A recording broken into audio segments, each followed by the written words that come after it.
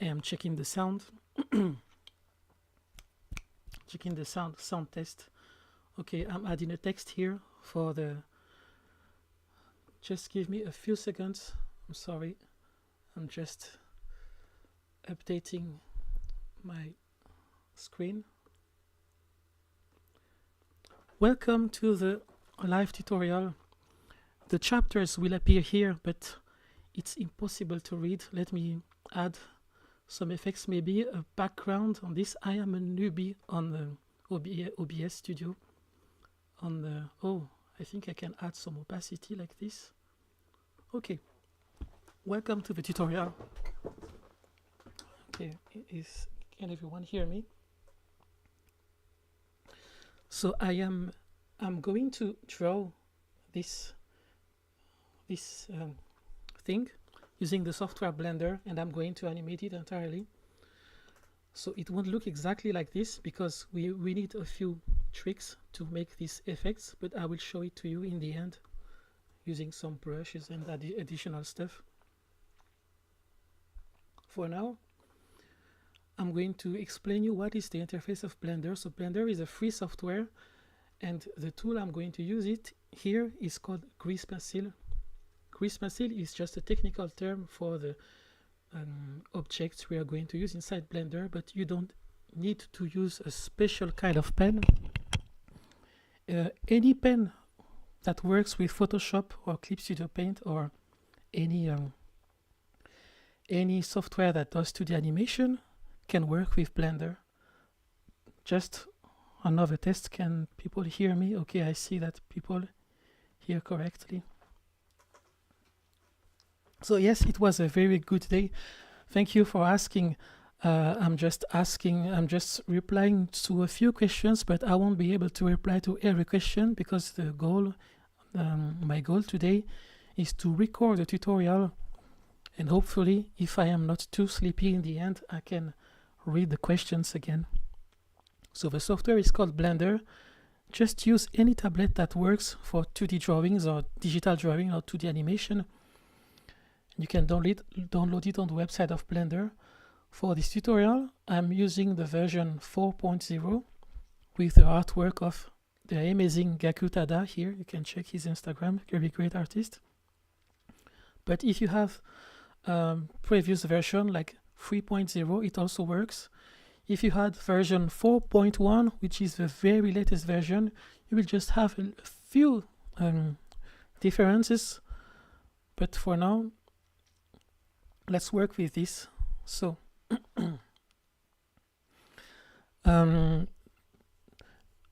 Blender is a 3D software. So when you open Blender for the first time, what you're going to see is something that looks like this.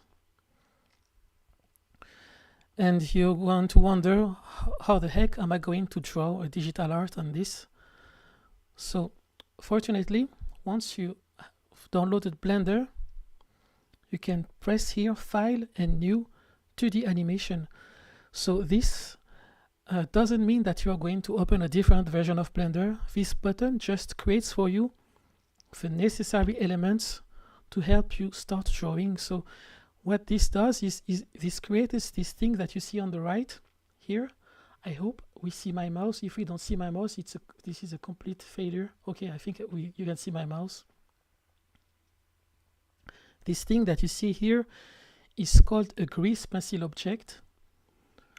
It's like any object in Blender. We can put the objects in a 3D scene. You can put cubes, planes. I will show you later how this works. You can see the buttons I'm pressing here. You can use cones, everything.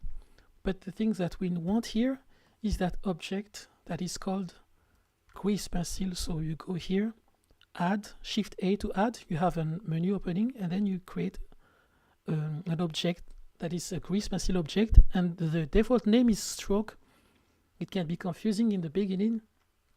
This thing that is called stroke is a grease pencil object. So this button here just did all these things for us. So that was it for the interface.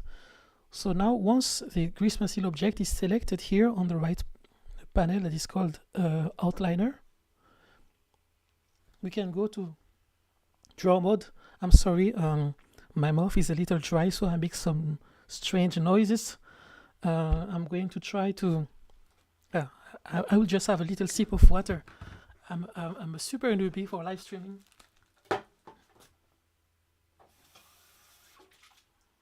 Okay, I prepared a very big glass, so it will be okay for me.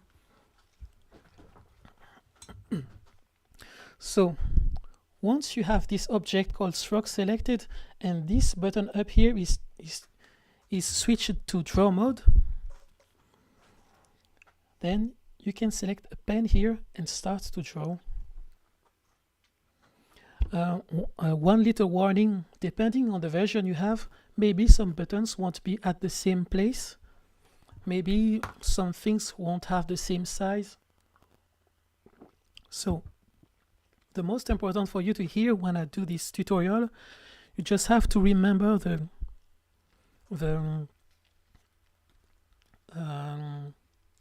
keywords that I use. For example, I say change the mode to draw mode. You just have to remember is the mode that you have to remember. And this is called an outline, the outliner. If you don't find this on your version, you can search quickly on Google, where is the outliner on my version, things like that.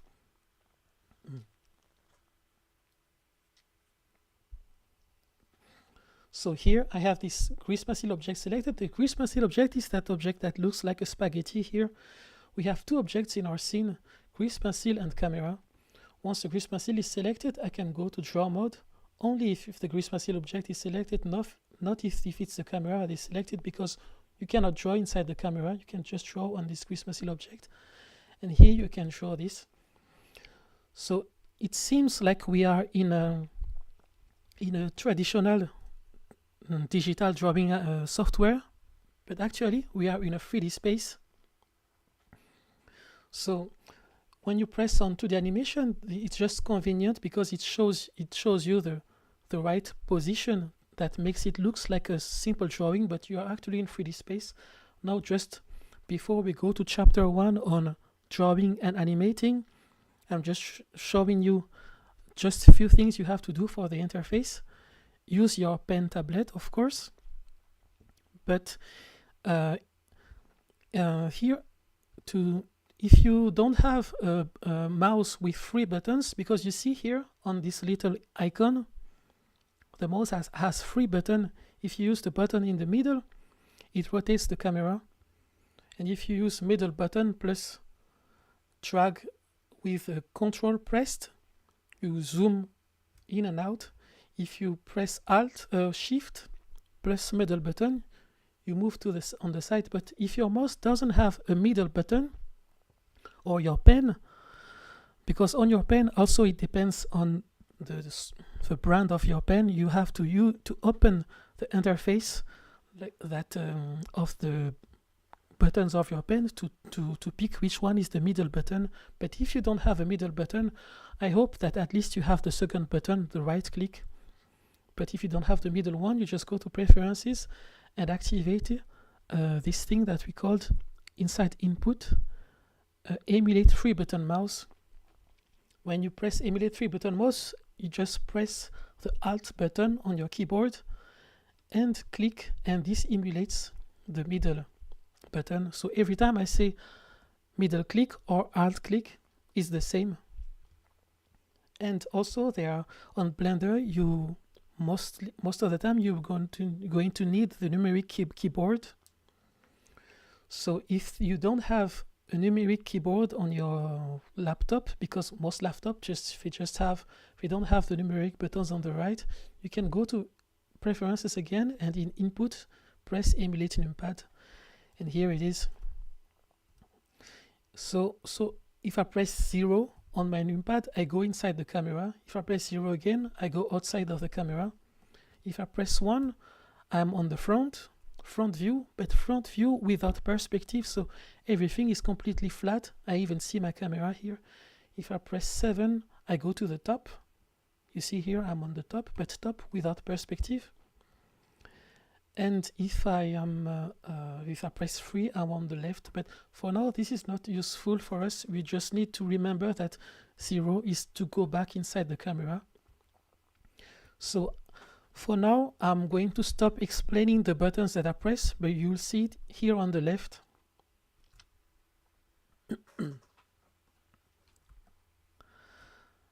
And now, hello everyone, hello Prison Baby, hello Urashi, everyone is here.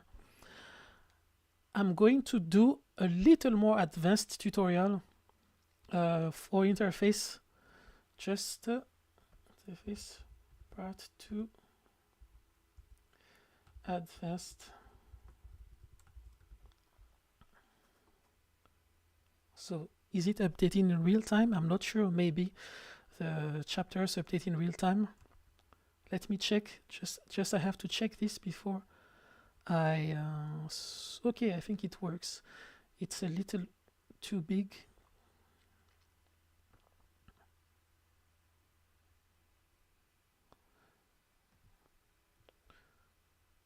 Okay, so let me go back to the animation. Before I started the tutorial, I told you prepare a drawing for the draft. So how are we going to use that reference that we did before? So the interface on Blender is flexible. You can stretch everything. I'm not going to explain it completely for now, but if you do something wrong, just remember the name of the tab that is up here. For example, you stretch stuff. If you stretch stuff and you start messing with the interface and accidentally there's something like this that happens, you say, oh my god, how can I fix that? You can fix that by collapsing stuff like this, but you can also remember the name that is written here, and then you say, I did something wrong, I'm going to delete this, and I'm going to recreate it again with the plus button here, and it's inside to the animation, and to the animation we are back. So the interface is back here, so don't be afraid to mess with this interface for now. If you go on the corner of a panel, you have a little plus button appearing, and you put it and you have a new panel appearing, and if you want to delete this panel, you just search for the plus button on top of in the corner of the panel on top, and you collapse it. Bang, here. So let me just go back to the new interface, the beginning here. So what I'm going to do is here between these two panels, I'm going to drag one panel here in the middle, and then I have the same panel twice. It's not useful, but here on top I can change the content of this panel. Also, if you want to learn how these panels were created, you can press on top of all of them. All these panels are like personalized panels, so you can see that this is called 3D viewport. If you want to have this same viewport here, you just need to remember the name here. It's called 3D viewport, so I just go in here, 3D viewport, so I have the same thing twice. It doesn't look exactly the same because there are either other parameters. For example, inside this viewport, the preview is on viewport shading. It's this little second icon here. If you move to the right, because you can scroll here, you also have these buttons here, so you just need to press here, and now these two things look the same, but it's not my goal here. My goal here is to import an image for reference, so I scroll to the left, and now instead of 3D viewport, I'm going to change this to image editor. So I am in image editor, a new panel. Again, how I did this, I stretched this image and I changed the content to image editor. And now I can open an image here. Remember, you can scroll inside. If your screen is too small, you can scroll to the left. So I'm going to open an image. Right, yes, and the image reference is here. This is my reference. This is what I'm going to animate. Yes, there will be a live recording.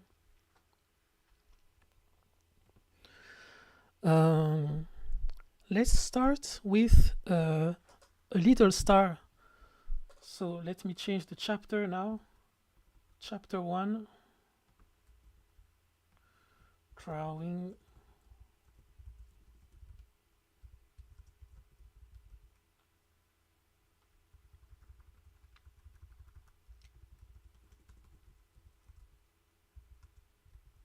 Basics of drawing. I have to tell you that I didn't have time to finish cooking, so I just eat a few super spicy kimchis. So I'm a bit like super excited now. So I ordered some food. So I won't die in the middle of the tutorial, because now my stomach is just full of spicy kimchis, and it's I'm shaking. Let me take more water.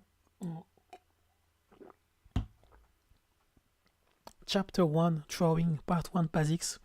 I think the food will arrive in like 3 minutes.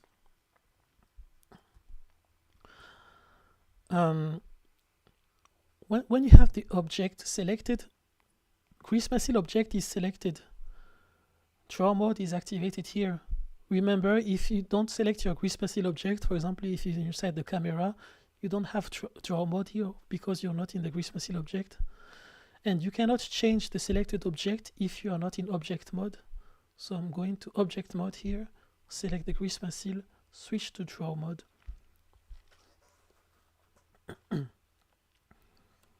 I see some Korean characters in the chat, and I haven't learned Korean, so I'm not sure what you're saying, but thanks for following the live stream. I'm going to take the pencil and draw. Let's just draw a little diamond, a star in the shape of a diamond. So, doesn't look nice. If you press Ctrl and draw, your pen turns into an eraser. Doesn't look nice, so maybe I will change this into pen drawing. For this tutorial, I advise you to use either pen or ink pen. Ink pen enables the pressure, and pen is just the same with whatever the pressure you use. Let me make one little pause, because I think okay, back in 2 minutes. I have to open the door. The kimchi is really making me shake.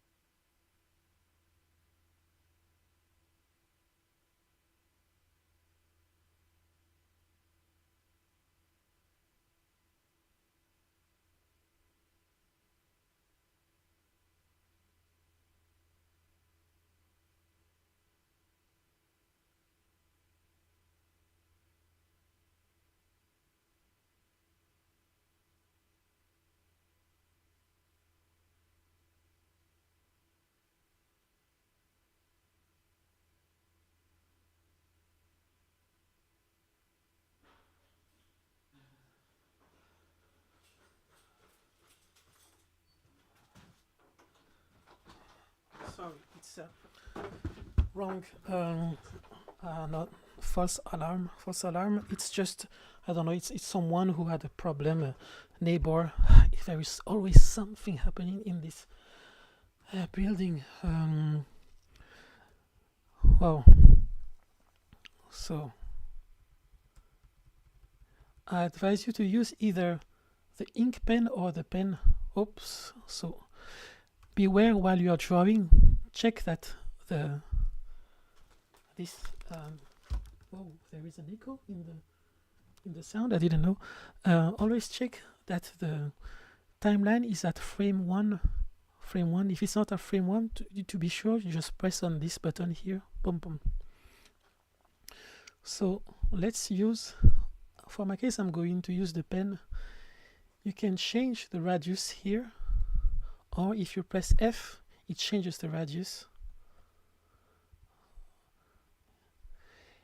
You can also, if you want, but there is no purpose, it's not the purpose of a pen, you can activate the pressure on the pen too. If you, for example, you just want to make the pressure affect the transparency, but not the radius. So it can make a very funny pen drawing, or you can say I just want to affect the radius and not the opacity.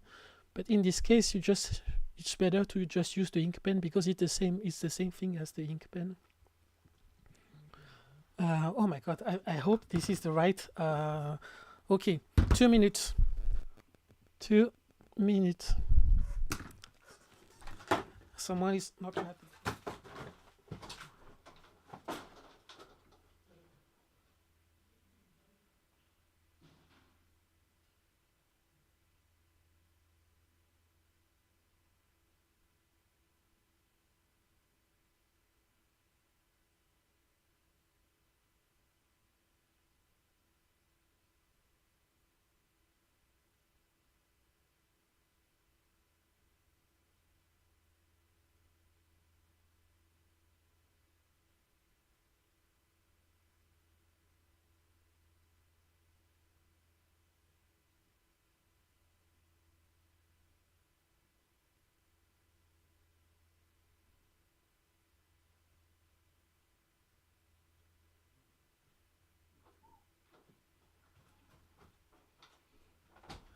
It is me again.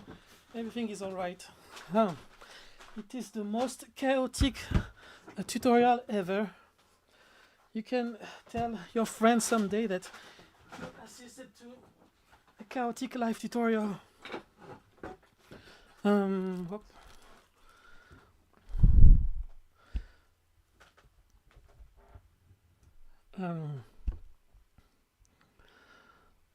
I deactivated. So the eraser, first thing, the eraser is quite soft, too soft for me. You can also use the F shortcut to change the size, but if you are in the eraser, you can use F to change the size. But what I'm going to do while I am in the eraser, sorry, the kimchi is really making me shake. Merci beaucoup. La rediffusion sera disponible, oui. I'm going to use eraser point, the second one. This eraser deletes the points in the vector because these are vector animations. And there is one little on this current version of Blender, there is just one little bug. So when you use the eraser, when you select the eraser, you have to use it once as an eraser before you go back to pen, and then you can use it, the new eraser, with control click. Because the first time I changed the eraser without erasing anything, it did not record my selections once I get back to pen. That's what happened to me first. So now we are going to animate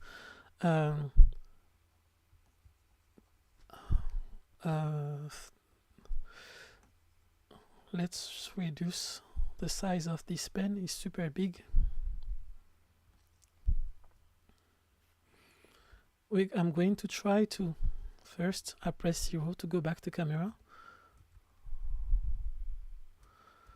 And let's go to the next chapter, drawing. Drawing plus a palette, color palette. Let me update part 2, colors, layers.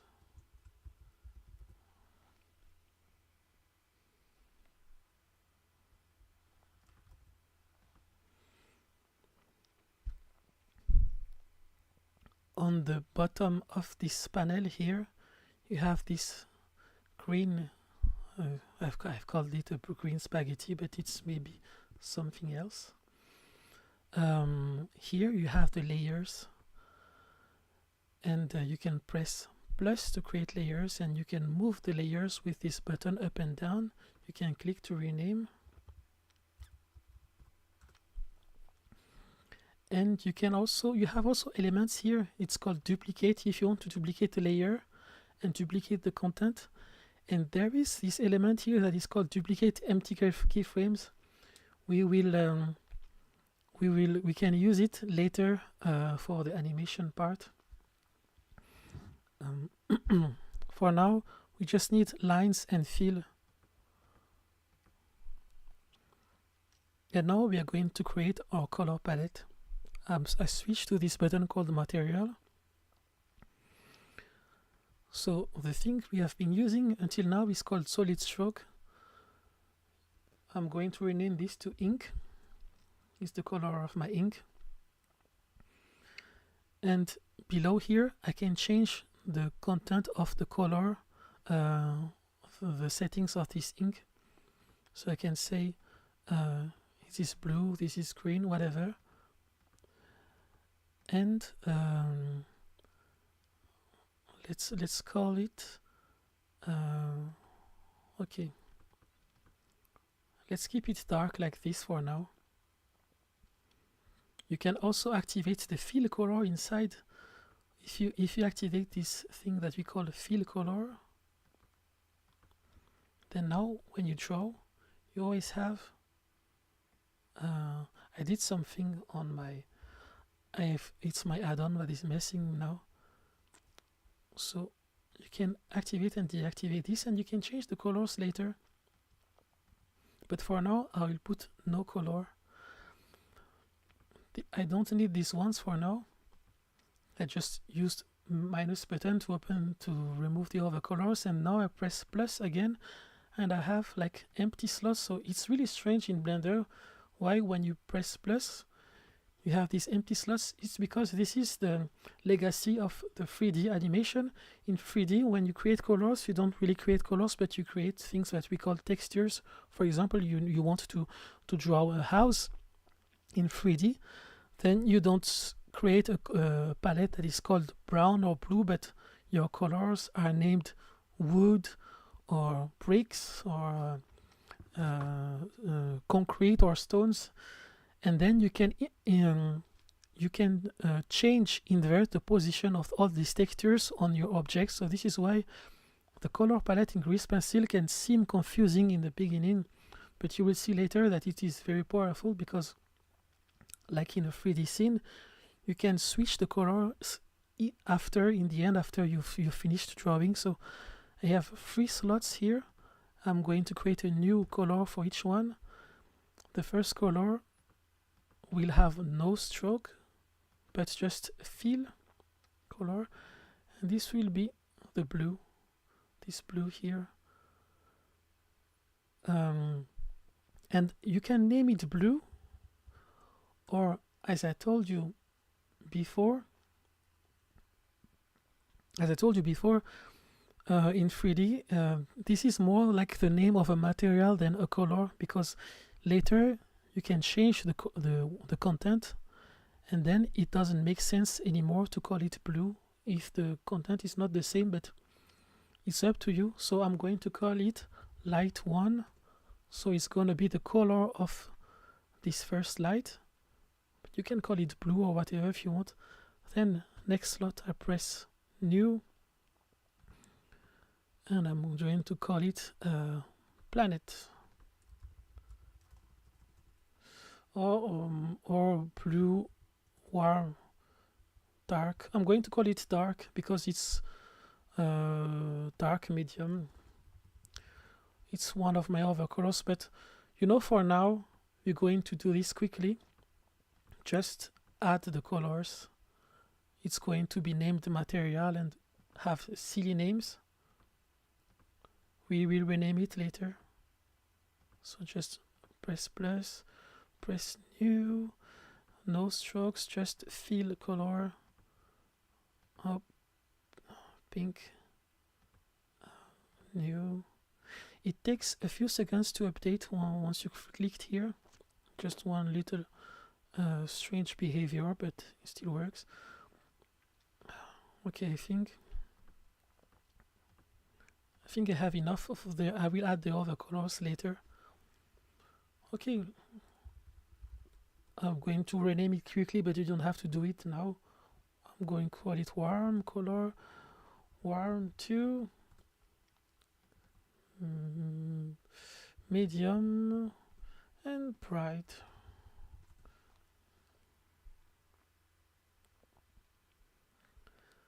And now I have all these colors.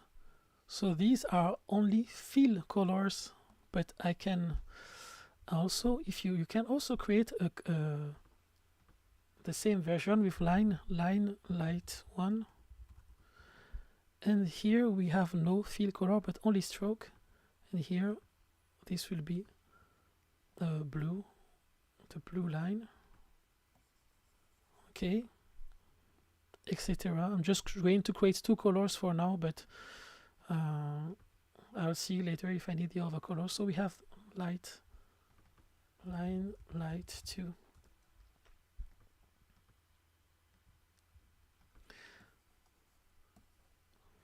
This is one way to color your drawing, but there is also another way to color it. You can use this instead.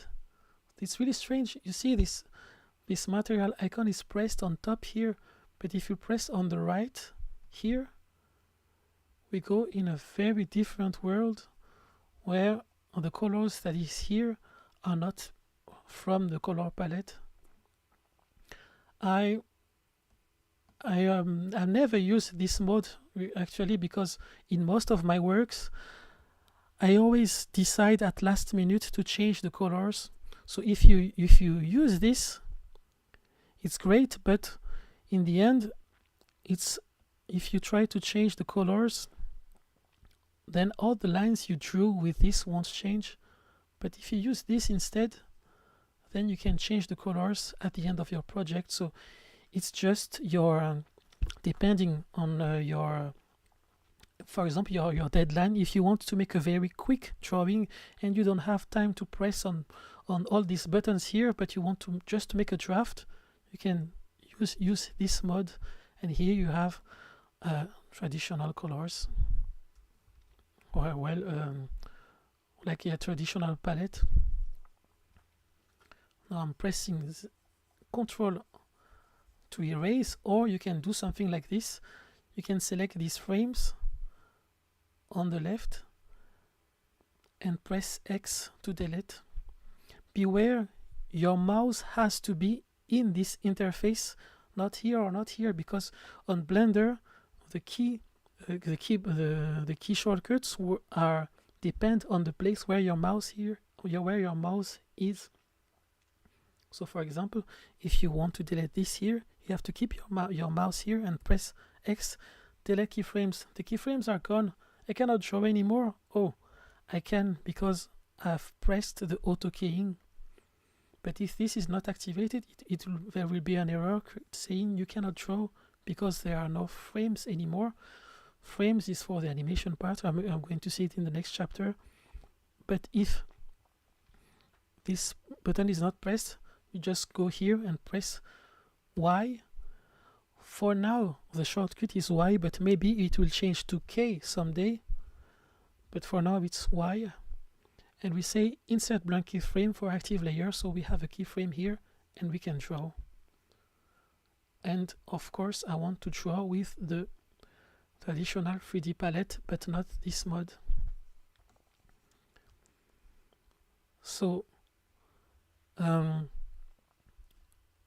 one last little tip for drawing. I'm going to show you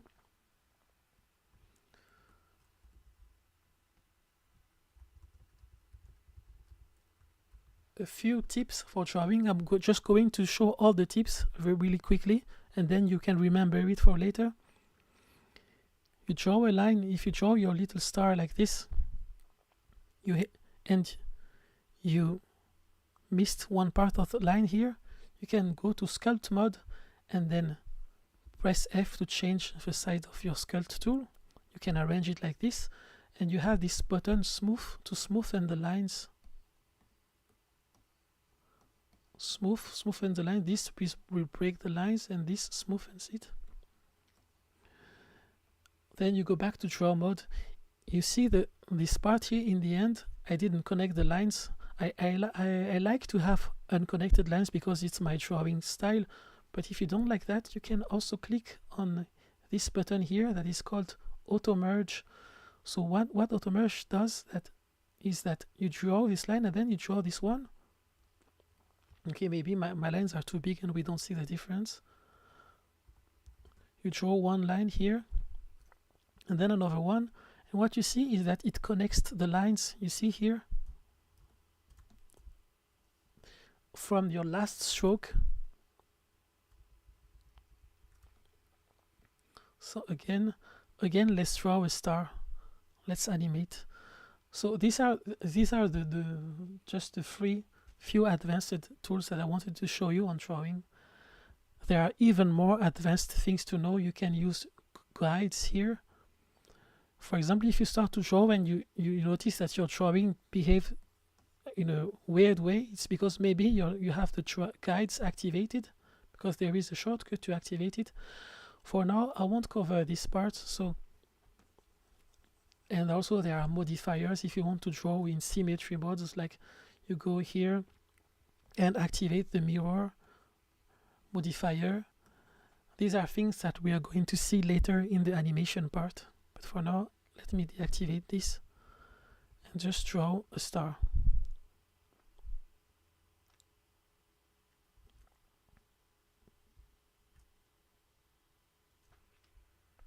Very simple star. So as I told you, I drew it quickly. It's super ugly. I'm going to go to sculpt mode and adjust the star with this grab tool.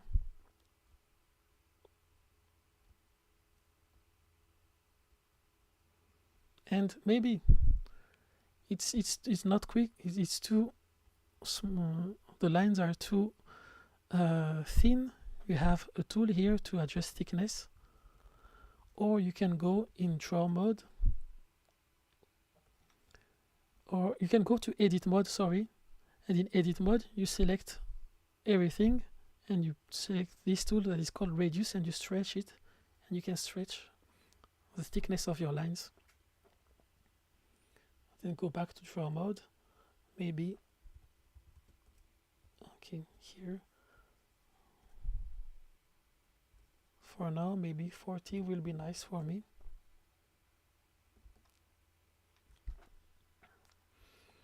And we are going now to animation, chapter 2, animation basics.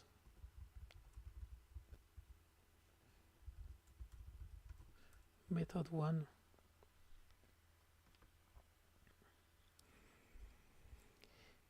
If you move your mouse, your timeline to the right,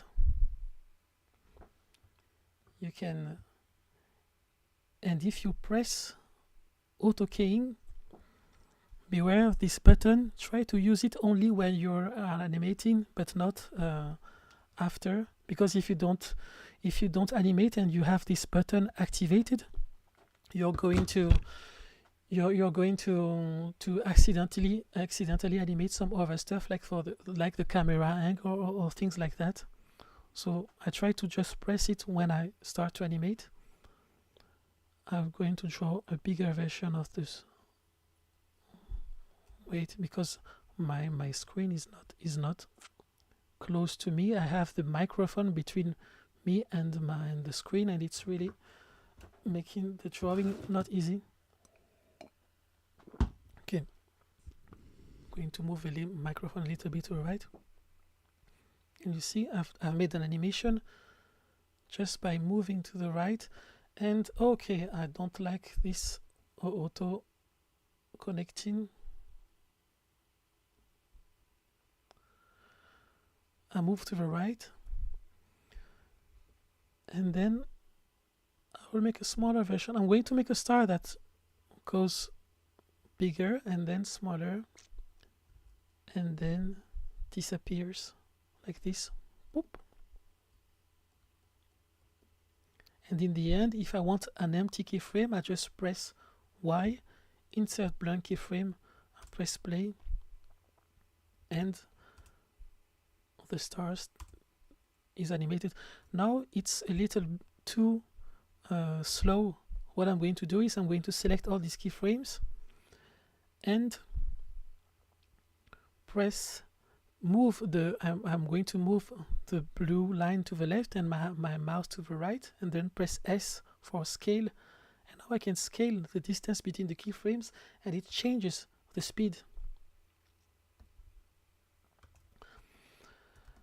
If remember, if this auto keying is activated, then if you accidentally leave the blue line, the timeline between two keyframes, for example, I want to edit this, but the timeline is here, so I start to draw here, and oops, I created a keyframe here accidentally because this button was activated. Now I'm going to select this and press X to remove it. So as I said before, once you have finished animating, always deactivate this. So now if you make some edits but your timeline is not at the exact frame, it won't create a keyframe accidentally.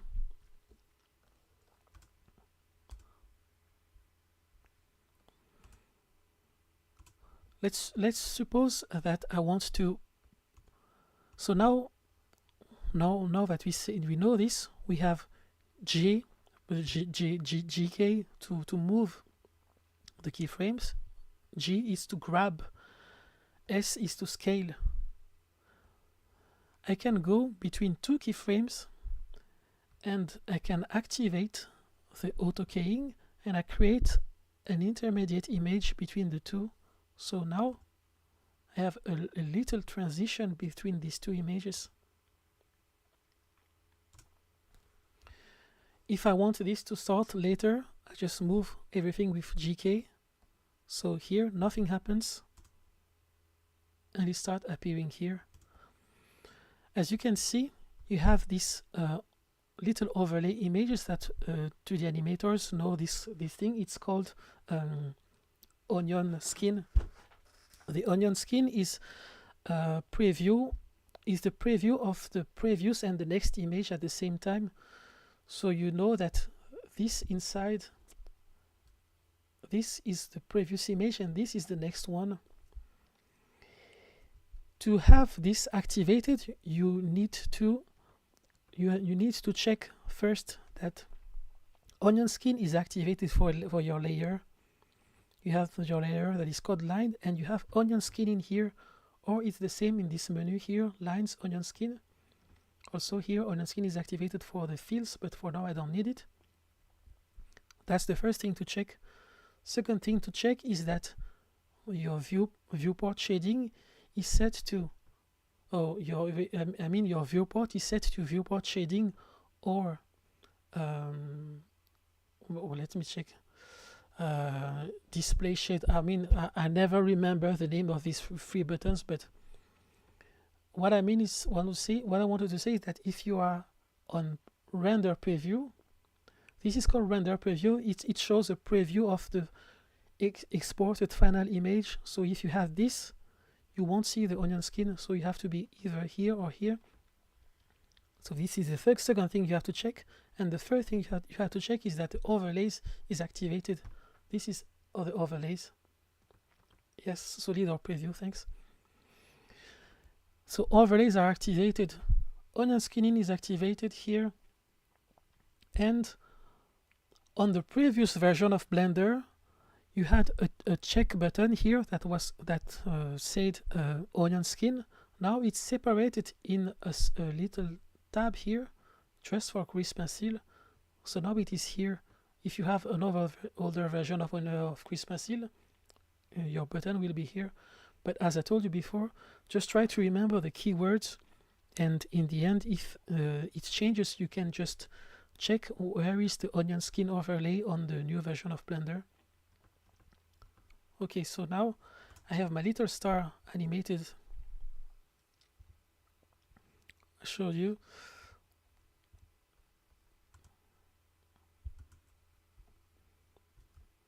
I showed you how to change the keyframes. Also, you can do something interesting like this. For example, you can take all these keyframes and you press Shift D to duplicate. And as I told you before, be sure to keep your mouse here in this context when you use the shortcut. I'm telling you, because if you try to press Shift D but your mouse is here, nothing happens. The keyboard shortcuts depend on the place where your mouse is. So I press X to delete. Let me do it again. I press this, Shift T, duplicate. So I have the animation going twice, and I can also put the timeline here and the mouse here and press S to scale, and now I just revert it, reverse animation. So I have like the star appearing, disappearing, and reappearing, but in the reverse animation. And here I press auto keying, and we end with a little boop and an empty frame. Press Y, insert blank keyframe.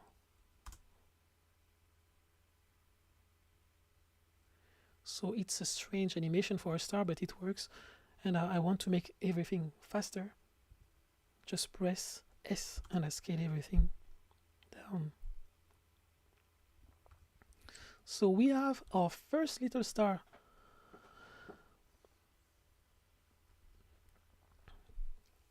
Second technique of animation. Let me. Oh, I should save this. I'm so silly. Yes. I have some test projects here that I will show you to you later. But for now, Magic Planet.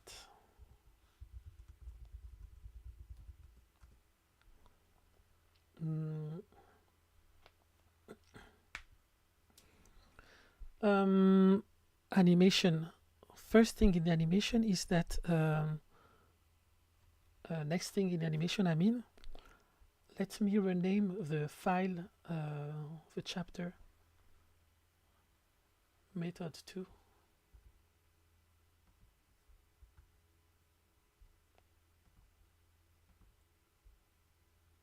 I should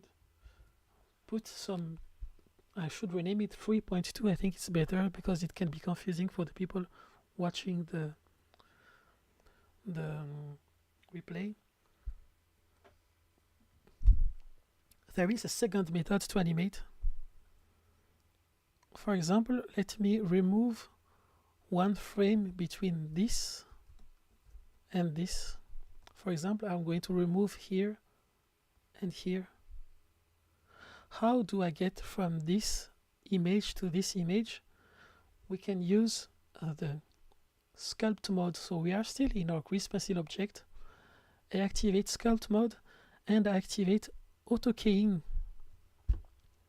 Now with auto keying, I do on purpose, I go between the two keyframes, for example here, and I reduce the size of the star.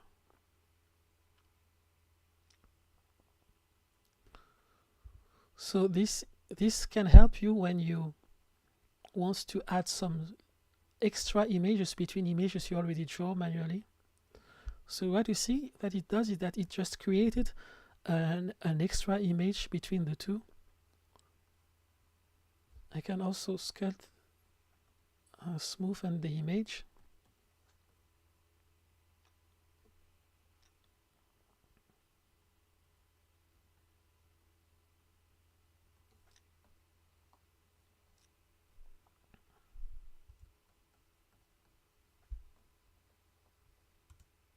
So you have this.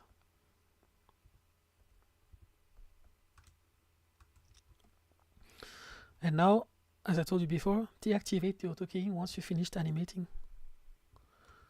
So it's really weird, actually. I found this really weird, so I won't use this technique for now. But you saw that you can animate with the sculpt mode. And another mode is also edit mode. So you go to edit mode, and you can use the lasso. And here, with auto keying, if you select your drawing and press S to resize it, you have an image, an in-between image. You can also press R to rotate, scale, rotate, scale, rotate, and you can press S and then X to scale only on the X size, or S and Z to rescale only on the Z axis, I mean X axis or Z axis. And important thing, before you resize your image, check inside stroke option that scale thickness is deactivated, because you saw that I reduced my image, but it also make the lines thinner. So I'm going to cancel this. Check stroke, don't scale thickness, activate auto keying, go between the two images, select this and rescale.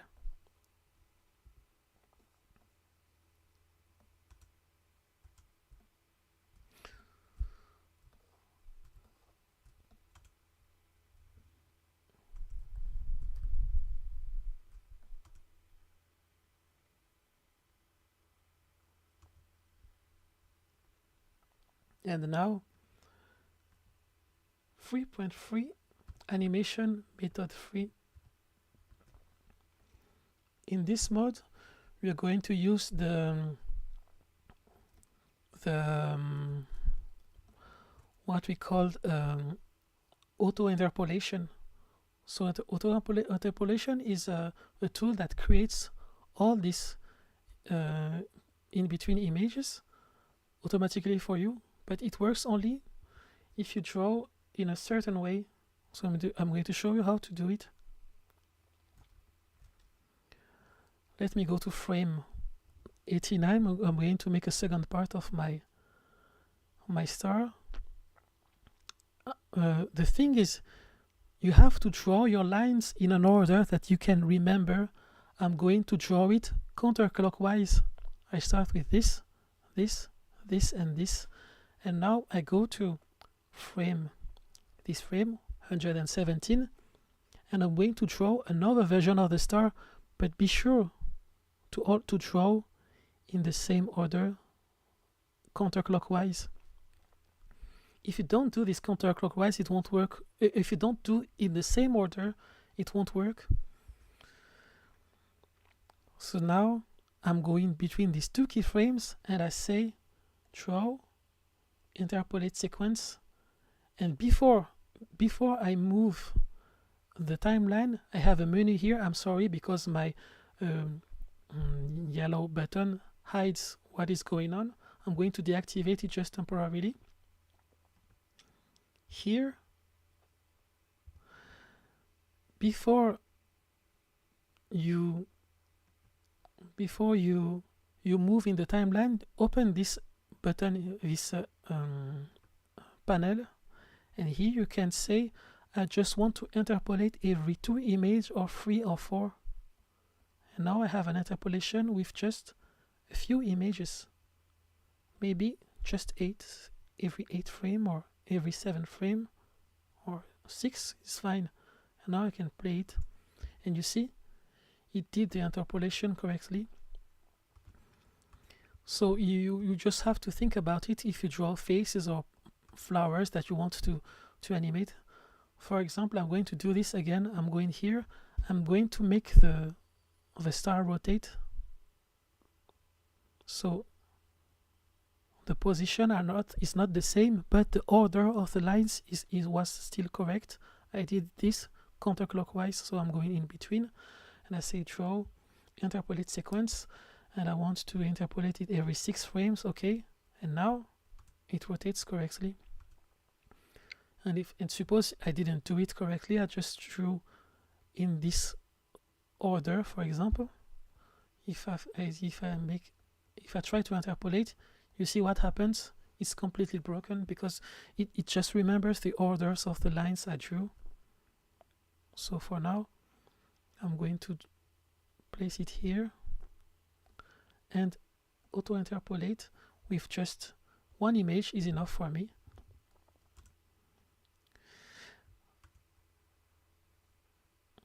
Oh, there is one image missing here.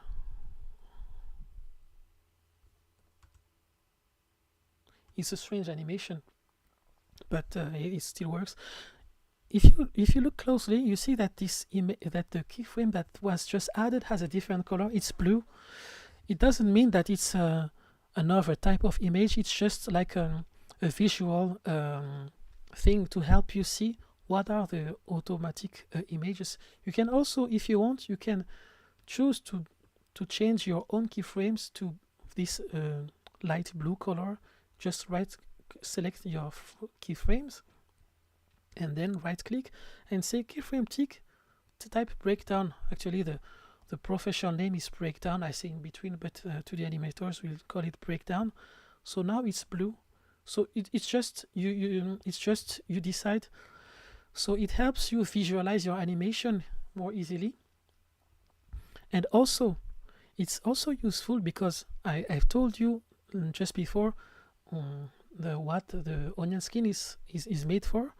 And if you go to the layers and select onion skinning, you can say that the onion scaling apply only on breakdowns or only on keyframe or only on extreme, whatever you want. So for example, I say only on keyframe, so it will only work on the ones that are yellow like this. So as you see, all these 3 images are missing in my onion skin. But if I say only breakdowns, then it will show only the blue ones, and I can say all. So you have all these options. You can pick any one you want, and you can change it later. You just select it and say, now this is not a breakdown anymore, but it's a normal keyframe.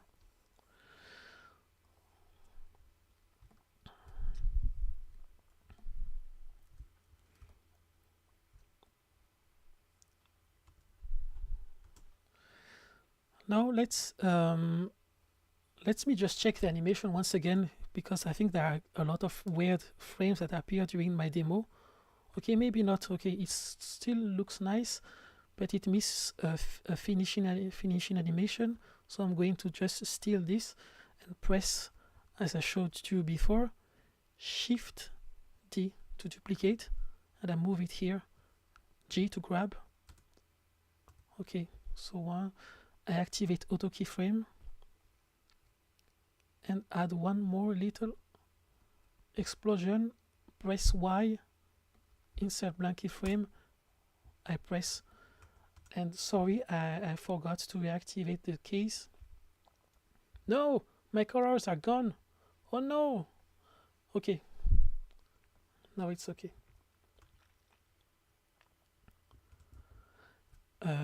Tab button is to replay the animation, to play the animation. Spacebar, I mean not tab but spacebar. We have a star. Now next chapter, chapter 4, editing the animation.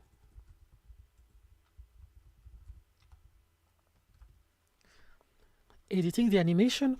Once you have done your animation, as I told you before, on Blender you can adjust everything even once it's already drawn. I've shown you that you can change the color of the lines, and it will change the lines everywhere. But for now, I will show you advanced stuff about color later. But for now, chapter 1 is how I'm going to call this editing the animation 4.1. It's gonna be called 4.1 editing and animation adjusting line.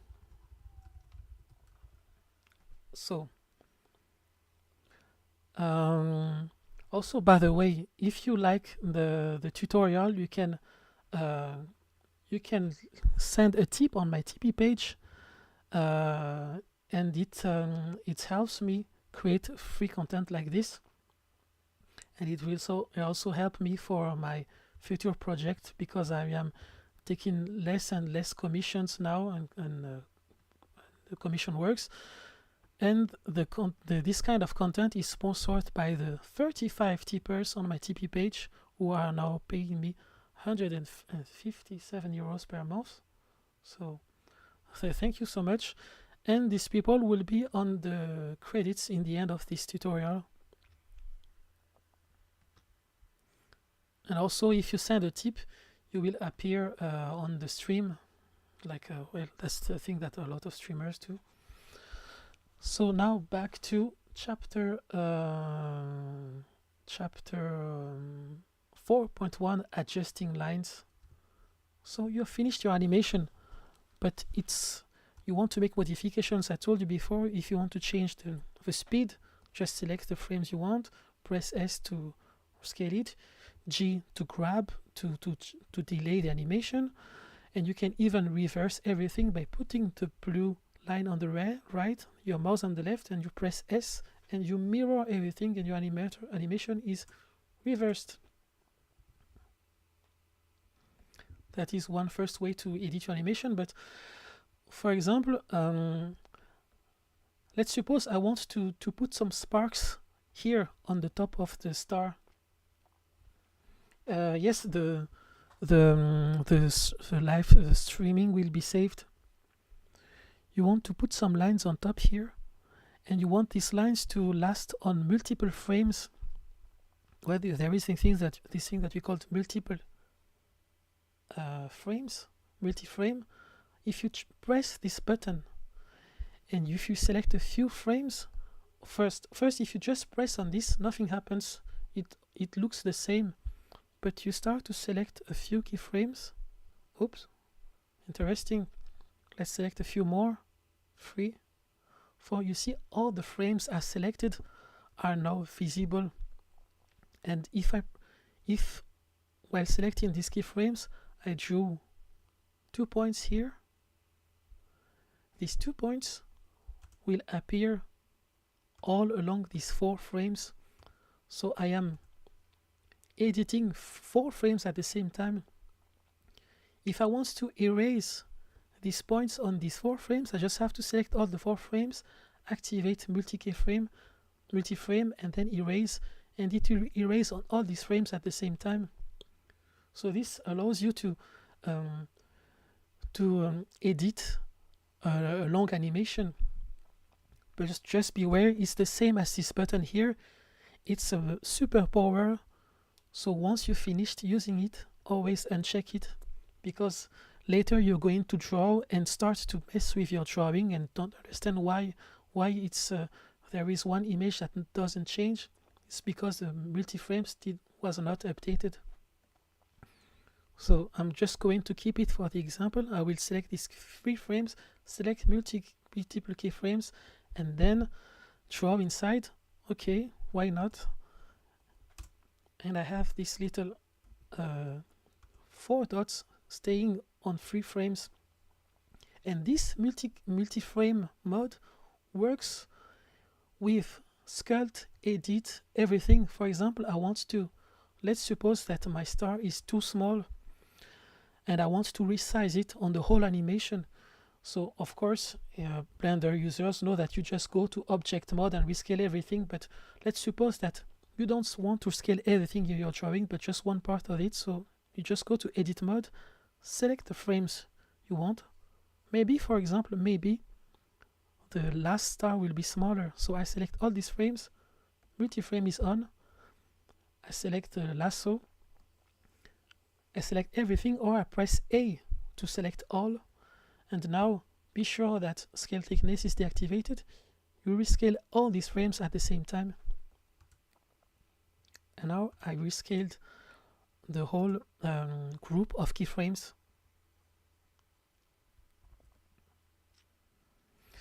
And there is also the same mode. Let me, before I show you the other mode, you even have something that is called use fall off here. Use fall off. It's a funny tool. If you press this, you see a curve here. You can edit this curve, but I will leave it like this for now. There are so many options. We're gonna spend a whole week if I show you all the sub menus. Just use fall off.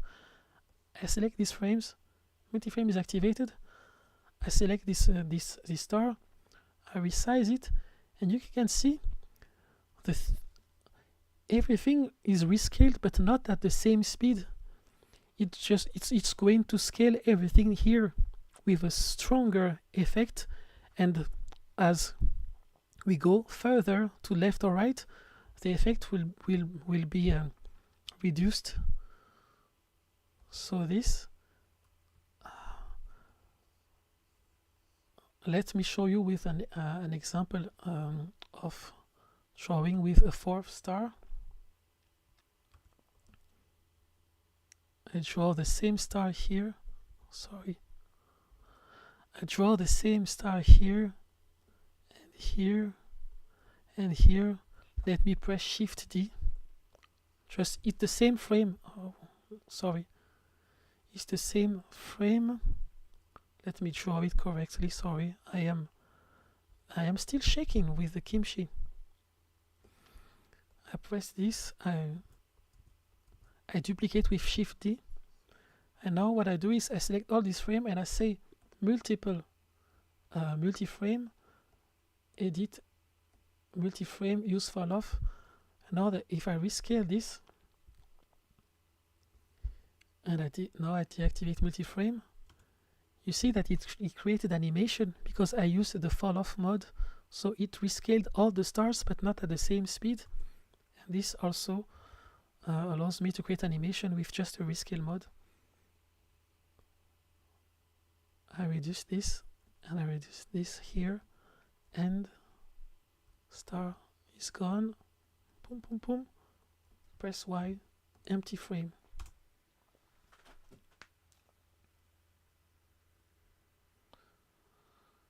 So these were the techniques for press 0 to go back to the camera if you're going out of the camera. Let me just think if I forgot something.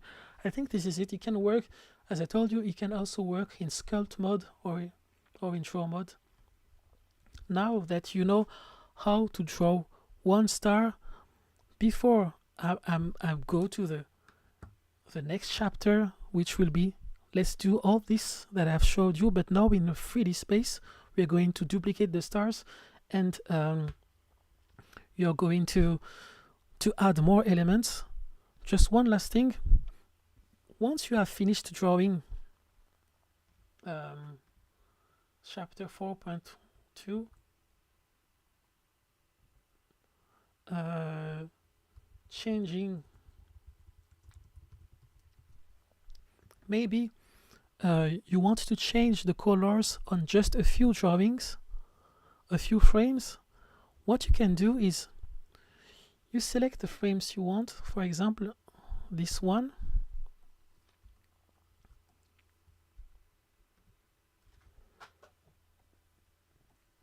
and you can say I don't want to use this line, this color, but I want to use another one. So you just go to stroke and you say no, sorry, crisp and still.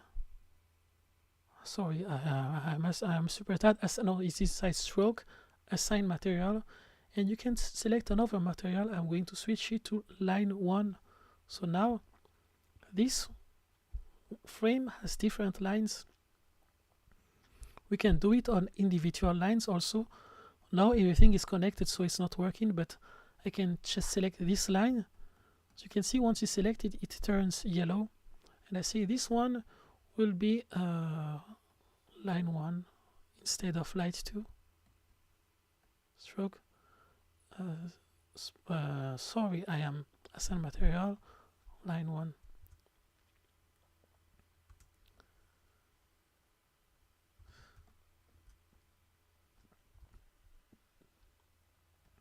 Okay, and now chapitre 30. Sorry, because I speak while I type, it's not easy for me to speak English at the same time, so sometimes I just say like strange words. I'm sorry.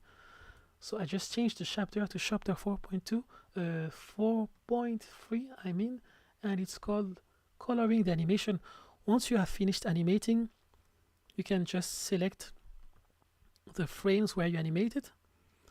There is a layer here that is called the fills. For now I don't need this one because I'm going to use my own fills. And here you go on this drop down and you say duplicate empty keyframes. Why empty keyframes? So what it's going to do is that it's just going to create keyframes everywhere below the ones you drew, but it's going to be empty. So this is very useful because we want to paint here and we want to have the painting in the same at the same time of the as the layer below on top, I mean. So you can use this lock button. It's the same here in the layers panel. Lock, you lock the lines and then you go to the new version of lines. Let's call it color. And something important for now, we are going to deactivate use lights. This is once we go in the 3D mode, the lights might affect the color of your drawing. So for now, no lights. So I'm going to paint this with light 1, for example. So first way to color. Oh, hello Indonesia. First way to color this with a pen. So for now, when we are painting, we don't need the onion skin because it makes things confusing. As I told you, you can deactivate it by deactivating the overlays here, or just deactivate it for your current layer. So for now, I will just keep the onion skin for the lines and not for the colors. And I'm also going to deactivate the overlays. So now I am in color layers with the new keyframes that were created. I select light, this color, and I can paint like this. This is one way to paint. There is another way to paint too in Blender. For example, I want to paint this. So this is an interesting case. There are holes in the drawing. How is the bucket tool going to behave? So you know it's just going to mess everything with these holes, but the default behavior of the paintbrush in Blender now, I'm not sure if it's different on Blender 2.3. I don't remember. I don't know if it will change on 4.1. But the bucket tool has this thing called visual aids that is activated by default. This means that when you start painting with the bucket tool, it won't work on the first click. The first time it will show some indications of what is going on, and then you have to accept what happens, and then it will paint. So for example, I click once, nothing happens. As I told you, I just clicked but nothing happens. But what I'm going to do now is I'm going to use the scroll. Sorry, I just forgot something. Visual aids for collision. Why is it not working? It's because, okay, there is another bug, sorry. let me put gap closure to 0.1. Okay, this is the first thing to do before painting. I have to put the gap closure to 0.1. Now I press once, and you see these little lines appearing here. I hope you can see it. If you scroll on the wheel on your mouse, this blue line will change the size. It auto closes the gaps. So once you finish scrolling, adjusting the gaps, you can press again. And of course it's not working because these two lines here will never touch. So I'm going back to sculpt mode and maybe put these two lines together. I have to unlock the layer for lines. Beware, because the tools here work on all layers at the same time. So I'm just going to close this one just for the example, but I'll keep this open. I go back to draw mode.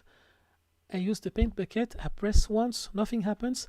I see little blue lines appearing, and I increase it until everything is closed. So once it's closed, now I can click one time again and it's closed. So again here, as I told you, once this thing is activated, if you press once, nothing happens. You have to just check the gaps with the scroll wheel mouse, and you can press again. So now let's paint our little star. And for me, sometimes it's even faster to just use the pen mode and just fill the images like this. But okay, maybe here the bucket tool is useful.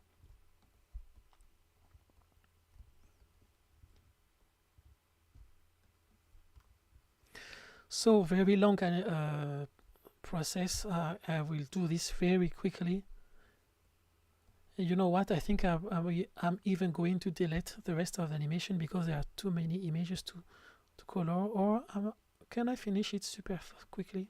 Not sure. Maybe. Okay, just 10 images left. Why not finishing it?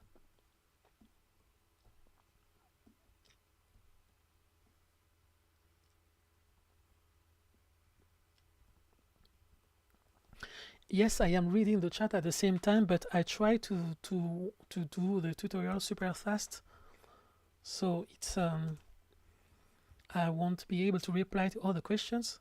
Now we have one first star, and we are going to duplicate this star in the 3D space. Just let me have one bite of food before let's just duplicate this until the end. And I'm just going to let this play in repeat while I grab something to eat. Yes, the animation will be, this tutorial will be saved. Thanks for watching. The next chapter is going to start in a few minutes.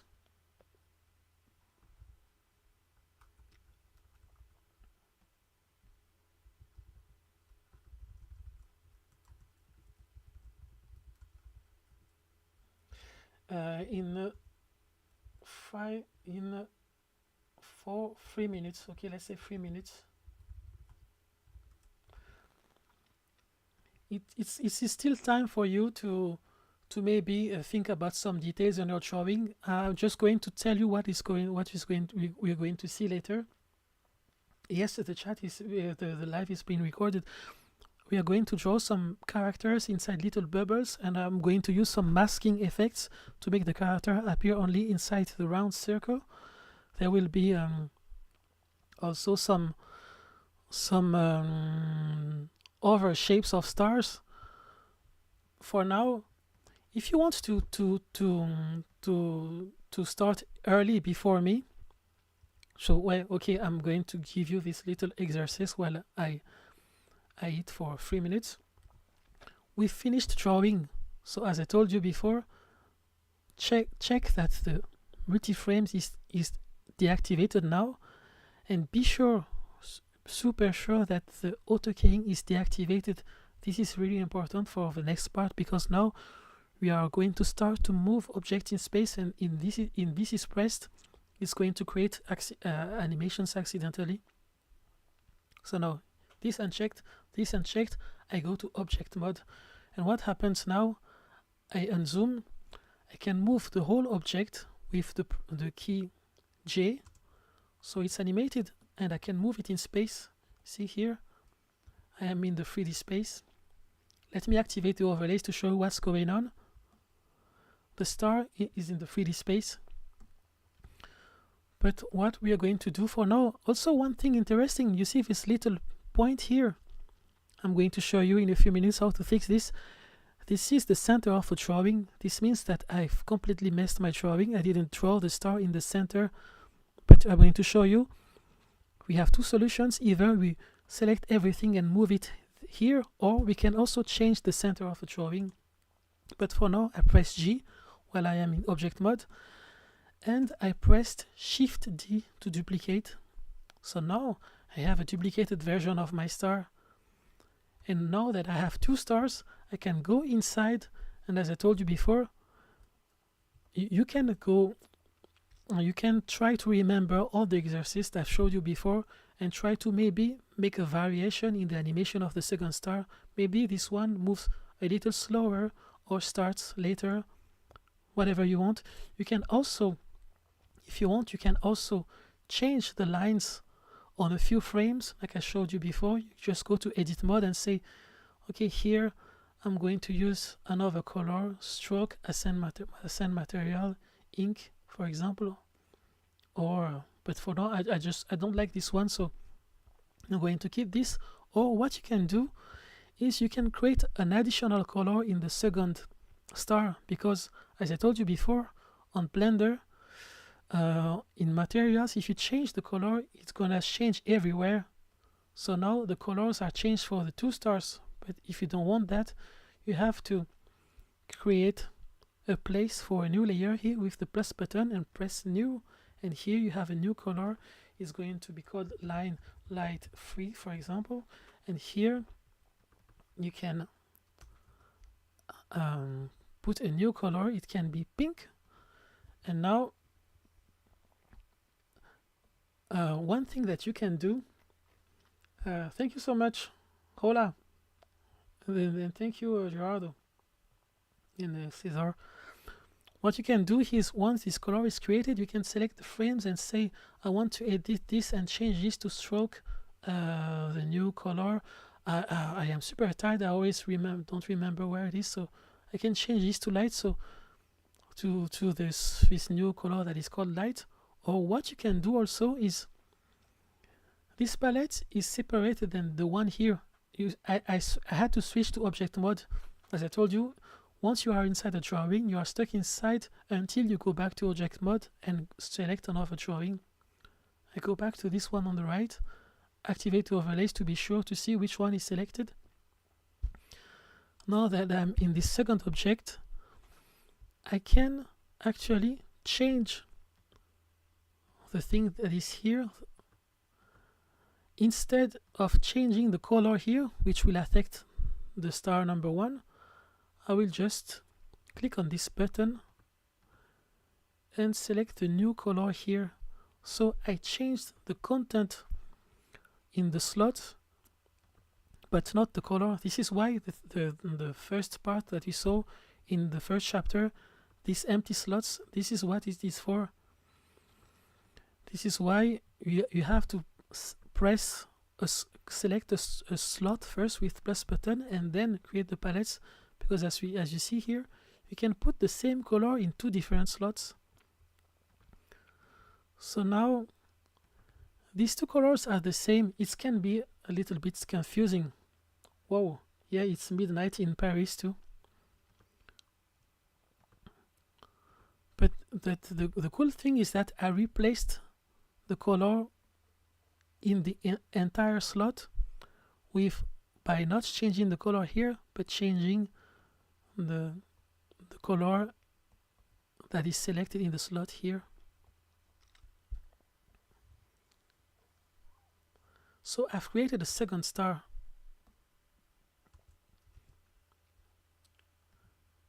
let me show it. Showing in 3D. So I didn't even start it. I'm going to show you another creating creations.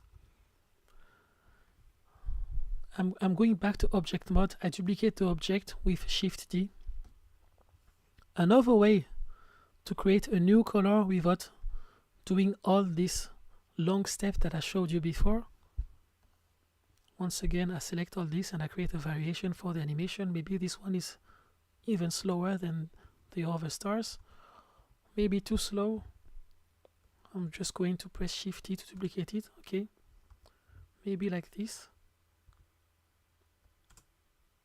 The key A is to select everything and Alt A is to unselect. In this case, I'm going to change the color with just one new button. There is this duplicate button here. When you see this icon that contains two sheets of paper, it means that you're going to duplicate the thing you see here. So I press this, and now I have a new color here. And this one maybe is green. I'm going to call it light number 4. I have 3 stars now. So you can do this as much as you want, and then you can edit the animation inside. And I'm just grabbing a little snack while I keep streaming.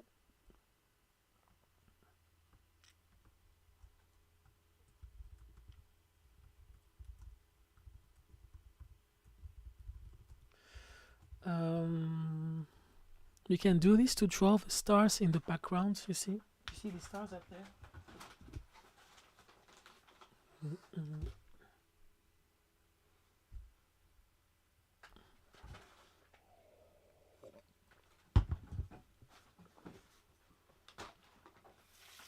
How is everyone doing? Do you have a few questions in the meantime? Just I'm checking if I hope that the steps were easy to follow until now, and I hope that it's working. Maybe depending on your PC, there are some stuff that won't work, and I'm sorry, because I want to be able to solve the every single case. Oh my god, I've been talking for 2 hours, I think. It is super exhausting.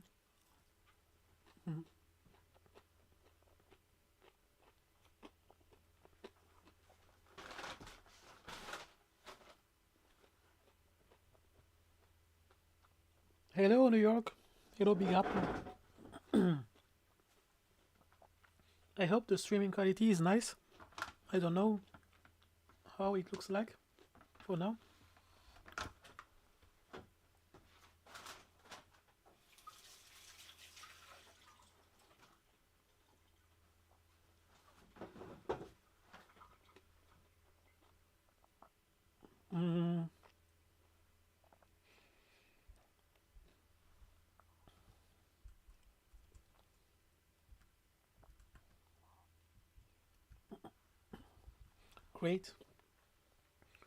Great.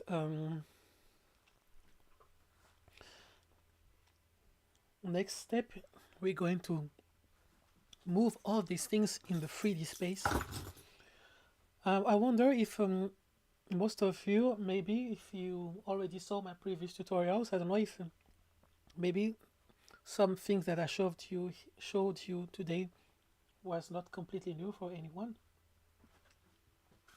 Do you have any advice to young illustrators? Yeah, my advice is you should start to study the illustrators that you like, and you should start to. But I don't know if you want to study about career or things like that, or maybe about how to find your art style. It's a very big question.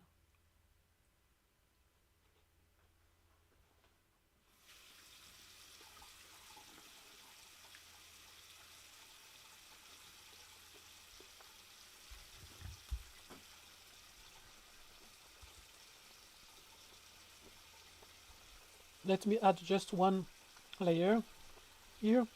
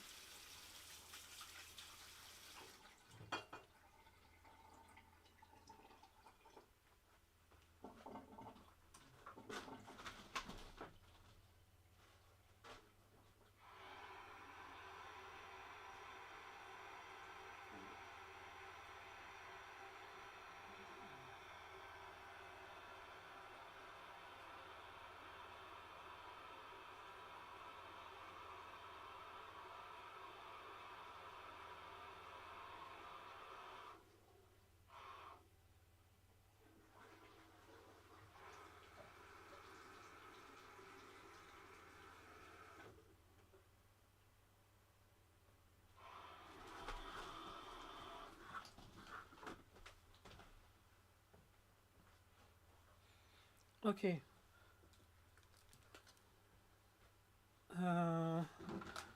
It's also okay. I just have to grab one last little bite. Yeah, it's yeah, it's hard to find the right time for a tutorial because the people on my page, on my YouTube channel and my Instagram channel are people are all around the world, so whatever the time I pick, it's either too late or too early. So I decided to choose a moment that is also weird for me too. It's in the middle of the night now in Paris.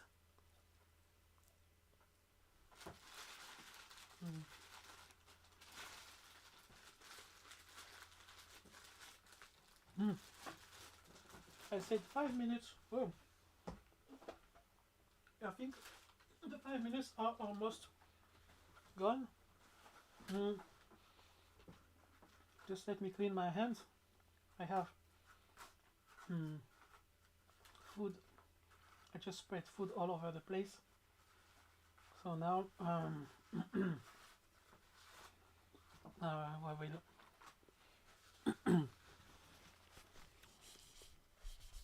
I have to clean stuff and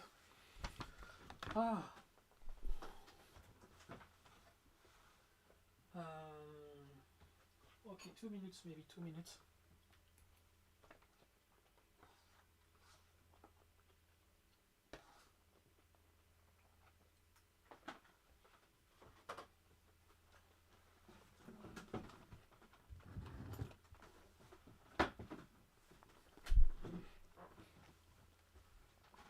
Oh, I said 3 but not 5. Okay, my bad.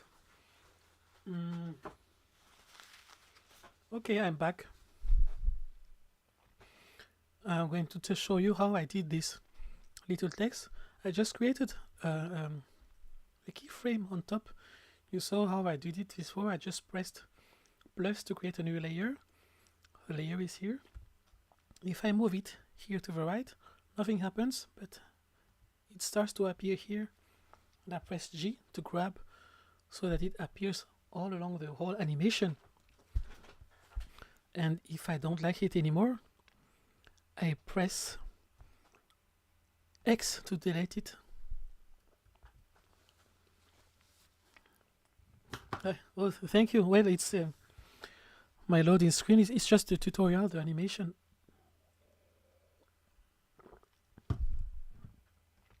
Well, we start moving this object in 3D space. Let's activate the overlays to see what's happening. I am using the middle mouse button or Alt plus click to rotate. Remember, Alt is enabled because we have Emulate 3-button mouse activated here. If you don't have 3 buttons on your mouse or on your pen stylus.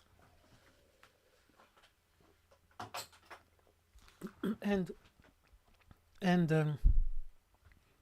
once you press Control, middlemost button to zoom in and out, and 0 to go back to the camera view.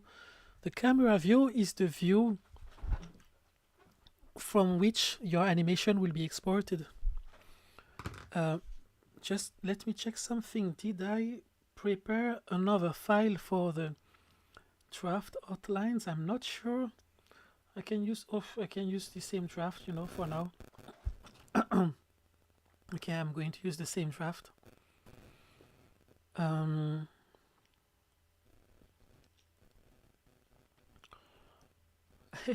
just looking also at the result for the votes for the live stream, and people say they prefer that I stream tomorrow, but it's okay. They will have the replay. Everyone will have the replay tomorrow, so it's gonna be the same for you.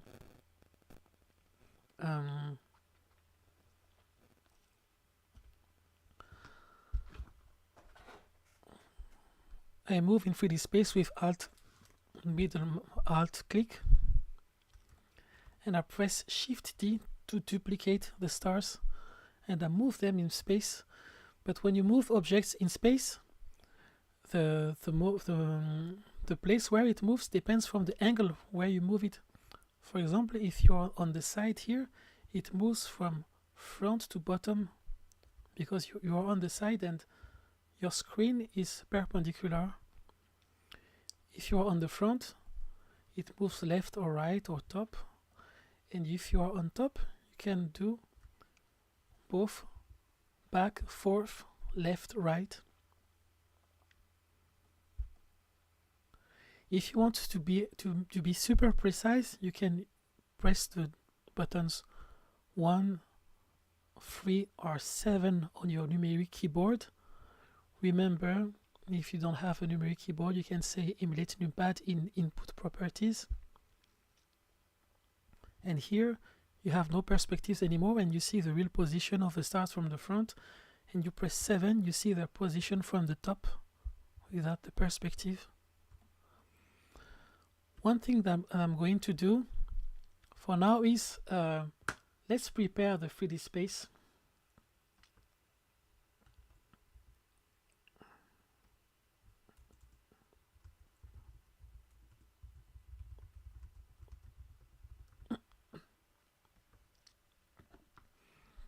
Go back to camera view with the button 0 on the numpad. Remember, the buttons you press depend on the place where your mouse is. So if you try to press 0 but your mouse is here, it's not gonna work. Or here or here. Your mouse has to be here, and then the button 0 works. If you don't like to press buttons, you can use your mouse and use these buttons here. And we are going to create, to set up the 3D space. Here, the format, I want it to be a vertical format, so I go here in the menu that we called I think it's render properties. I'm not sure anymore. I don't know why the overlay is not working. The tooltip is not working, but resolution is 180 for 9020. Is the size of a vertical phone video. Okay. And I want to change the background color, so I'm going to here inside this tab that is called the world in scene. I'm going to change this color and pick the one from my reference. So now it's getting serious. I'm moving the stars.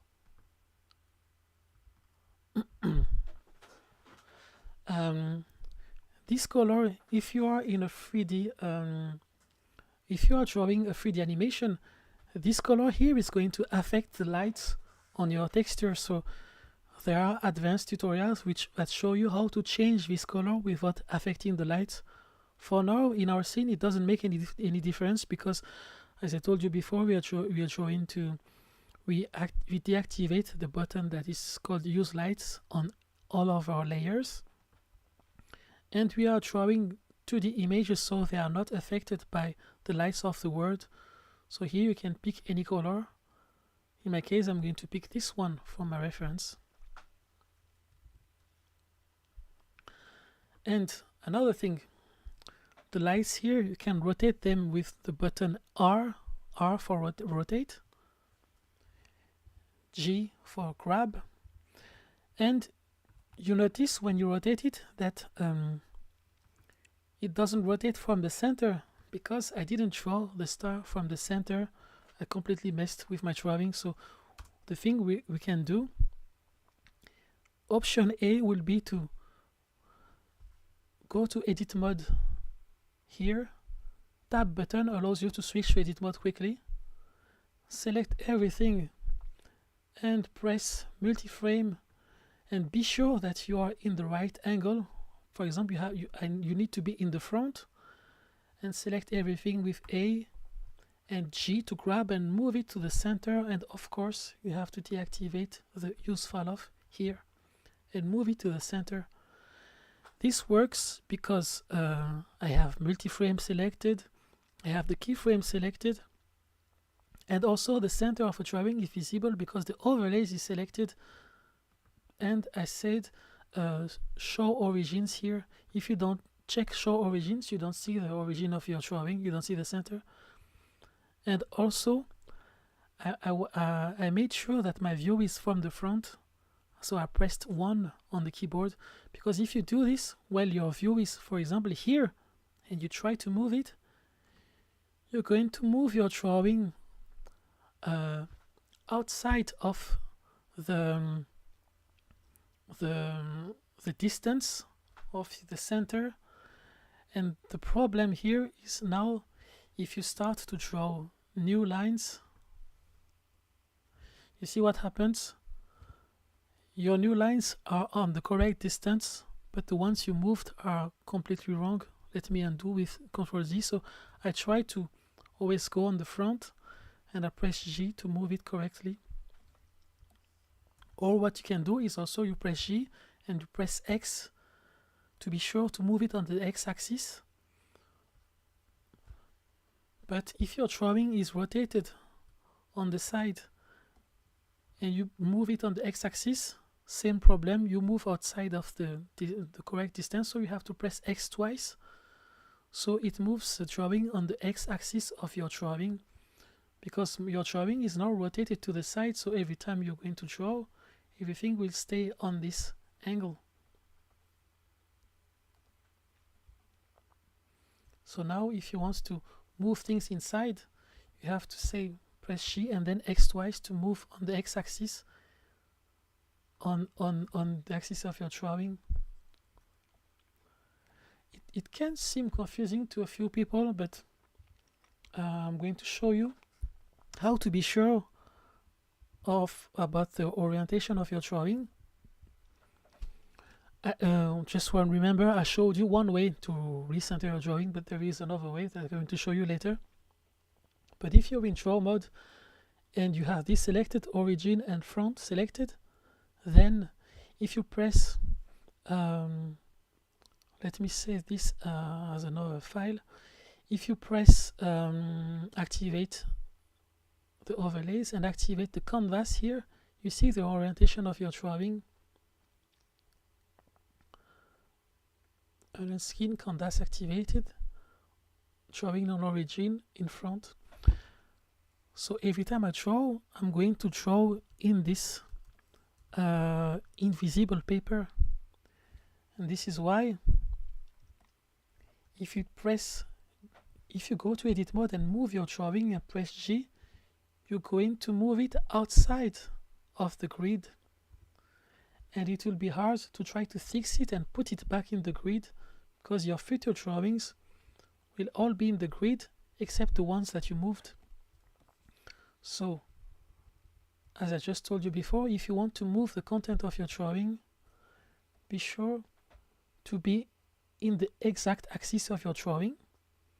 But know that the axis is not orthogonal axis anymore. I have to press G and press X twice to move it on the axis of a drawing and not the axis of the global world. If you press X only once, G and X once, it will move it in the x-axis of the world and it will go outside the grid. But now we press X twice and Y twice to move it, not Y because Y it will change the distance, but maybe Z twice and it will go up and down, but it will stay in the axis. G, X, X, G, Z, Z. And there is another way to do it, another way to do X and Z at the same time. I'm sorry, I'm used to say Z. I know that depending if you're from UK, Australia, or USA, you say Z or Z. I press G and I press Alt Y. Sorry, I'm changing the angle to show you better what happens. I press G, sorry, not Y, but Alt Shift Y. Sorry, I just forgot which. It's Shift Y, sorry, it's Shift Y. You press G and you press Shift Y to say I want it to move on all axes except the Y axis.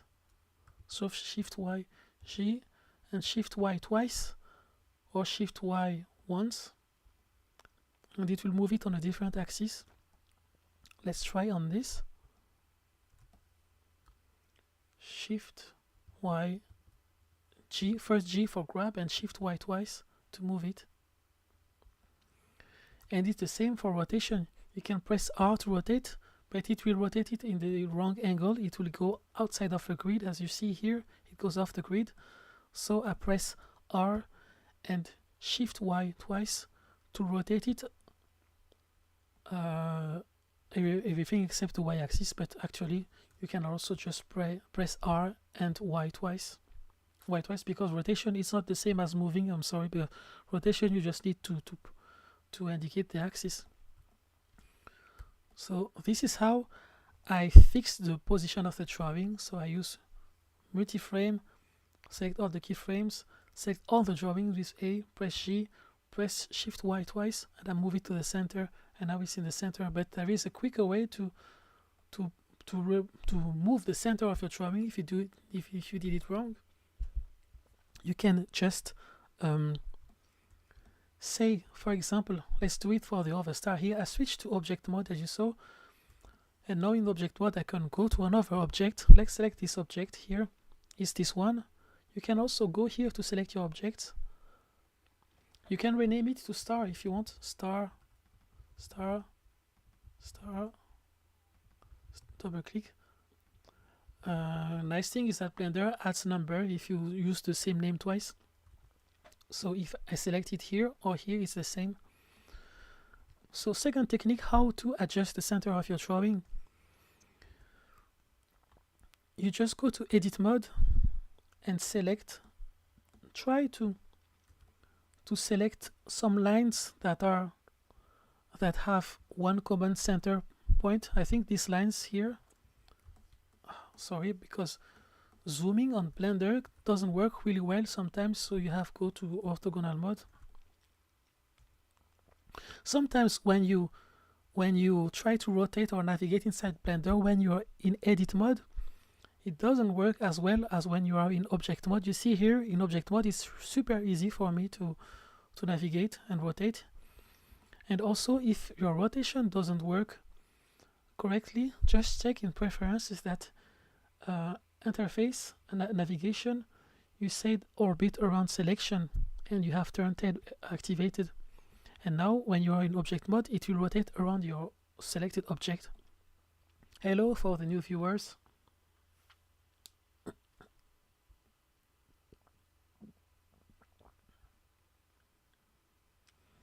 So if you can go to the previous, there are people who ask here where to find the 2D animation. I just made the previous chapters were about 2D animation, so you just go backwards in the tutorial in this live session if you want to see the previous chapters about 2D animation.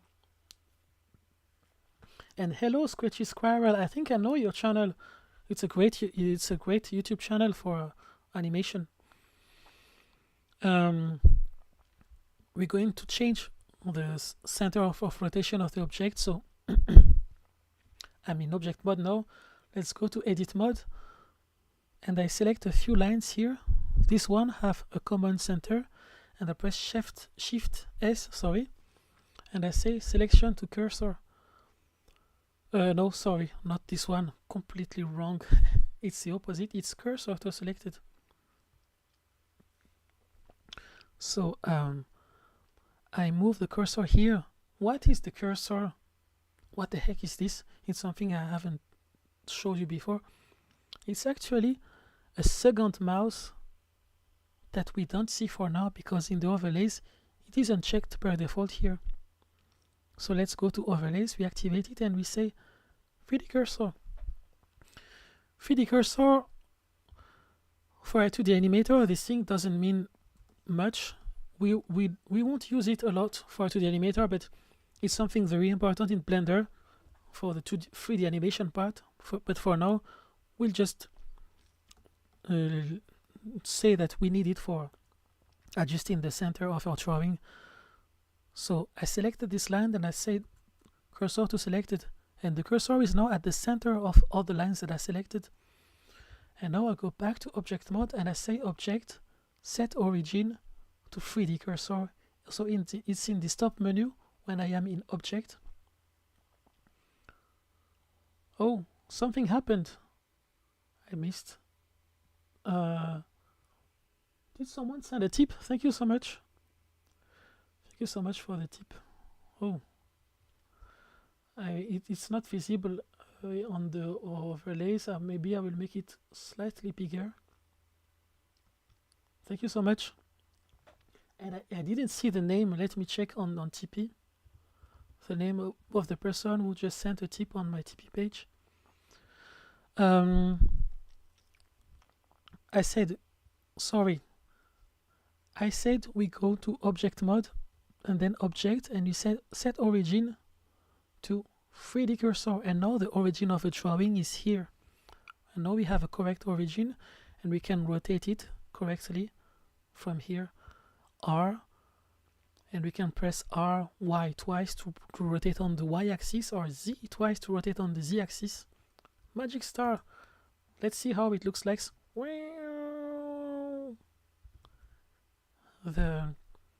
I am a sound designer, as you can see.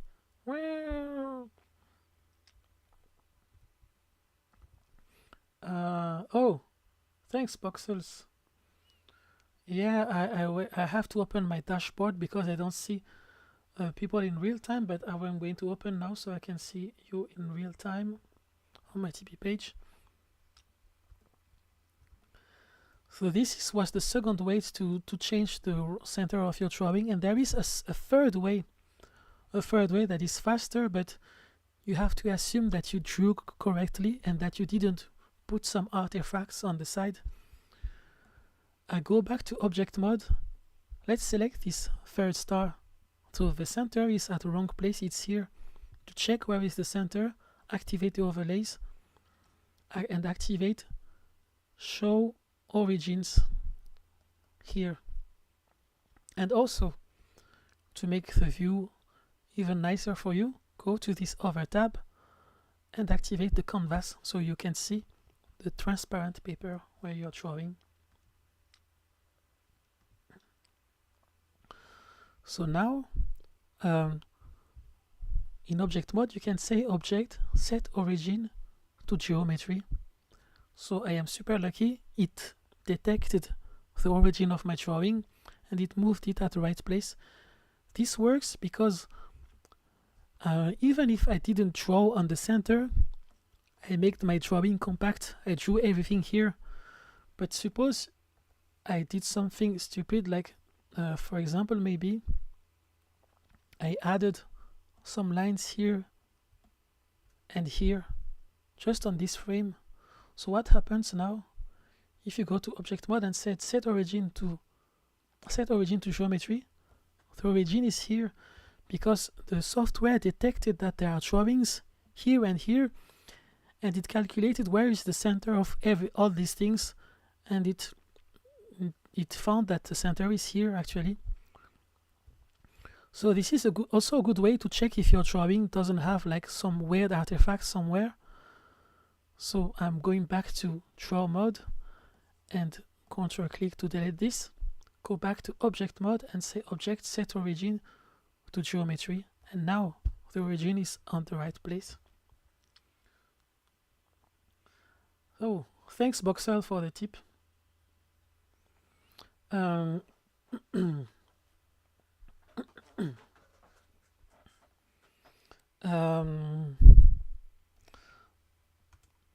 So we have these two stars. Let's draw, now that we know how to do this, let's fix the origin for this one too. Object set origin to geometry. Yes, everything is on place. And now we can move the stars in the 3D space.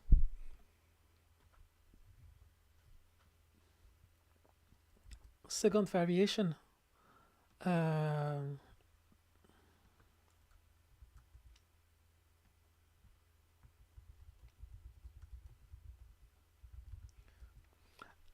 Next chapter 4.3, drawing in 3D and making advanced variations. Let me grab just one bite before I prepare this subchapter. I don't know how many chapters there will be, but I think there will be like maybe 7 chapters or 10 maximum. We have almost, it seems like we spent a lot of time on the first chapters, but these are the most important ones because this will allow you to draw some variations on the final animation.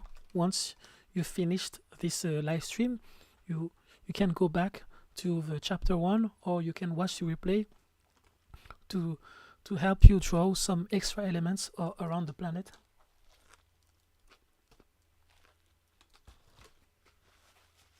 I'm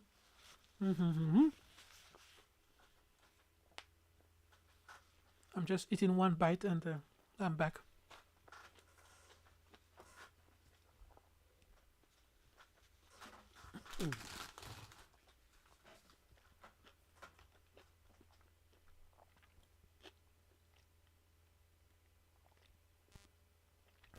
Thanks to the people sending me DMs for encouragement on some people cheering me on my Instagram.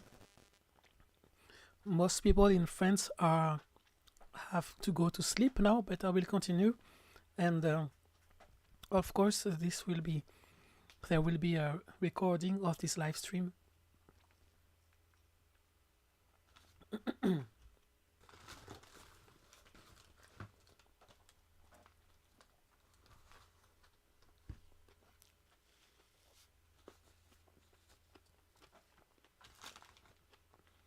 Just one more bite. Also, I have to check if my hard drive has enough space, but because I hope that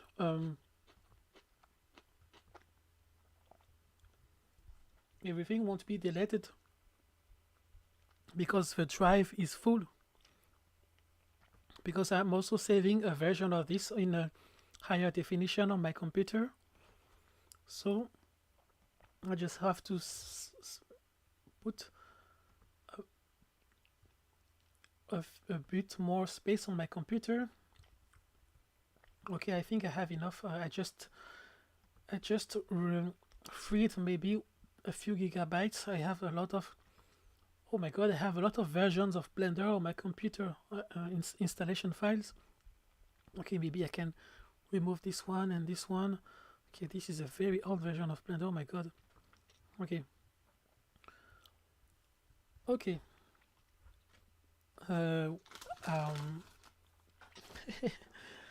Blender Olympics.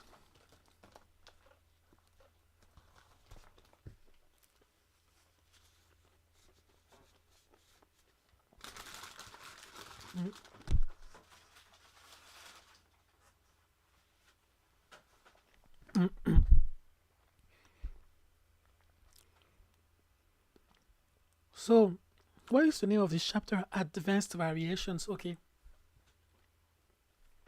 mm, you have mm,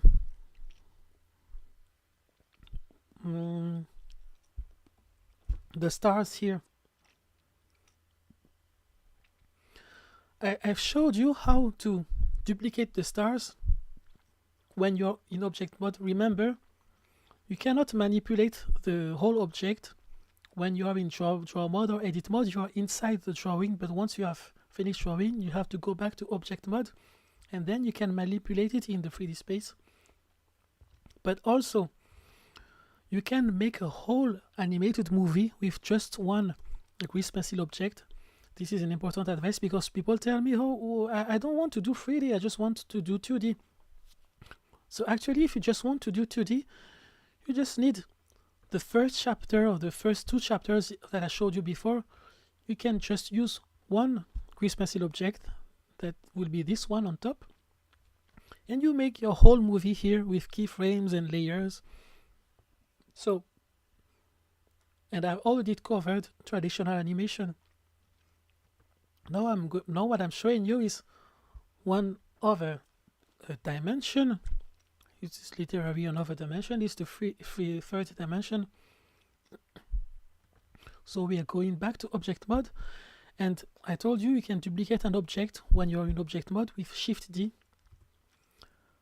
So it's interesting, but what is even more interesting, press X to delete this, is to duplicate with Alt D instead of Shift D. What does Alt D do? It creates a copy of your drawing, but the content is also copied. It's a linked copy.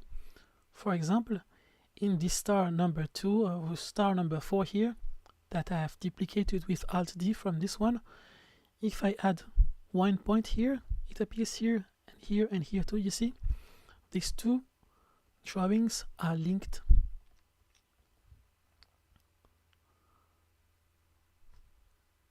Now, how to make them look different but keeping the content linked? Well, let me change just the content of these lines because maybe this is too much.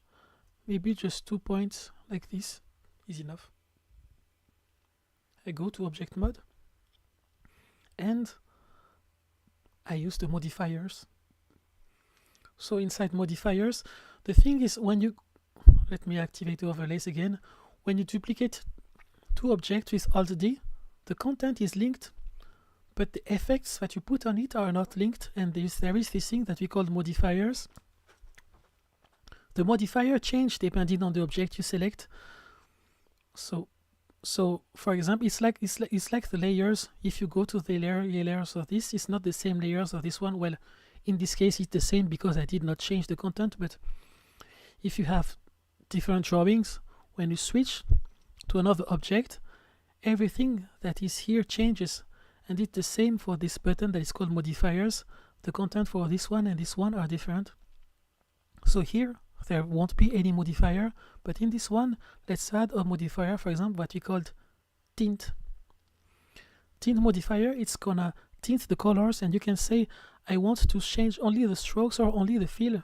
Let's use only the strokes, for example, and put the strength to 1. It goes from 0 to 1. 1 is the maximum, 0 is nothing. Let's deactivate the overlays. So you can see here, sorry, the tint have changed. The kimchi, oh my god, I'm still shaking. The tint changes depending on your version of Blender. You might not see it right away. You might have to switch to this last viewport changing that is called render preview. In my case, I see it already here. If you go here, you can see that it's not working. Let's do maybe a color that is easier to see, like red or pink. Nothing happens, but here I can see it. So I think starting on version 4, it works for both these 2 last preview modes. So now I have a variation of the star here. It's the same content, but the version that is at the bottom here has a different color. And we can add another modifier. The animation is too similar. We can see that it's the same thing that I just duplicated. So what I'm going to do is I'm going to add another modifier. You can add as many as you want and you can stack them on top. It works from top to bottom. It means that this modifier will work first, the modifier that is called tint, and then the time offset will work later. Sometimes the order doesn't really matter if the modifier is a simple modifier. Well, for most of these modifiers, the order does not matter, but you just have to know that it will be applied from top to bottom. So here there is a modifier that is called time offset, and here I can just move it to 10 frames. So I'm saying that this animation will be moving 10 frames from the original animation.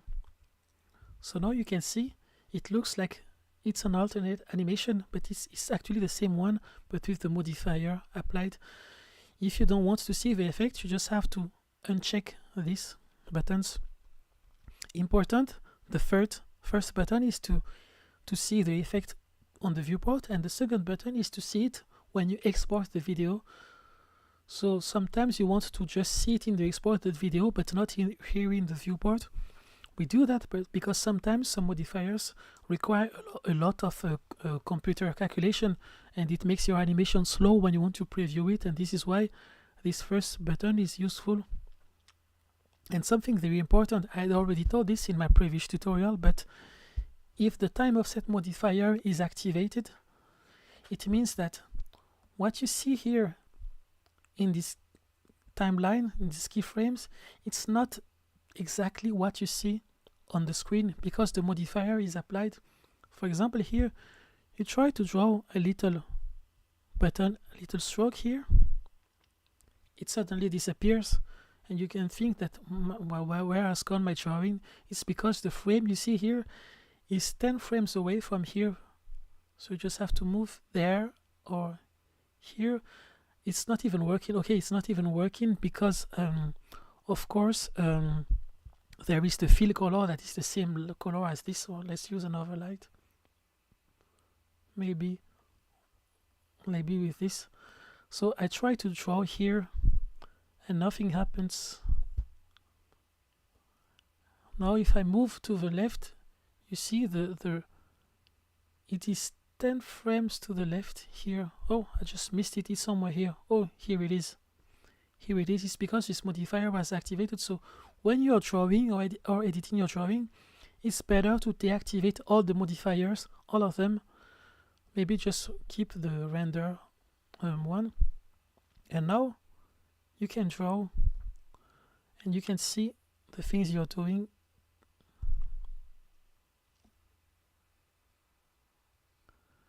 And once you finish drawing, you can reactivate the modifiers and go back to object mode. So now I've just showed you the two ways to create variations, and of course there is all this list of modifiers. I can let you mess with this. Anyway, if it breaks something, you just have to press this X button to remove the modifier, or just deactivate it if you don't like it, if you're not sure if you want to keep it. So I'm going to create multiple variations of my star with Alt G instead of Shift G. But of course it's a very simple animation, so either Alt G or Shift G will be the same for me. Why it's not working? Oh, I think I activated something on my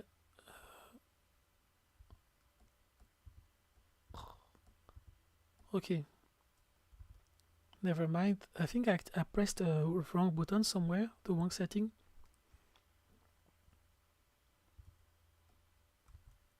Okay, no, it's working now. I'm just going to use Shift D for now. I don't know why my Alt button is not working. Alt D, okay, now it's working. Alt D here, or maybe I'm going to do something even smarter. I'm going to use this one, the one which already has the modifier. I press Alt D, So it also copies the modifiers inside, but I can change the content. This one will be for 40 frames with a delay of 40 frames, and maybe the color will be yellow for this one. Or let's pick a color here.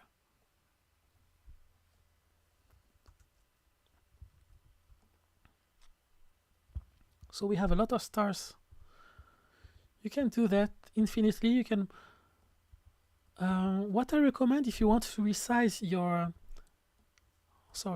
Always beware that this auto-keying is deactivated, as I told you before. If you accidentally press this and move something like this, for example, here, and you see it's moving. So it's interesting, but it's not what we want to do today. So for now, I'll just deactivate this and check this button. If you accidentally pressed it and you don't know, maybe it's too late. You've broken your animation. You've created a lot of extra animation accidentally. You can create a new tab here that is called animation. You press plus and animation, and I'm going to show you just quickly. For example, here let's suppose I press this and I move the star here and I moved it here, and you see there is this new keyframes appearing. Here are the drawing, and here is the 3D part actually. And on top you have a button that is a shortcut to select everything. So what you want to do, if you did this accidentally, maybe you want to keep it.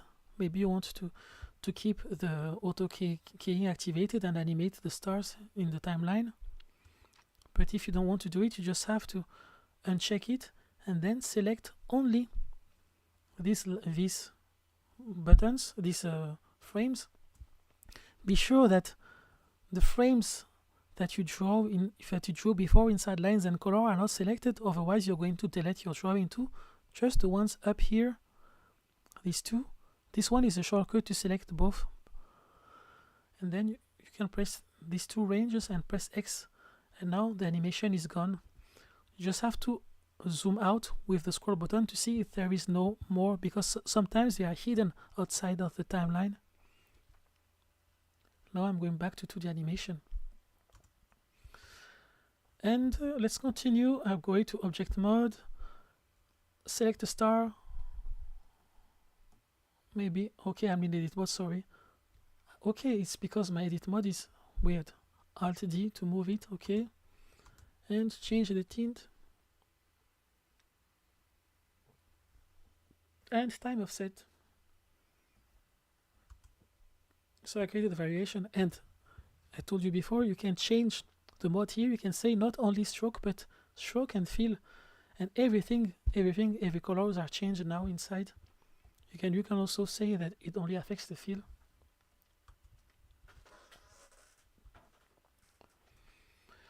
Now that we have this, I showed you how to use this image as a reference for your colors, but you can also use this as a reference to draw your 3D scene. 5.4.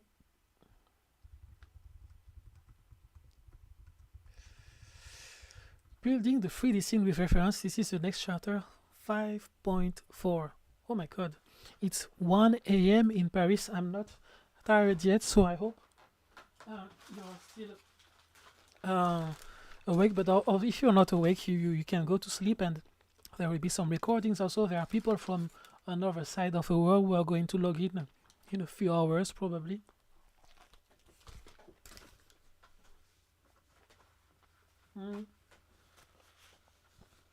Just one bite and a sip of water for me. 1 second.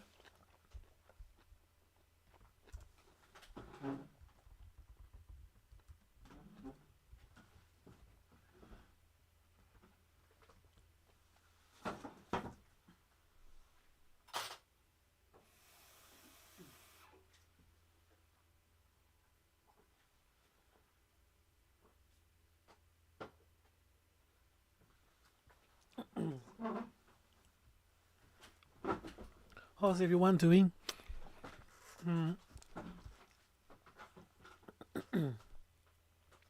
So we are going to rehearse the first chapters.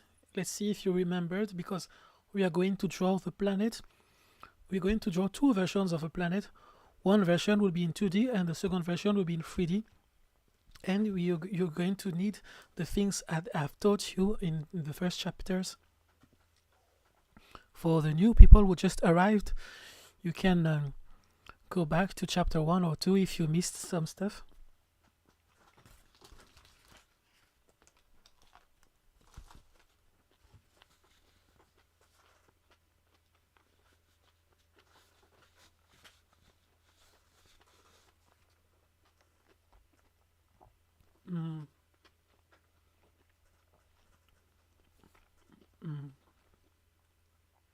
So I'm just eating. Oh, sorry, I forgot to make a tweet. So just give me a few seconds. I just sharing the link of the YouTube video on Twitter now. So I'm just eating. Okay, I just heard my voice. I hate to hear my voice when I'm talking during a live stream.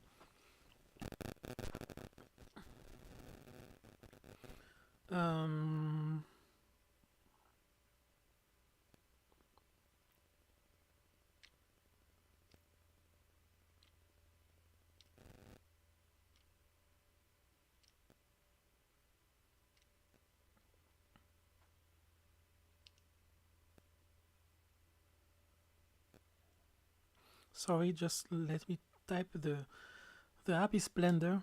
I'm animating this from scratch. You can go to chapter 1 if you need a few details about how to start the interface and stuff like that.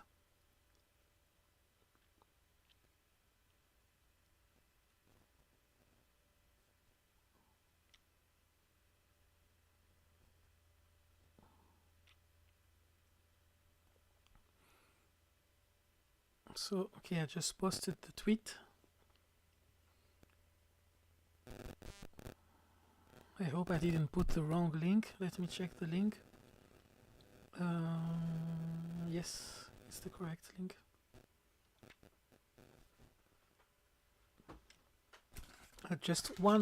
I'm just grab one more bite before starting to draw the planet.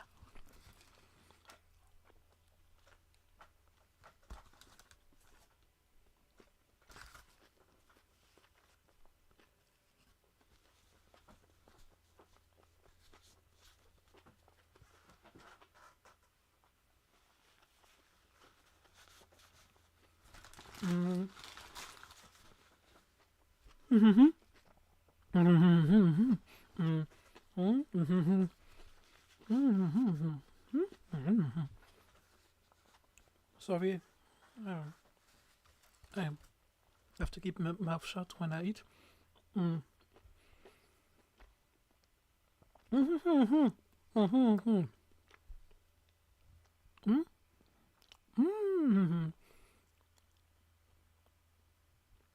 Go to object mode.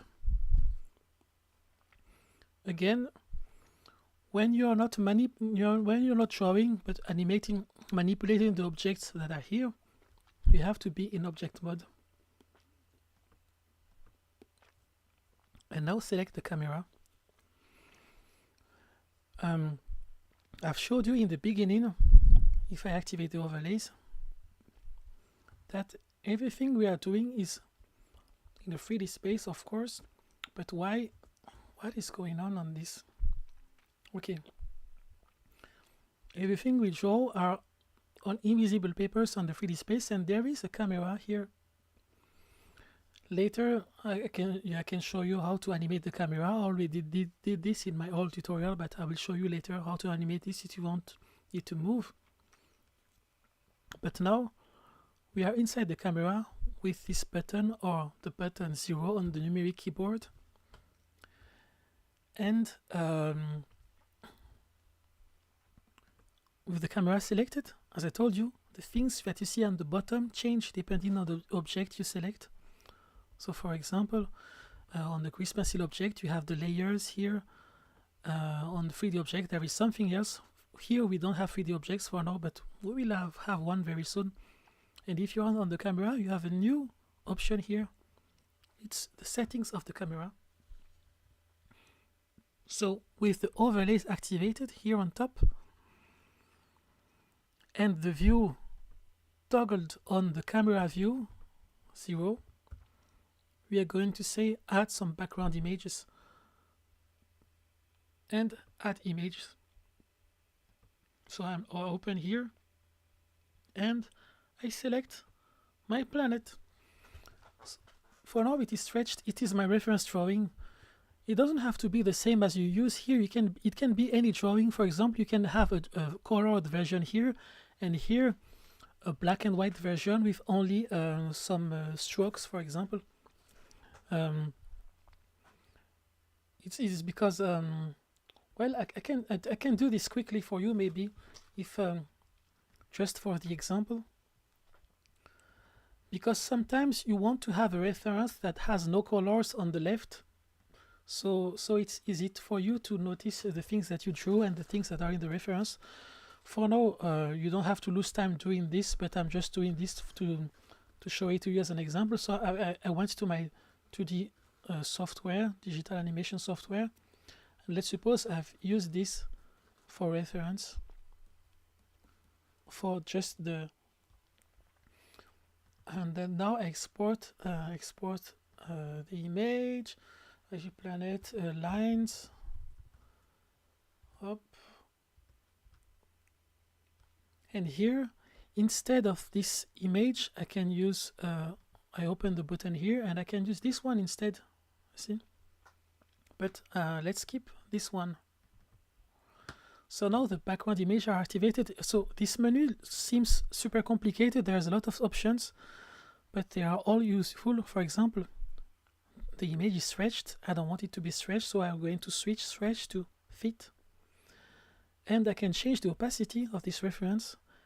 And in my case, I see the image whether it is back on or front, because there is not many drawings on my scene, but sometimes you have a scene which have a lot of things, and when you start to add an image for reference here, you don't see the image at all because it's in the back. It's going to be behind, per default, it's going to be behind all the 3D elements.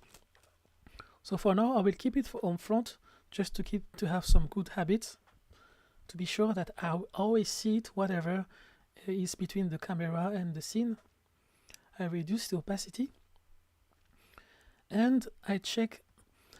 And you can see you can add multiple images here. For example, here I can add second one, third one, and you can toggle on and off the one you want to use. For now I just have one image, so I don't need this one. I will just keep it here to remind you that it's possible to have multiple elements. And another thing important to know is that these elements are inside the camera. Remember, we had to select the camera first and choose the camera here to have this. And another good thing to know is this can be not an image but a movie. You can input a MOV file or MP4 file or sequence of images here. I'm not sure if sequence of image works for this one, but maybe a movie here. It can be a complete movie. So it will be for another tutorial, because the movie has to be at the same frame rate as your animation. It has to start at frame 1, stuff like that. If you want to import a movie, you have to prepare it before to be sure that it's synchronized with the animation, with the setting of this animation. For now, we just have one background image, and we are going to draw the planet. And as I told you, it's inside the camera, so if I go out, I don't see it anymore. If you go outside the camera, so you have to go back to camera here. There are other ways to import images in Blender, because some people tell me, oh, I want this image to stay on the background once my animation is finished, because maybe you drew a background on your digital software and you want to put it here. There are ways to do that. This is not this way, but I can tell you later, because in Blender you can import images, and there is an add-on that is called you have to go to preferences, edit preferences, and go to add-ons and say search for images as plane. And here you have import images as planes, and there the image you are going to import will stay on the exported image. But for now, this is just for the reference. And if we go outside the camera, it disappears. So I did something weird with my navigation again. I'm sorry, but I don't know why. I hate when Blender does that, when you don't see where the camera is moving. I think it's because I've zoomed out too far or too close. I don't know. Well, for now I am condemned. So, I'm going to do something. I showed you this to you before. Just have to recreate a panel with the same name to the animation. Or maybe I can go to 2D full canvas. Doesn't matter. Don't mind. So yes, because I told you, you can import animations. You can import a whole video in Blender. But you have to look there are a few tricks to know about if you do that. How to preview the animation, stuff like that. For now, my navigation is completely messed up. I don't know how to reset it, so I will keep the camera here for now. And we are going to switch to a new tab. It's this tab that is called Animation. If you don't have it, let me show you how I created it. You have to press plus and you will find it inside General and Animation. Now we have a new tab. It looks like this. Let me recreate the reference image here again. I switch to Image Editor and open the image. Here it is. And it looks gray, it looks ugly. I don't want it to be gray, so you have to scroll to the right here and switch to one of these view. Oh, this one. This is the view with the right colors. We can also do it here to make it look nice.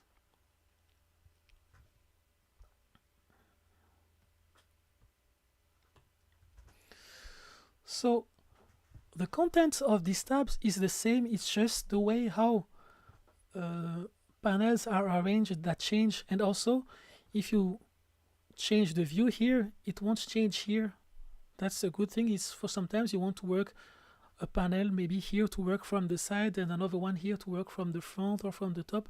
You can create as many panels as you want, and you can create even this animation panel. You can create it twice. So you have one version that looks like this and one version that looks like this. Why not? For now, we just need this one animation and 2 animation. And now let's go. We are still in chapter 5.4. And here I have to activate the overlays. Okay, the overlays are here. Also, if your camera is hidden, the reference image will disappear, because I told you before, the reference image is inside the camera. So if the camera is hidden, the reference is hidden too. Just a quick reminder of how to draw in 2D.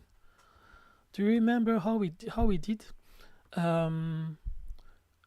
First way, lazy way, would be to just duplicate one star, and we're just going to delete the content of the star. This is one way to do it. I pressed Shift D to duplicate it, and then moved in the space, and I've put it in the center of my planet. But let me, still in object mode, press X to delete it. Another way to do this is to go to Add and press first, be sure to be at frame 1, because as I told you before, when you create a new layer in Grease Pencil, the layer will start at the frame where your timeline is positioned. So if you are at frame 134, the planet will not appear before this frame, so it's better to move to frame 1 and then add Grease Pencil blank. And it created a Grease Pencil object. It didn't put it in the right collection on the right, so I'm going to move it on the top that is called collection. This is arbitrary collection. It doesn't have to be like this, but it's just a way to sort things. So I've moved it on the top and I call it planet. This is a new Christmassy object.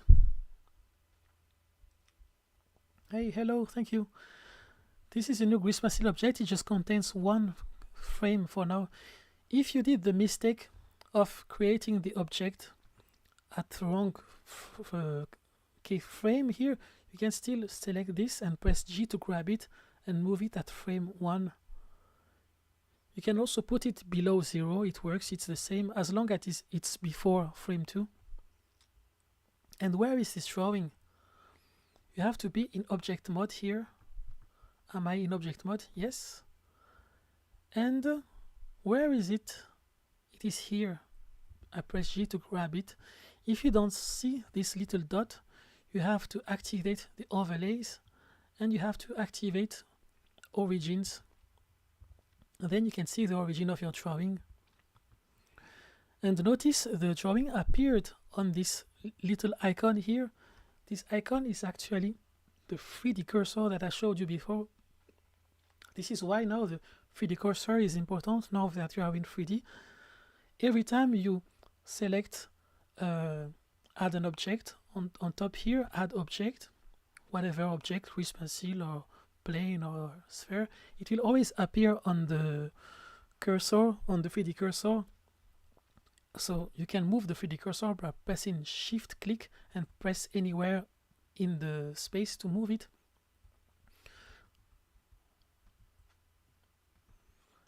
So let me start again. I'm going to remove the planet here. Let's suppose I want to place the planet here on this place. Okay, the 3D cursor is here. Timeline is at frame 1. Okay, I am in object mode. I can press add Christmassy blank, or also I can put my mouse here and press shift A. Shift A is to add, and I add a Christmassy blank object. One frame is added here. It's on the wrong collection. Never mind. Planet, I rename it to planet and move it to row of a collection. I call it well, whatever. You can also create another collection for stars. Like for example, I right click here on send collection and I say stars, and I select all these stars here and I move it inside stars, and this I'm going to call it planet. This is useful because when you have a big scene and stuff is very heavy and it starts to be slow, you can deactivate a whole collection. So if you really want to deactivate a collection, you have to uncheck this button here. It's not the same as hiding. If you hide it with the I button or the camera button for the export button, it just disappears on the screen, but it's still animated behind. It means that your computer is still processing the content of this collection. So if you want to free some computer power, you have to completely uncheck it, and now you only have the planet activated. For now, I'm going to keep it because I find it funny to see this animated. Now the planet is activated, selected, the overlays are activated, and on the second tab here, which was on previous version of Blender, it was below here, now it's on the new tab. I'm going to activate the canvas, and now I see the transparent paper on which I'm going to draw.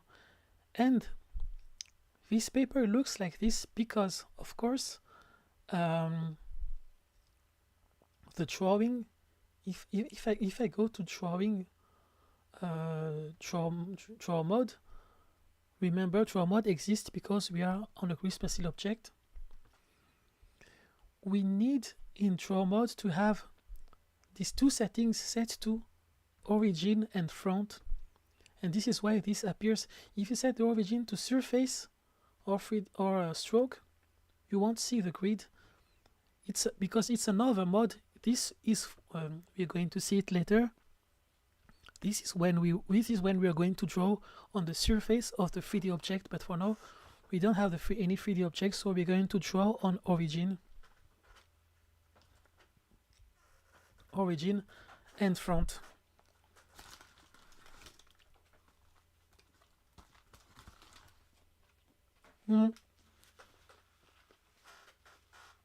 One bite.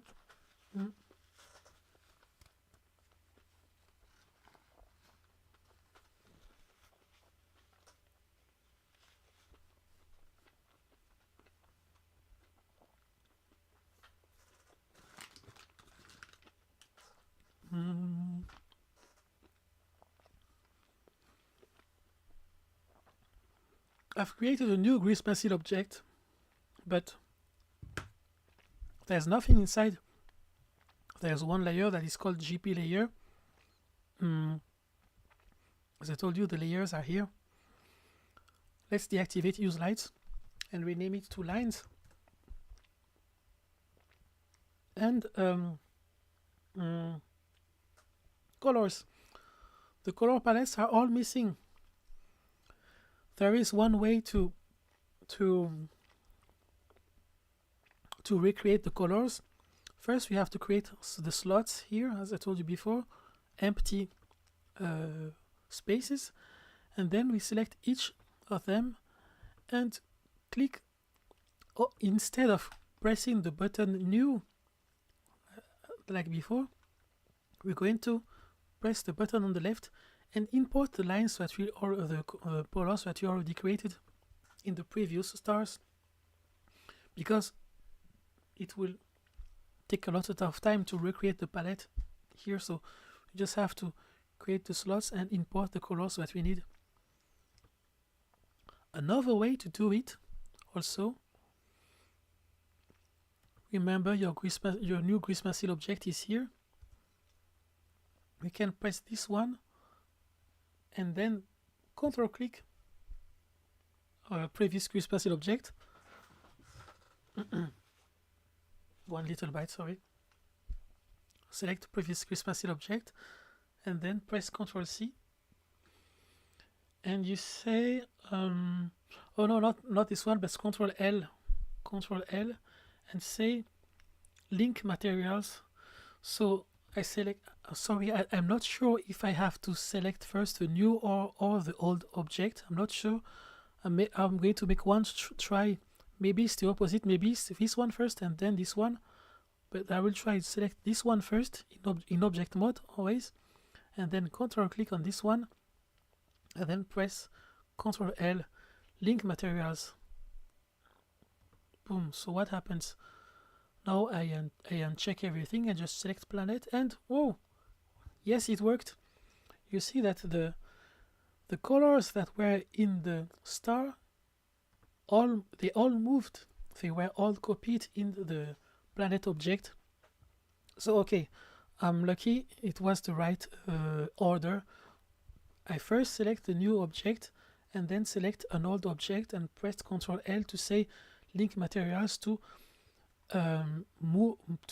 copy all the palette from here to here.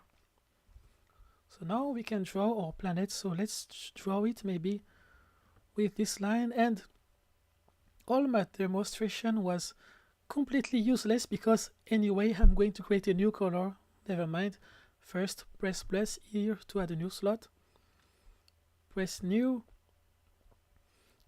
and I'm going to call this line. But it's great to have the colors here. Maybe I will need them later. So I select stroke and I'm going to select this dark color here. Now I go to object mode. So for now I don't need this 3D space. For now we're going to go back here later. I'll just go to 2D animation, and maybe for this one I'm going to use the ink pen. Remember, it's the one who has the width that changes depending on the pen pressure. So I'm just going to draw a few lines like this around the planet. Drawing circles on a graphic tablet is the hardest thing in the world. I'm really sorry. I'm going to try to do it quickly. Ah! Well, I did my best. But never mind, we have a cheat mode, sculpt mode. F, scale, hey, and this button to smoothen the lines. Let's deactivate the overlays temporarily just to see how it looks like. Okay, we cannot sculpt while the animation is playing. I just wanted to flex the animation. But you can actually draw when it's animated as long as your drawing has only one frame. It will always draw inside this one frame. But if you have multiple frames on your layer, it won't work because, well, it will work, but your drawing will disappear as, in the same time as you draw it because the animation is playing.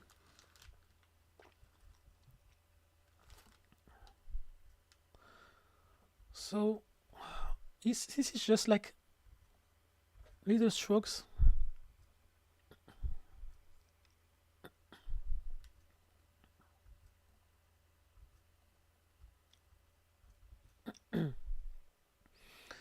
But in the middle of this, I'm going to add the 3D object. So let's activate the overlays and activate. I'm going back in object mode. I'm going back to a camera and I'm going to increase this just a little bit so we can see how it looks like. Let's put this in the back temporarily. It's already looking not bad. Maybe I will move this star here to make it closer to the reference. I can move it maybe more to the back. You can press S to scale your object. I don't recommend to use it much because it's going to mess with the content of your drawing because it stretches the lines. And in the future, if you want to draw and say you want to draw with this radius, you're gonna be surprised because it looks bigger even if you've put a small radius. But this is because when you're in object mode and you scale stuff, everything that is inside will be scaled for even for the next lines you're going to draw. But for now, I'm going to be lazy. I'm going to rescale it in object mode because the really clean way to rescale it will be more to be in edit mode and select the keyframes and go to multi-frames and say stroke, don't scale thickness, and rescale everything, things like that. So I was on my planet. Okay, my planet is here.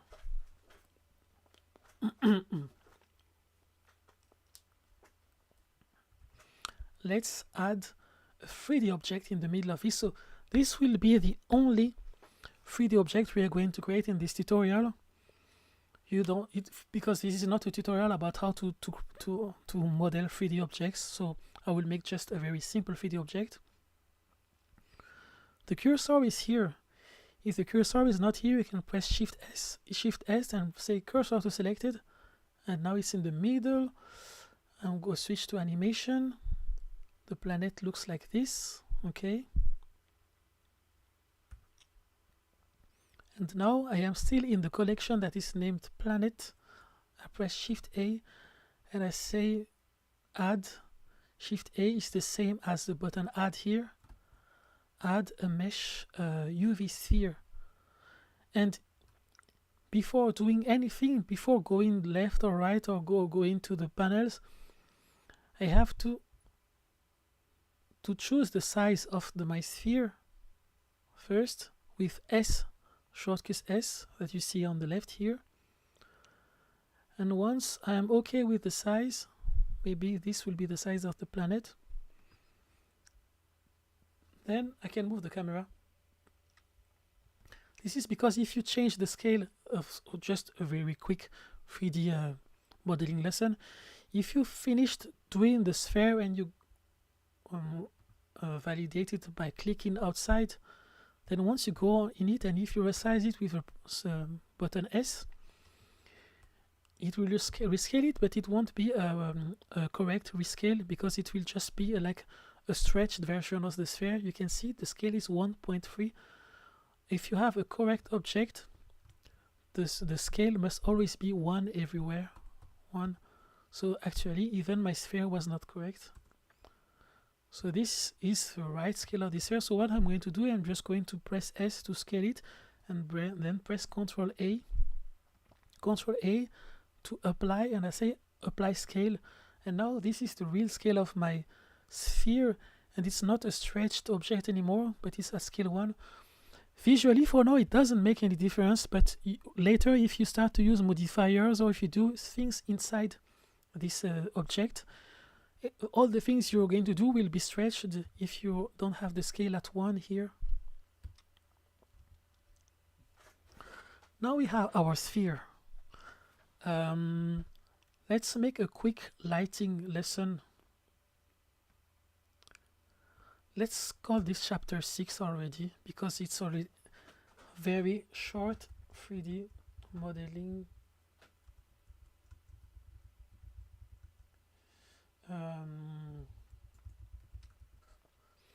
This is a very short chapter. It's optional, we can say, because I already showed you how to draw the planet with just your pen, a flat planet. And if you make an animation where the camera doesn't rotate much, if your camera doesn't do this all around the planet, you don't need a 3D sphere. Actually, just this 2D sphere is enough. But for the people who want to already learn a bit of 3D plus 2D animation, oh, I pressed H. The shortcut H is to hide something. If you did this accidentally, just press Alt H to unhide. And also I have to save another version of this file. I'm just going to do a very quick 3D modeling lesson. So if you don't want to use 3D, you can go to Object Mode and select the drawing of the planet that you did before, and you can already start adding layers and maybe animate some trees on it or whatever you can animate. But I just have to warn you, for the rest of the tutorial, we are going to add trees, but we are going to add them on top of the planet. So maybe you can think about the trees in the same way how we drew the stars. It means instead of drawing a whole forest, you can draw the trees individually, and then press Shift D to duplicate and apply the modifiers as we did before on the stars. So I leave you to the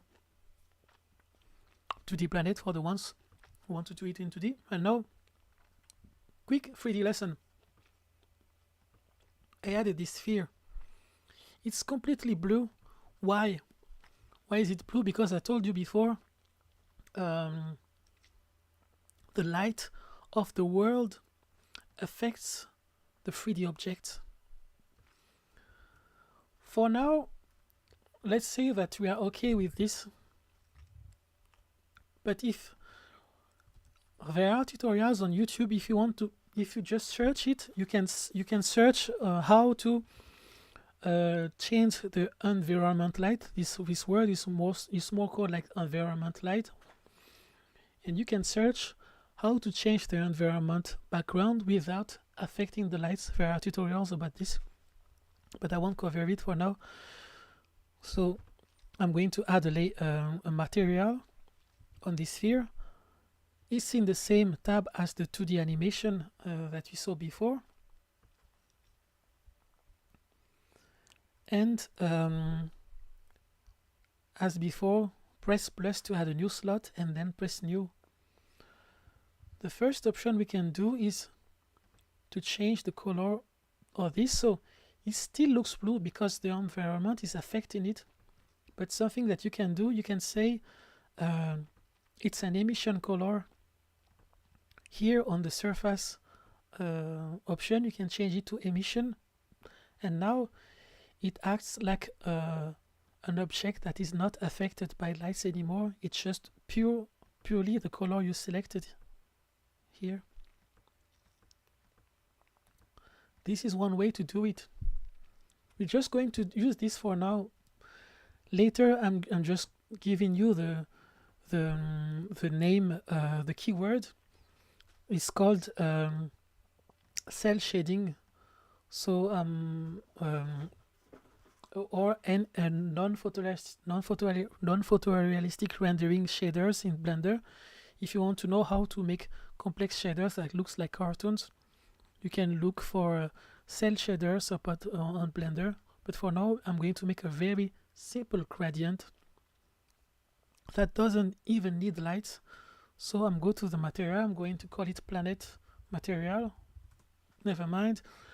And I open a new tab that is called shading. It's a very quick 3D lesson. Very short, I mean. So I've pressed 0 to go on the camera button, and here you can zoom and unzoom with the mouse. You can use the same shortcuts as in the viewport to move here, Alt middle mouse button or Control middle mouse button to zoom, or Alt if you don't have a middle mouse button. And here I'm going to change this to gradient color, gradient texture. So what happens? The gradient texture just affected this thing. But how can I control what is inside? I move this with G, and I say color ramp. I pressed Shift A to add a new element, and I press search, and I say color ramp. These nodes. It can be confusing for now, but it's very powerful. If you want to put a node between two node between two other nodes, you just grab it in the middle, and poof, it goes in the middle of this, and you have a gradient like this. If you don't like this anymore, you can take this and put it directly here, and this color ramp doesn't exist anymore. See?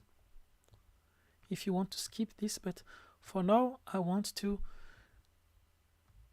connect the FAC of the gradient texture to the FAC of color ramp. It's a factor.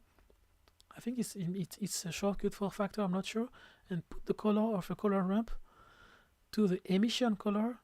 And now I have a gradient that I can here. We can select our image here. You have this button to select the image you already picked before. So here I just grab the color which is here on the left, and then the color here, and I can move it, you see. And you can press plus to add more colors. It's like Photoshop, you know, it's an easy thing. Or you can press minus to remove it, and you can change the type to ease or constant if you want to make it a sharp line. Of course, there is another way to do it with lights in Blender, but I'm going to use this mode for now. I'm going to put it to ease. And now, how can I control the orientation of the gradient? I need another node for this, so I'm going to press Shift A and search mapping. Is it vector? But you know, it's texture coordinate. Sorry, texture coordinate and the mapping. I need both. I think I can even do it without this one. Sorry, mapping was the right one. So I select mapping and take this into the input of the vector, and I want to put it to points, but vector. It's gonna be not easy because I always forget which one is the best for a gradient. You know what? We are going to grab texture coordinate. This is still useful. I'm going to press Shift A, texture coordinate here. Texture coordinate, and take the position of the window generated. Which one would be better? Okay, generated is better actually. I take generated texture, and now I can rotate this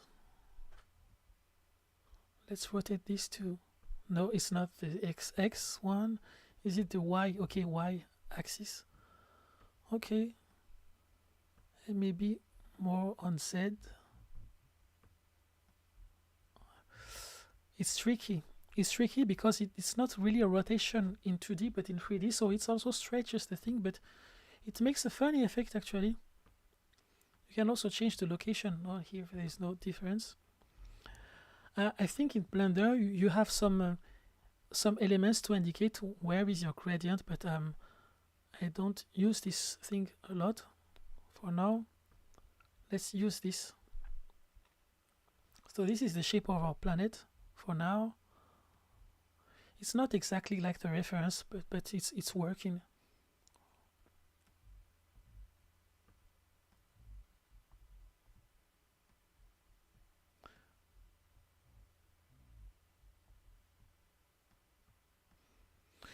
You can I won't cover this. I won't spend more time on this because you have more tutorials about make a correct mapping for your gradients on Blender. For now, we'll keep it like this because I've completely forgotten what is the best setting.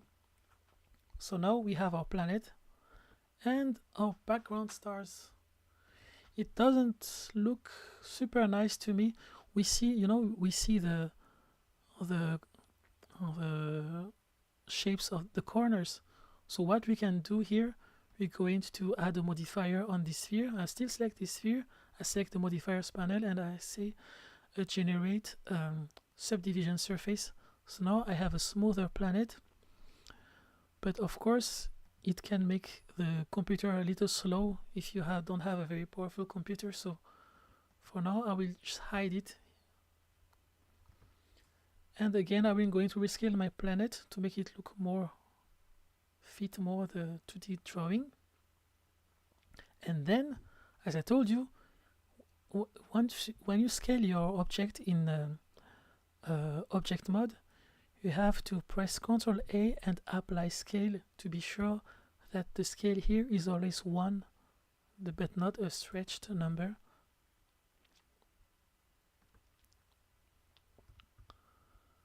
So our planet looks like this. I'm going to try something. Maybe I prefer to invert these two colors. Maybe I prefer that these two colors are inverted, and then maybe I will put this one at the bottom like this. Yes.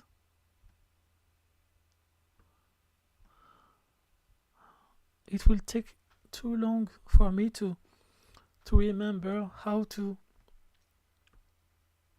what is the best version for the background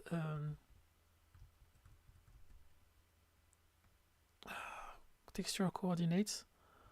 For now, let's keep it like this. And if I rotate it, actually I can rotate the planet in the end. So I press R in object mode and I rotate it to the right. So it was the lazy workaround. So now we can go to chapter 7, drawing in 3D space.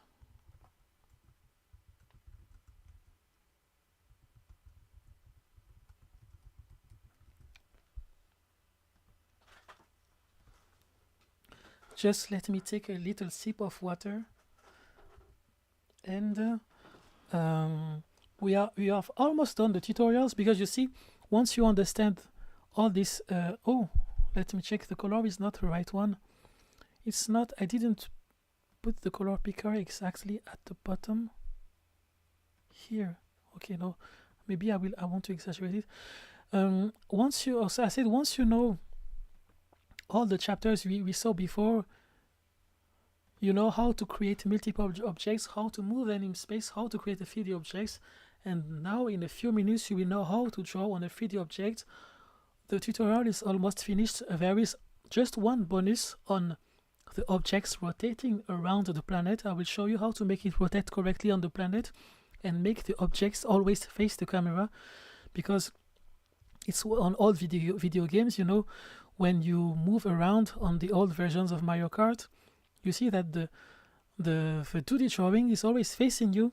In this case, when we go on the side, we see that it's flat, so I'm going to show it to you in a few minutes how to fix that. And this will work for the objects rotating around the planet. I'll just let me just take another bite on my sandwich.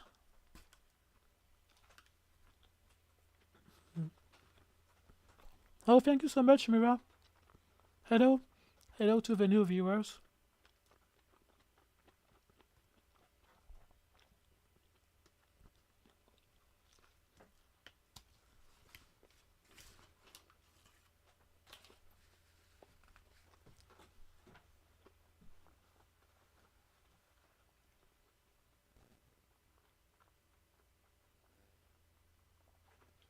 What time is it in your country? I'm just wondering, where are people watching from?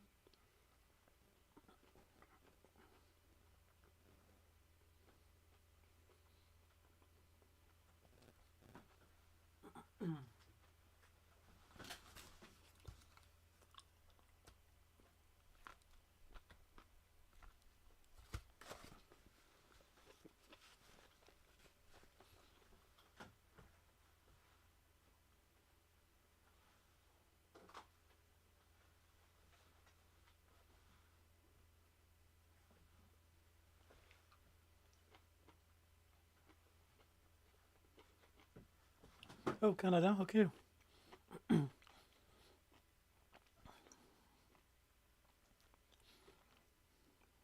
Oh, UK time zone is close to ours. LA 4 p.m. Oh, okay. It's just the middle of the afternoon for you.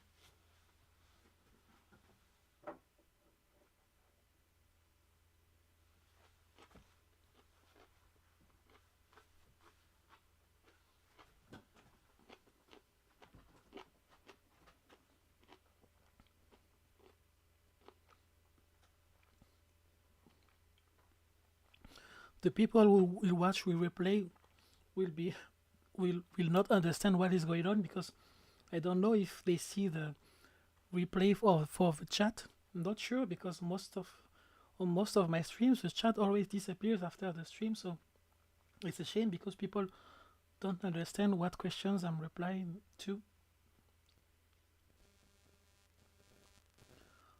Yeah. For me, it's almost 2 a.m. in France, so we are close. We are close to London.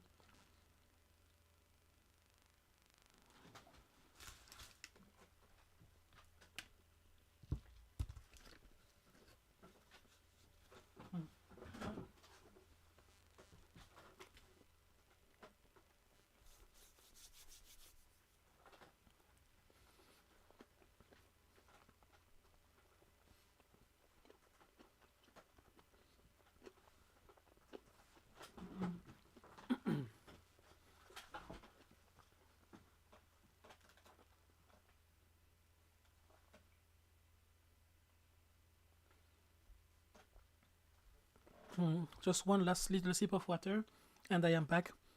Just one last.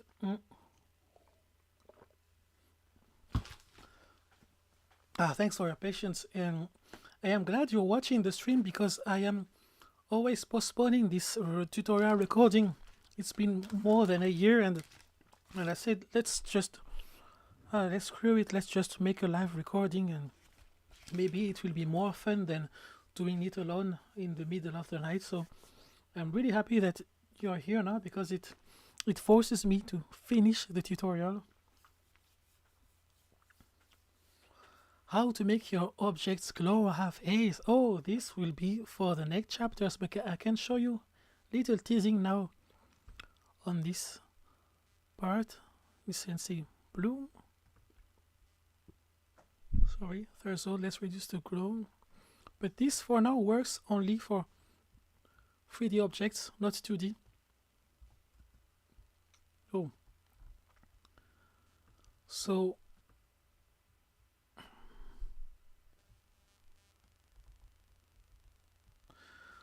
but it can work in the compositor. I can show it to you later, because now I only have one 3D object, so it doesn't make sense we don't see the intensity of the glow. But if we have more than one object, you can see it better. But for now, since we only have 2D objects, I mean grid-spatial objects, we'll have to do it in the compositor, and I will show it to you later. Okay, I am now almost ready. Just 1 minute.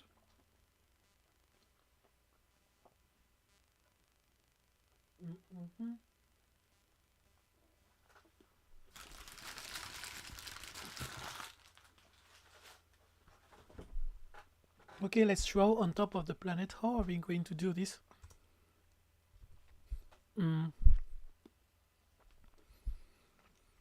We are going to add a new 3D object, a new grid-spatial object. I mean, we can do a new grid-spatial object actually, or we can use the same one that is called planet here. But just to make things not too confusing, I'm going to duplicate the planet with Shift D, and I press Escape to undo the position change. Escape. So I just duplicated it, but it's on the same place. And now that it's duplicated, I'm going to go to the frame 1, and there are two things that I can do. I can go to the animation mode, and I can erase everything with control click. We don't see it erased now because there is the second object that is called planet on top, and it has the same lines. So we can just do this. I've hidden the first version of the planet with this eye here. Or another way to do it, we can also just select this keyframe here and press X and delete keyframes, and then press Y again to insert a keyframe. Or I can press Y here with the mouse here. If you have Blender 4.1, maybe the shortcut is K instead of 1 for you.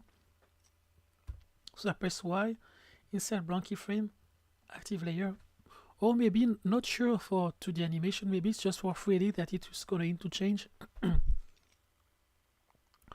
So now I have an empty keyframe here. So I reactivated the planet first version. I am on the new version. And now I told you this grid only appears if you are on origin and front. But in this case, we are going to draw on surface. The grid has disappeared because there is no grid anymore. This allows you to draw on the surface of every 3D object that is on your scene. So of course, if you drew your planet entirely in 2D before and you didn't draw this sphere, you won't need to do what we do now. So this is also a very quick chapter for the people who want to have a 3D planet. So you have to switch to surface, and now you can draw on top. And oh my god, again, okay, I have to delete this, sorry, and recreate the 2D animation. Sorry, it's 2D animation. I hope now, yes, it rotates correctly. Sometimes Blender does this thing where you start to rotate and everything disappears because I've messed up with the zoom function. So I'm sorry, because now my 2D animation tab is on the right, although for most people it will be on the left, but it's okay, it's the name that matters. You see there is a distance here. I already showed you on my first very old tutorial. If you want to reduce this distance between the objects and the lines, you have to change this value that is called offset here. So it's a very strange value. I think some people already solved this mystery for me, but I forgot it. It's not exactly a pixel or percentage version. It's a combination of a lot of factors, but you have to do it manually to find which value is the best for you. Most of the time, for medium-sized object, 0.1 works. And also, if it doesn't work for you, whatever number you put, sometimes you have to draw it from the camera view. So you have to go to 0 on the numpad or here and draw. And most of the time from this angle, it works better. As you can see here, the offset, okay, for now, in this case, it's the similar offset for now, but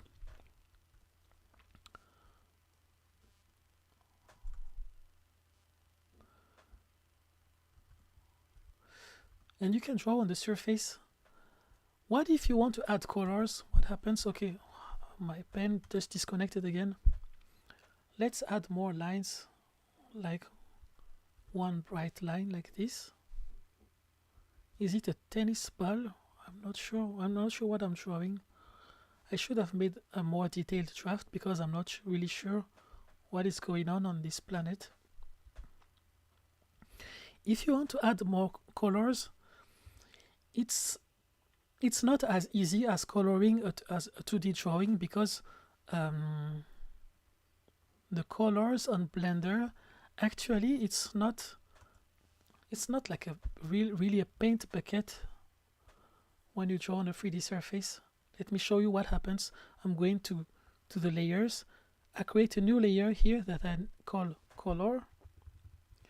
I move it to the bottom with this arrow, and of course I make sure that the colors start at frame 1 with I press G to move it, because as I told you, when you create a new layer, it appears on the frame where your timeline is, so you have to be sure to be at frame 1, and if you forgot to do that, just select the keyframe and move it with the button G to the left. So let's suppose I try to color this. So for the new people, I made a whole chapter about the different way. Oh, smiling planet, that's a good thing. Maybe I can do that. Thanks, Aisha. I made a whole chapter about the different techniques on how to color on Blender, so I won't cover that again now. It's in chapter 2 or 3, I don't remember. But just to show you what happens if when you color on a surface of 3D object, you try to fill this and you have a hole. Why do we have a hole? It is because the lines only check the points that your mouse touched, but not the points that are here in the middle. So actually there is a color, but it is underneath the surface. See, I switch here to show you the surface of the. There is a color, but it is here. Let me show you how it looks like. I deactivate the planet, and here we have the color, but actually it's underneath the surface. It's something that the Blender team is working on. Actually, it's not so bad. It's not as flat as what it looked like on the old versions of Blender. It managed to keep the curve, but not the whole shape of the sphere. So if you want to color a 3D object like this, you can only do it on little surfaces, because these surfaces are aligned with the polygons of the sphere, and you can only control the colors that are outside. So actually drawing on 3D objects, it's only good for lines but not for colors. And if you want to combine lines and colors, the best idea is to go watch some 3D tutorials and color the polygons one by one. For example, you can select these polygons and say, let's make a test. I can just paint maybe this polygon. I create a new material.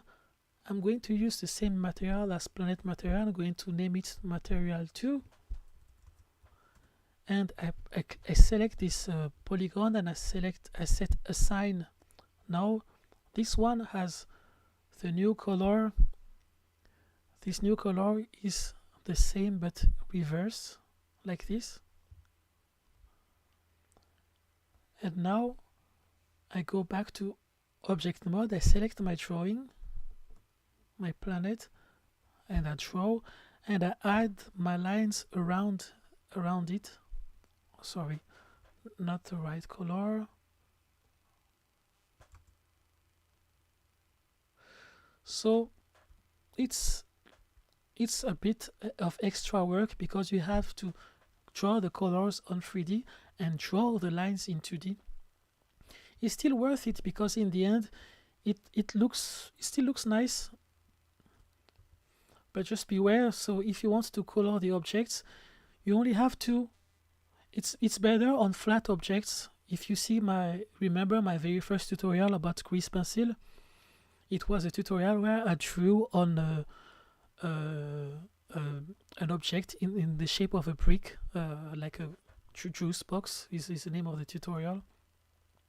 So it works for this, but not for our case. And also, if you want to draw lines around the planet, I will show it to you later on another chapter. But for now, let's make a smiling planet. A good idea. Maybe I will make the smile not so easy to see.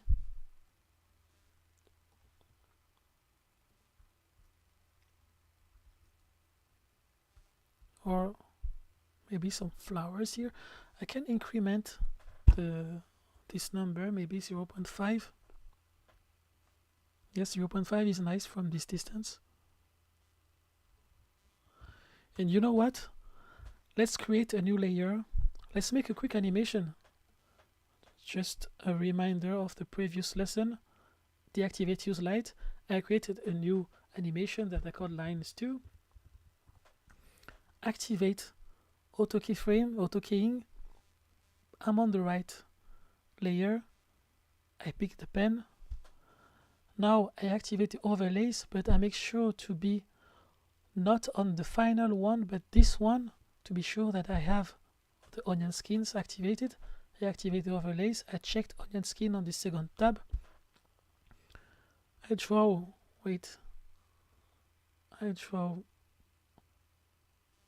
one piece of flower here. I go to the right. Control click to erase. Go to the right. You can use left or right arrow to move left or right, and up and down to jump to the next keyframe if you have a keyframe before or after.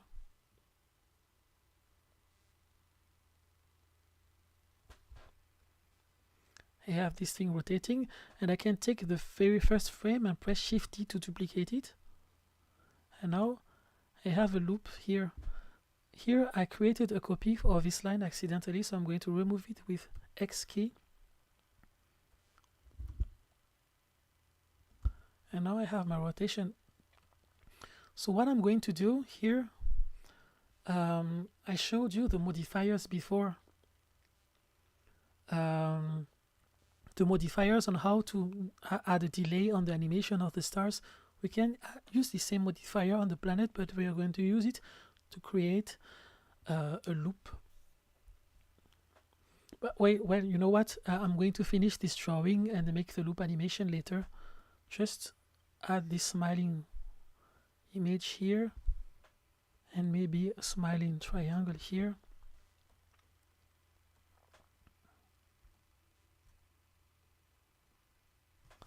Jump to the right. Oops, I didn't draw it on the right layer. If you drew on the wrong layer, I will make another compilation about the little tricks to fix a drawing when you did something wrong. But suppose you drew this triangle in the wrong layer here, for example, and you want to move it on the other layer on top. Just switch to edit mode. Activate the overlays to be sure to see the things you select.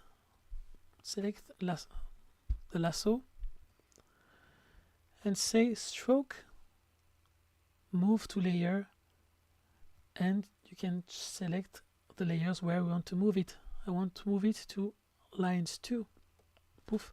And now it's successfully moved. It's not in the first layer anymore, but the second one. So to not make the same mistake twice, I'm going to lock these layers and stay in the layer line 2. I move to the right. Okay, so I just have to plan my animation. I have 2 frames to make a whole loop. Once I am here, I'm supposed to have the same drawing as here, so I'm going to duplicate this again, Shift E to duplicate and move it here exactly. Now, so I have an add-on that I installed that changes the material here. This is why I have to click here a lot of times, but it's a little bug that I have to fix. I have 2 frames for a complete rotation, so it means I can go here, and then I'm here. It's just a little 2D animation technique. You have to plan how many frames you need to finish the loop. I need 2. So here, this point has to move here, this point has to move here, and this point has to move here. I connect the dots. Now here, this point has to move here, this one has to move here, this point has to move here. I connect the dots. And here, I made a complete rotation.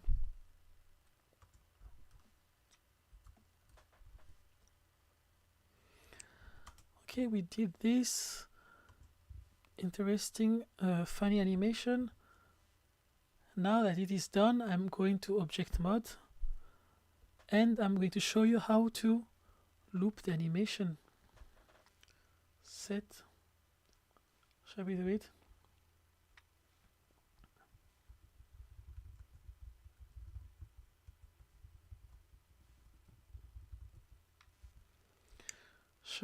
Chapter 8. The chapters order is not really let me think about the next chapters. Editing 3D animations. Let's call this editing advanced animations.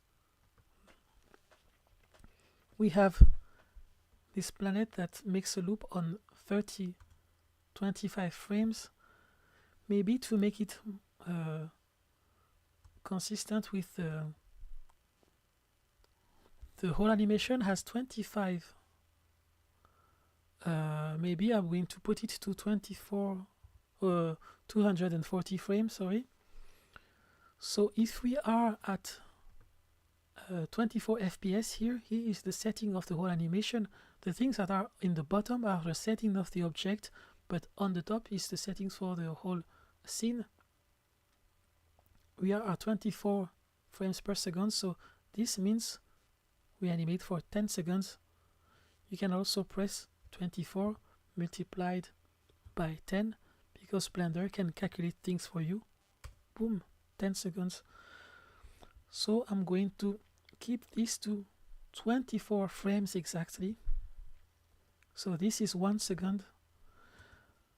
So I made this loop easy to multiply so that if we do 10 loops, we arrive exactly at the end of the animation.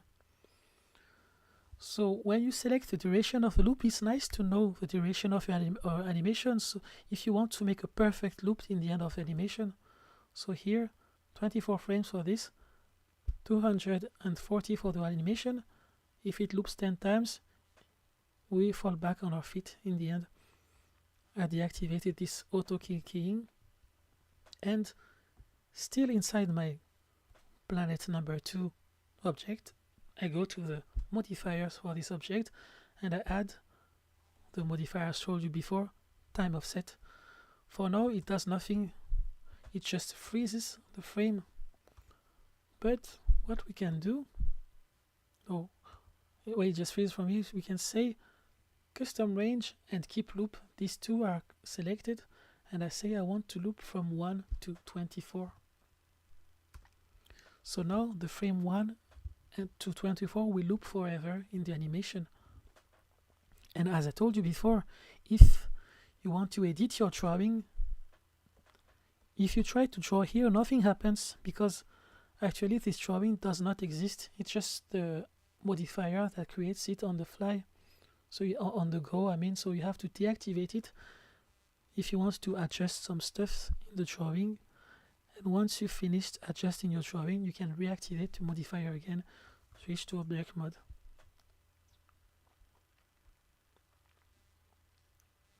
Oh, there is new people on the stream. Thanks for watching. I think most people in France are asleep now because We are Tuesday in the middle of a week. People have to work tomorrow. Est-ce qu'il y a des Français ici? I'm just asking if French people are still awake. Maybe some freelancers who don't have a normal office hours tomorrow. Oh, okay, I think they are all asleep, but it's okay. Now we have our smiling planet, and we can do more advanced stuff. Editing advanced animation loops 8.2.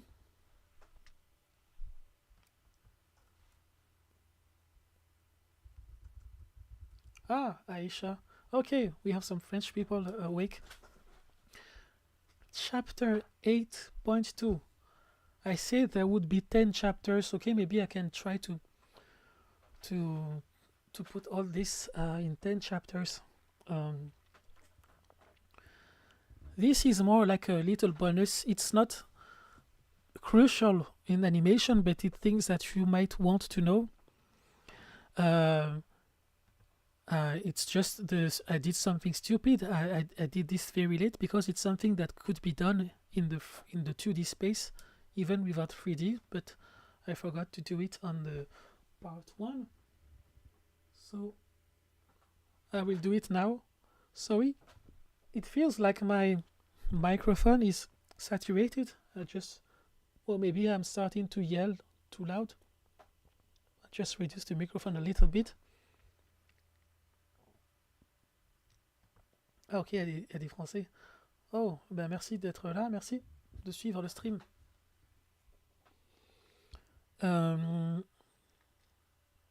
So, for this part, even if you have, let's go back to the Planet version 1, the one without 3D animation, without the 3D shapes. And we can switch to draw mode. And something very important, because I modified my version of Blender to do this, but I'm not sure if it's per default. But once you finish drawing on the 3D planet and you switch to the 2D planet, be sure when you draw, be sure to switch this to origin and this to front, because there are chances that it stays on front for you and you start to draw here, but it will draw in the middle of nothing. It will try to find a surface and there will be no surface, and you're going to do a mess with your drawing. So be sure to check where you are drawing here. Another tip that I will put in my compilation of little tips about how to fix errors in Blender. Let's suppose I did the mistake. I went on this planet, this one is not in 3D but the flat one,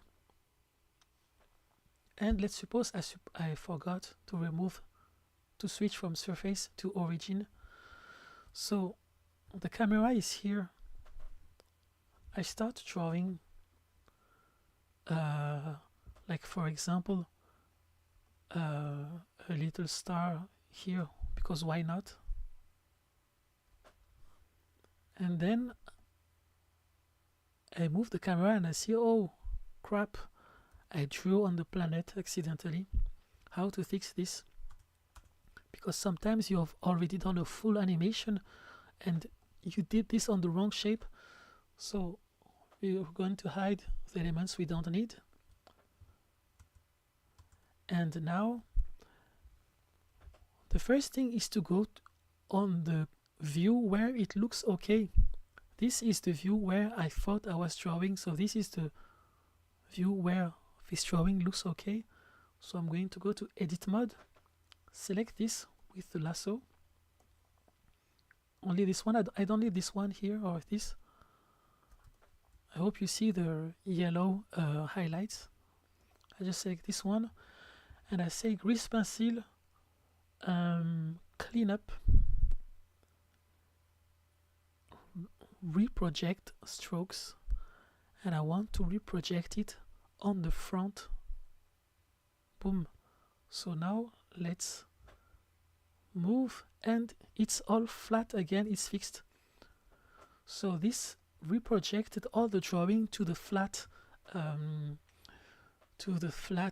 canvas here. But also it works because the rest of the drawing is on this canvas, so now it looks okay. And also I had to put the view on the front where it looks okay before I pressed edit, crease pencil, clean up, reproject. Now we're back to draw mode. So as I told you, be sure to go back to origin here and front here.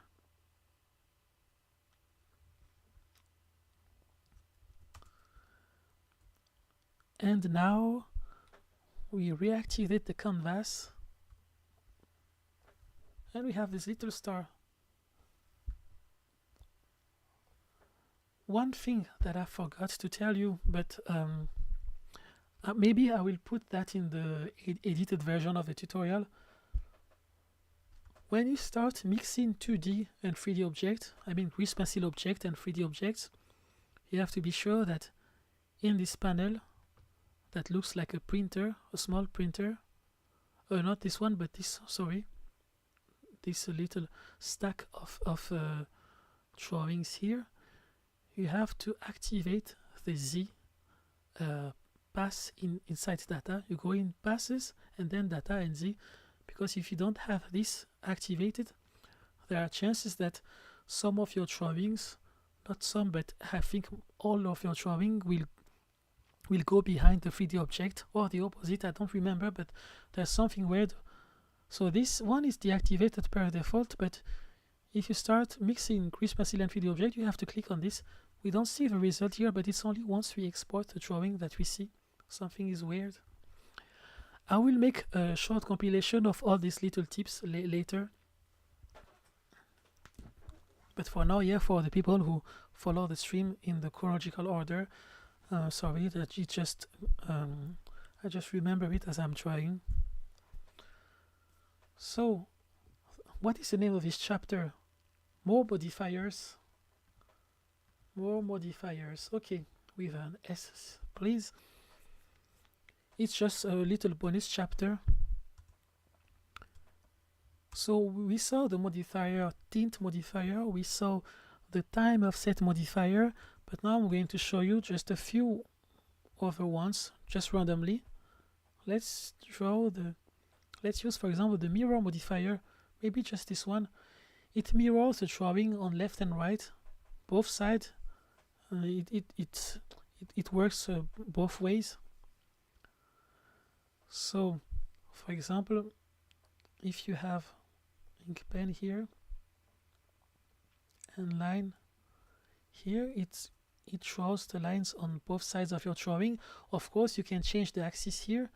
The axis is relative to your drawing, not the whole scene, I think. Yes, so it depends on the rotation of your object.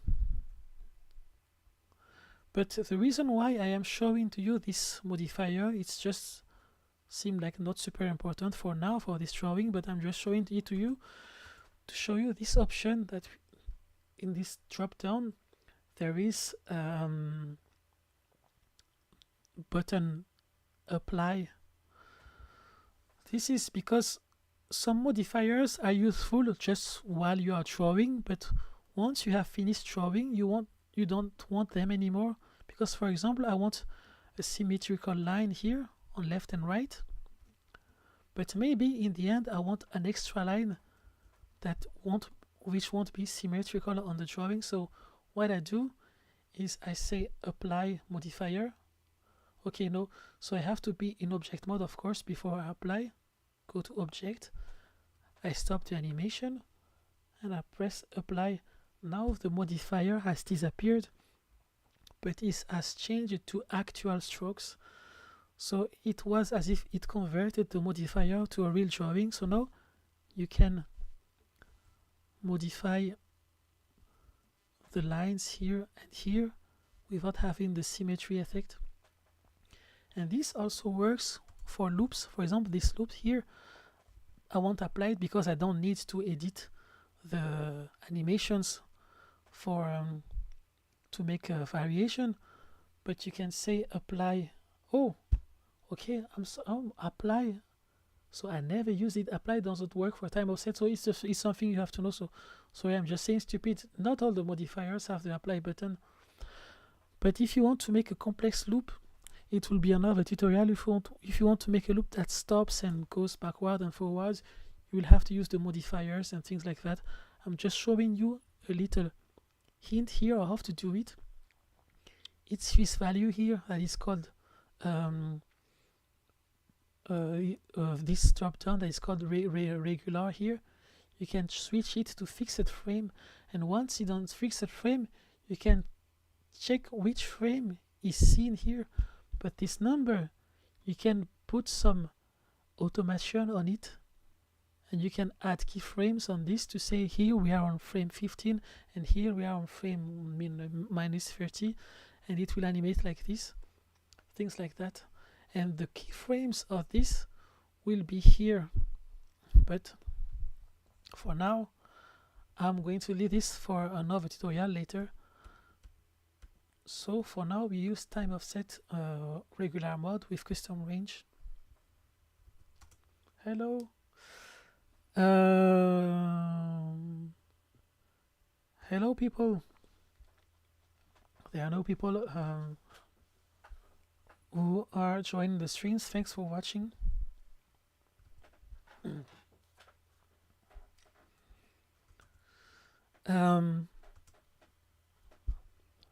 So this was just a little quick thing that I wanted to show to you about modifiers.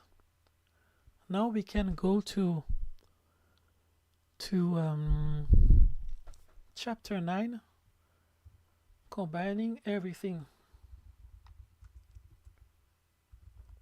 So I'm going to do a bit of everything we saw to show you how I animate the object rotating around the sphere, and after that I will show you how to make the object face the camera, whatever is the angle. I think the planet looks silly, but okay, I can press the camera object and press R to rotate it. It rotates correctly because why does it do that? I'm just going to show you, because the center of this planet is the same center as the sphere, so I press R twice, it rotates correctly. But if this doesn't work for you, you can select the planet and drag it on top of the sphere and press shift before you release the mouse, and you see there is a button that says drop to set parent. Poof. So now the sphere is the parent of the planet animation, the planet grease pencil object. We will see it later, but for now I will keep it here.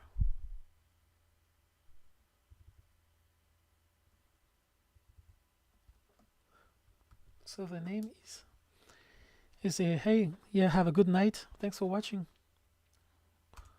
Wasabi-dono, funny name. Hello Yami, hello everyone. Sorry, I'm missing a lot of messages in the chat, but I'm trying to focus on this tutorial to finish it before 3 a.m. maybe. It could be possible for me, or maybe before 4 a.m. in Paris. You have the I can't believe I managed to do it. It's been 2 years I've been trying to make a tutorial and I never found the time, and now I finally do it just in a straight live stream.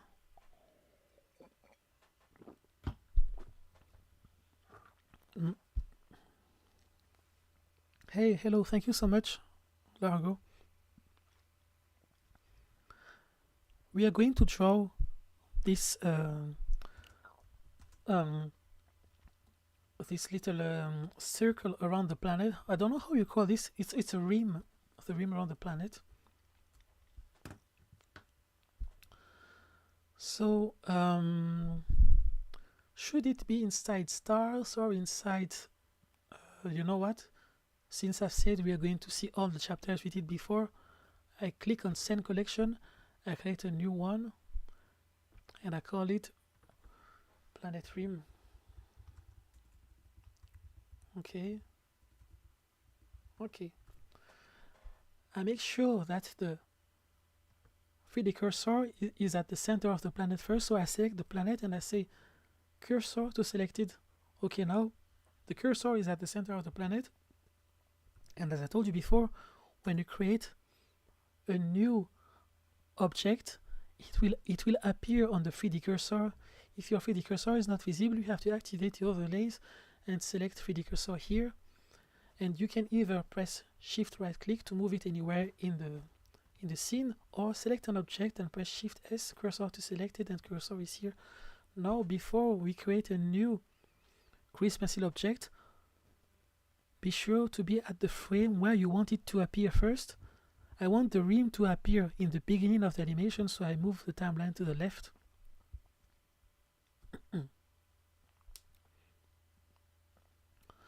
So now that is on the left, I select the collection that is called Planet Rim, because the object will also appear inside the collection highlighted here.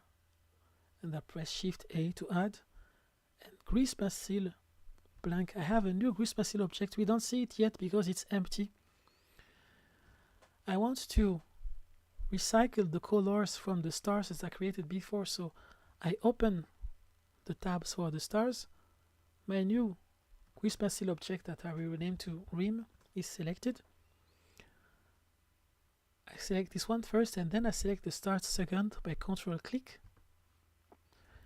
and I put the mouse inside the viewport and I press Ctrl L to link, and I say link materials, and all the materials from the star here are all moved to the rim. So if I go to the bottom here, I have all my colors. Now, as I told you before, be sure to always be at origin and front when you start a new grease pencil object. And now activate the overlays and activate the canvas. It's a great habit to always have the canvas activated, because it's going to show you if you're drawing on a plane or not. Because now what we want to do is to draw on a plane. We are not drawing on a 3D surface for now. Yes, Austin, the live will be saved. Normally, I hope if some of you are some YouTube experts, just to be sure, normally the default behavior of the stream is that it's going to be saved per default. I think that's what is going to happen.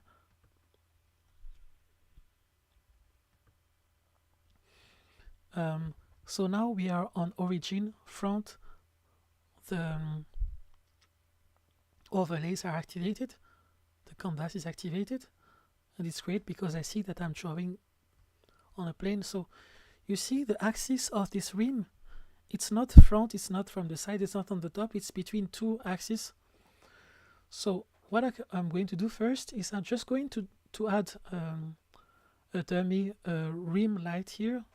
I'm going to use the ink pen. I'm going to make it super big with a big radius here, or with F to make a big size. And I'm going to draw it like this. Drawing spheres on a digital tablet. Hardest thing ever. Even on paper it's not easy, but on a glossy surface, what a nightmare. Okay, one last try.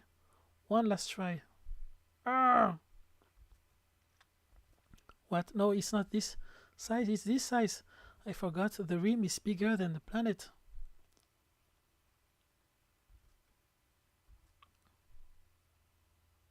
Okay, that was my last attempt. I won't do more. So for now, the rim looks like this.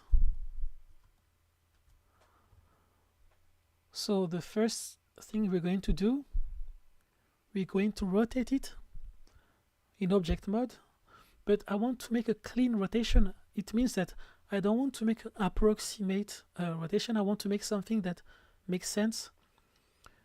So I go on the side, I press 3 to go completely on the side and remove the perspective, and I press R to rotate it, and I maintain the control button to make the numbers, round numbers. If you see on the top here, top left, you're going, just look here, you're going to see the numbers moving, and I'm going to rotate it by 90 degrees.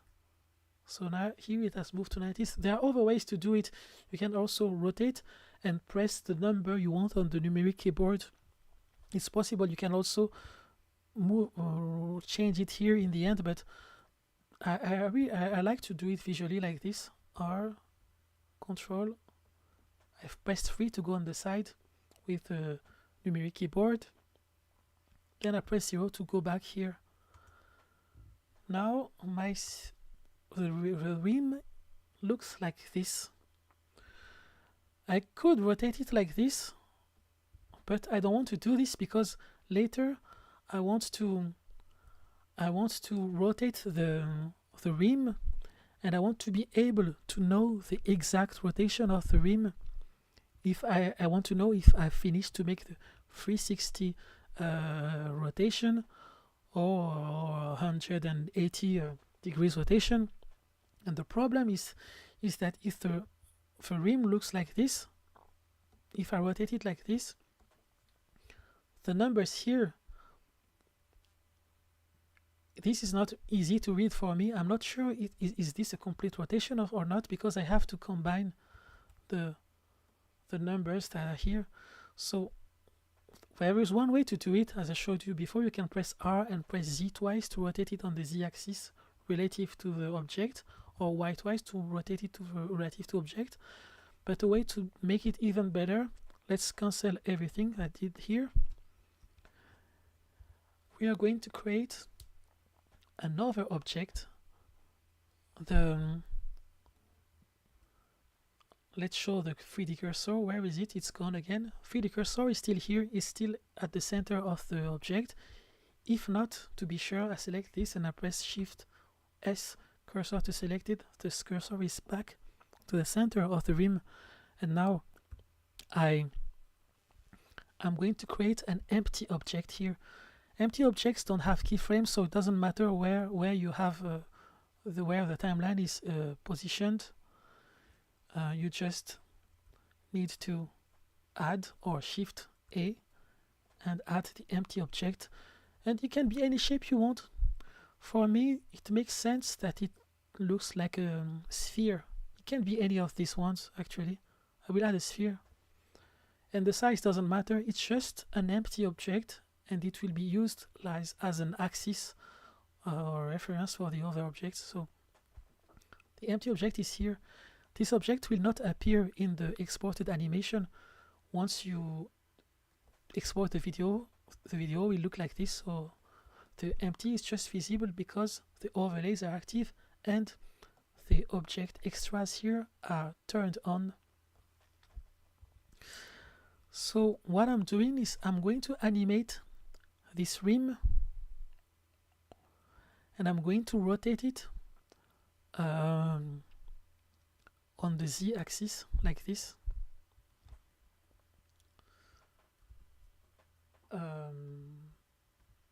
Combining everything now. 9.1 quick 3D anim. First, I'm going to rename this chapter with quick 3D animation tutorial.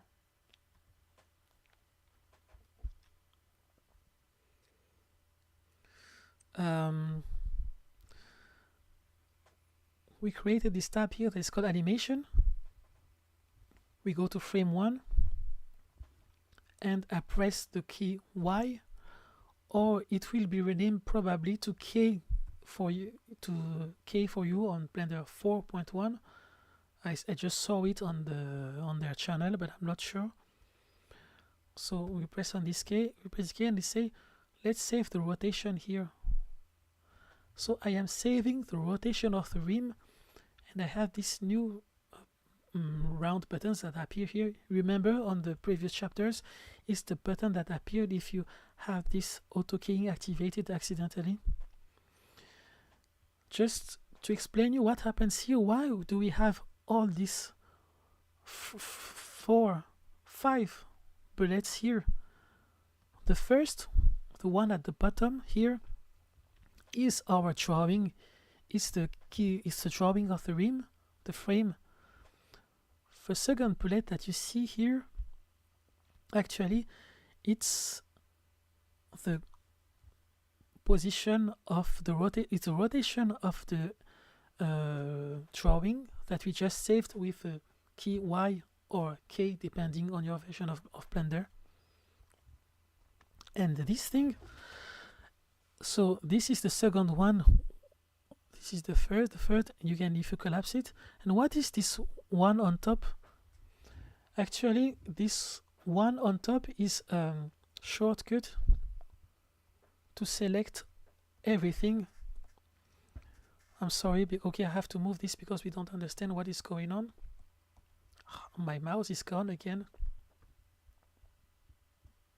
Okay, if you select the one on top, it selects everything that is in bottom here. And so this is like a summary of all the lines. This is why you have so many points.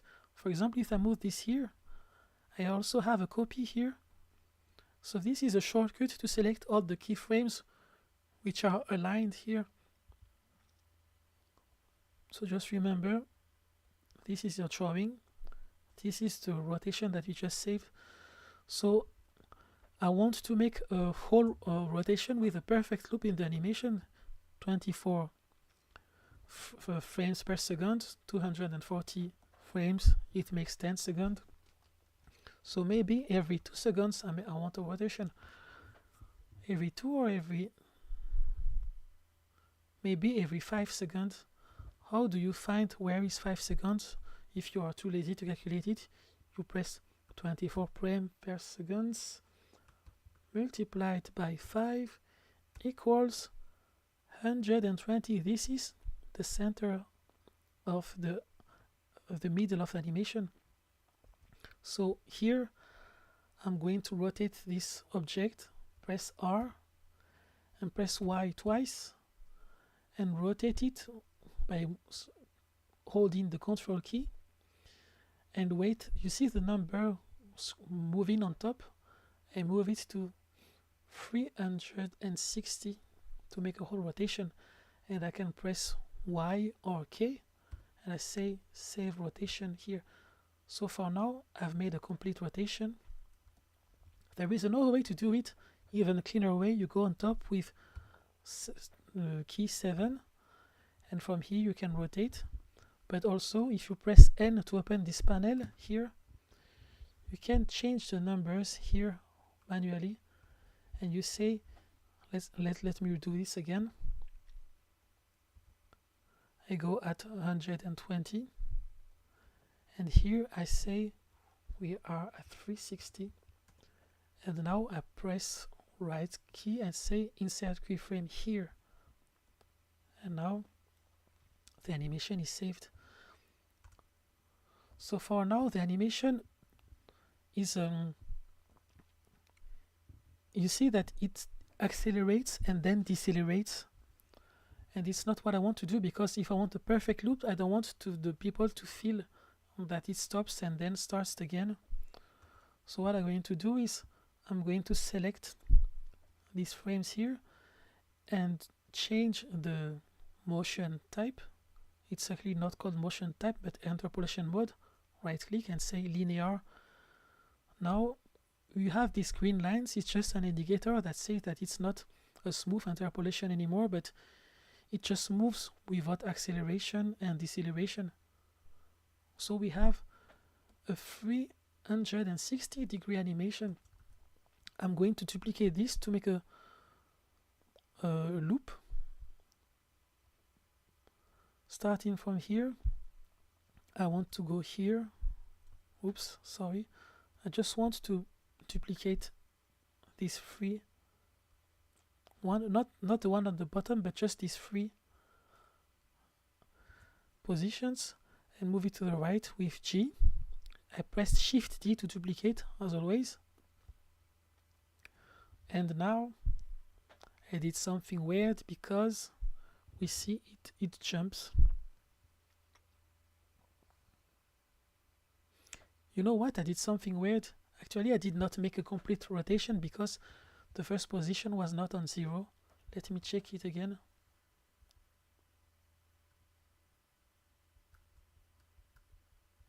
Okay, actually it is okay. What?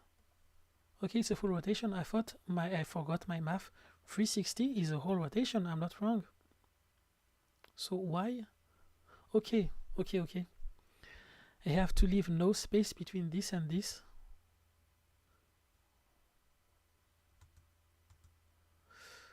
So okay, it's a very strange. What I'm going to do here, I'm going to remove this, and instead of doing 360 animation, I'm going to make 360 multiplied by 2. So we want to make 2 rotations. So it's 7 and 20, and don't forget to right click and replace keyframes. Now not insert but replace, because there was already a keyframe here. I press G to move it on the right, and now I have 2 cycles of rotation.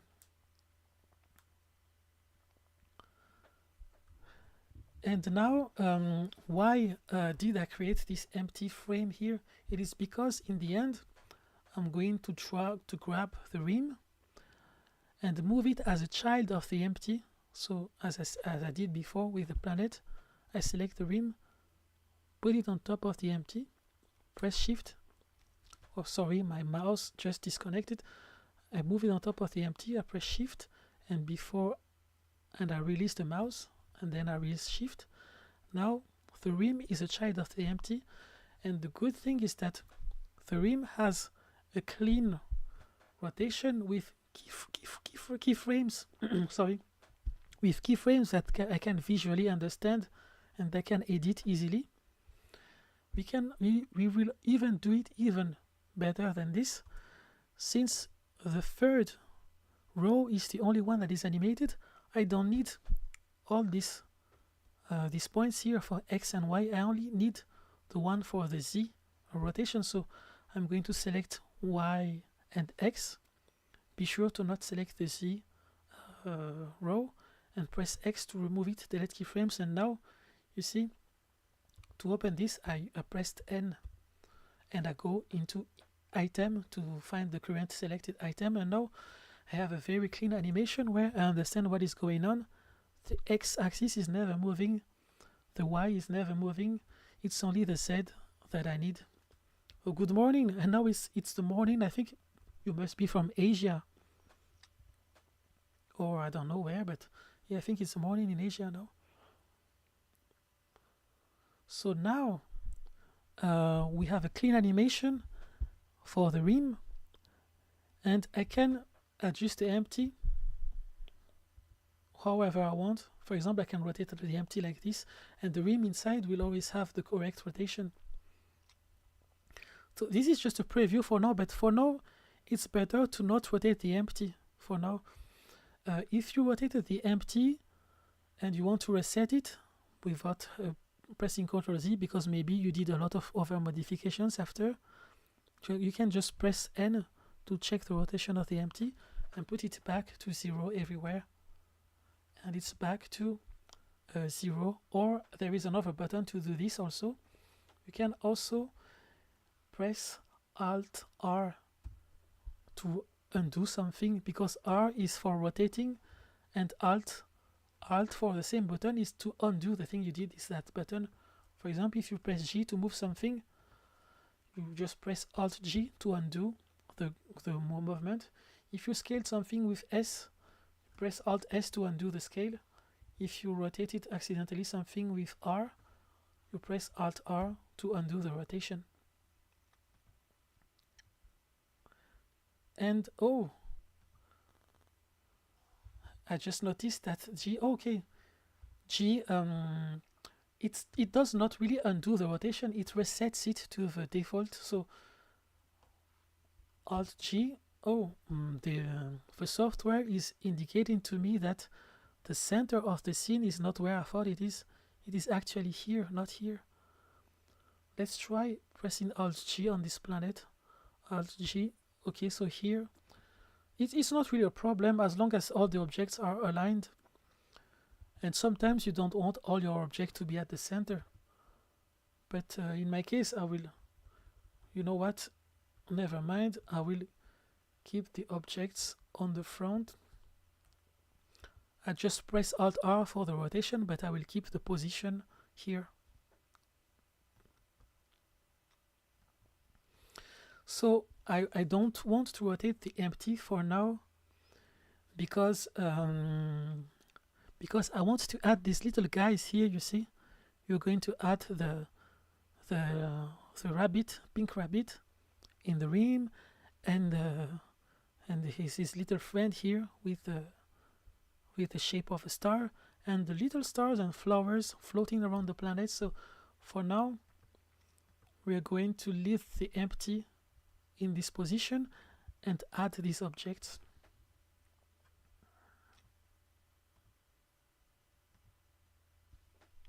(9.1)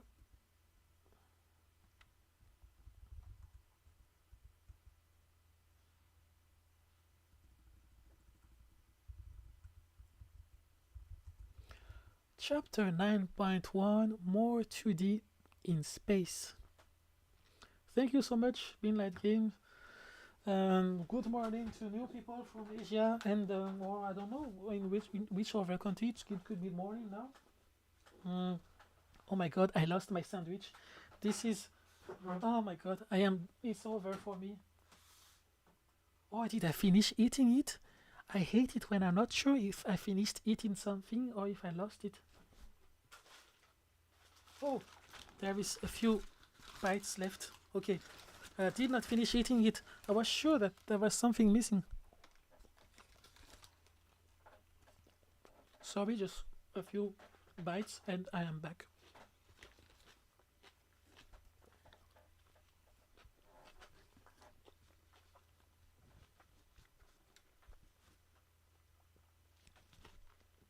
Yeah, it would be very sad if the sandwich disappeared.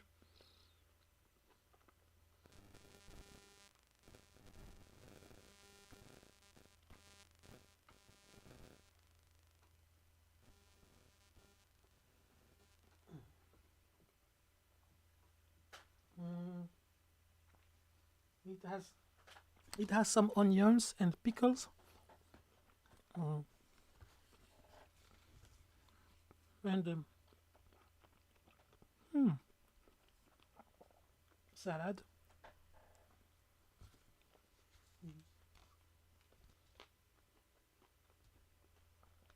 And some smashed peas.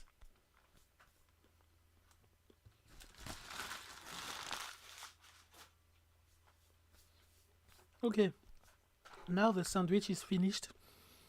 It's a little bit sad, but life goes on.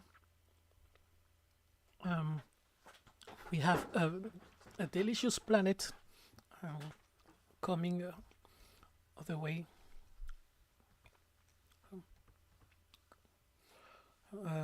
So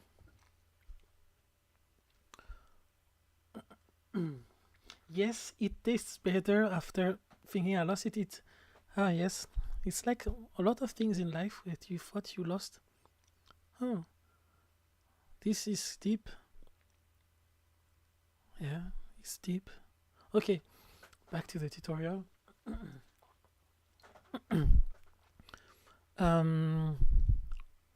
Let's add the rabbit.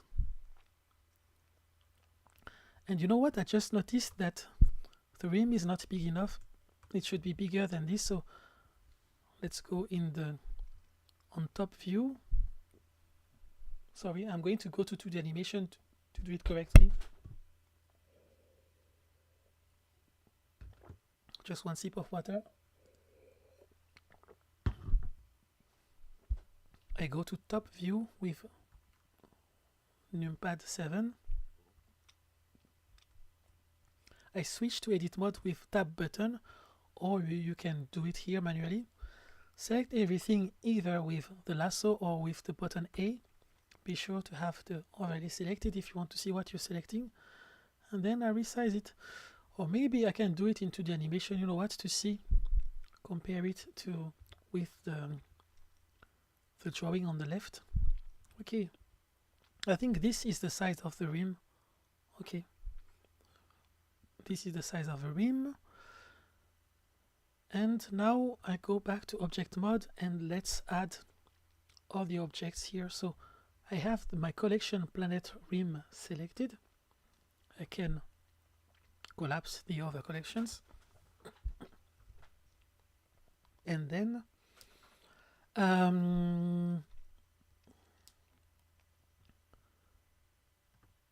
let's do it the quick way, the quick lazy way. So I'm just going to select this star here, Shift D to duplicate it. I don't use Alt D because I'm going to change the whole content of this star.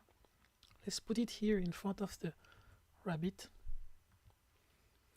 And I can move it to the other collection by dragging it, or another way to do it, while I'm in the viewport, I can press M and say move to collection planet rim, and now the star is here, and we can call it here friend. All the people here will be named friends, so this will be friend 1 and then friend 2 and friend 3.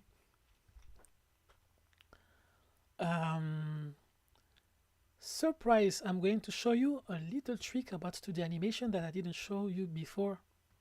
It's not really a trick, it's something that is very common in all 2D animation softwares, but just want to flex a little now.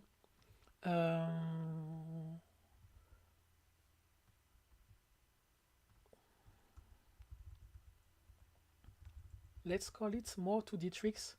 It's chapter 9.3. We are approaching the end of the tutorial. The planet is almost complete because all the rest of the trees are really simple. I'm going to do it very fast in front of you later. Once, because the things I'm going to do now, most of it was already covered in the previous chapters, but I'm just doing it again to help you remember the process. And once I've done that, I will do the final object without comment. But you will see the buttons I press on the bottom left, but everything that I will do after are stuff that you've already seen in the previous chapter, so maybe it will be an exercise for you to try to understand what I am doing without me explaining what it is. Yes, the stream will be saved on the channel, so I select this. So it's the last time I explain the things I do in 2D. For now, I'm in object mode. Select all the layers, press X to delete, move to frame 1 if you're not on frame 1. Okay, go to draw mode. In the viewport, press Y to insert a blank layer and draw. I am going to use this, and I'm going to do something super lazy. First, be sure to be on origin, not on surface. Activate the canvas and sorry, unexpected sneeze, and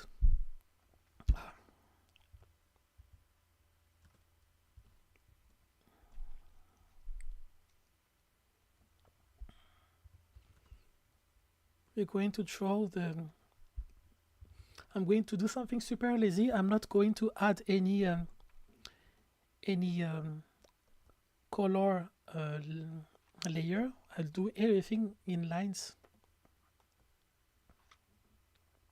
and the rabbit will be with this color. Activate auto keying because I've just deleted my keyframe. I don't know what I did something stupid. Or press Y.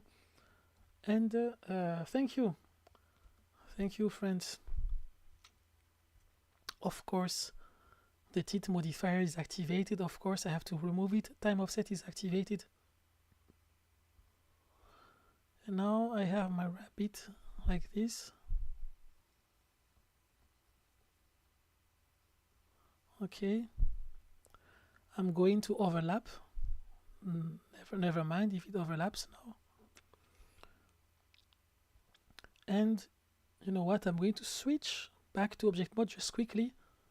I want now to put the reference on top.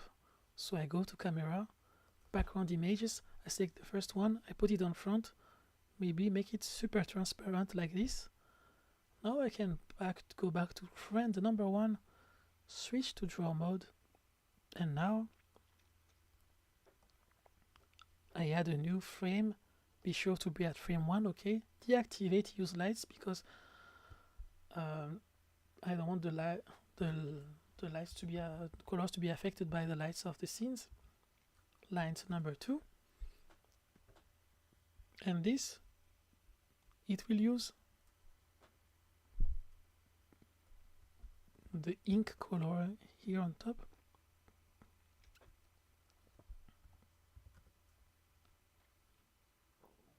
Okay, shade. Hey, this means this is what you say in which language is it? It looks German, but I don't want to say something stupid, or maybe I already said something stupid. Okay, schön date. No, I think it's not German.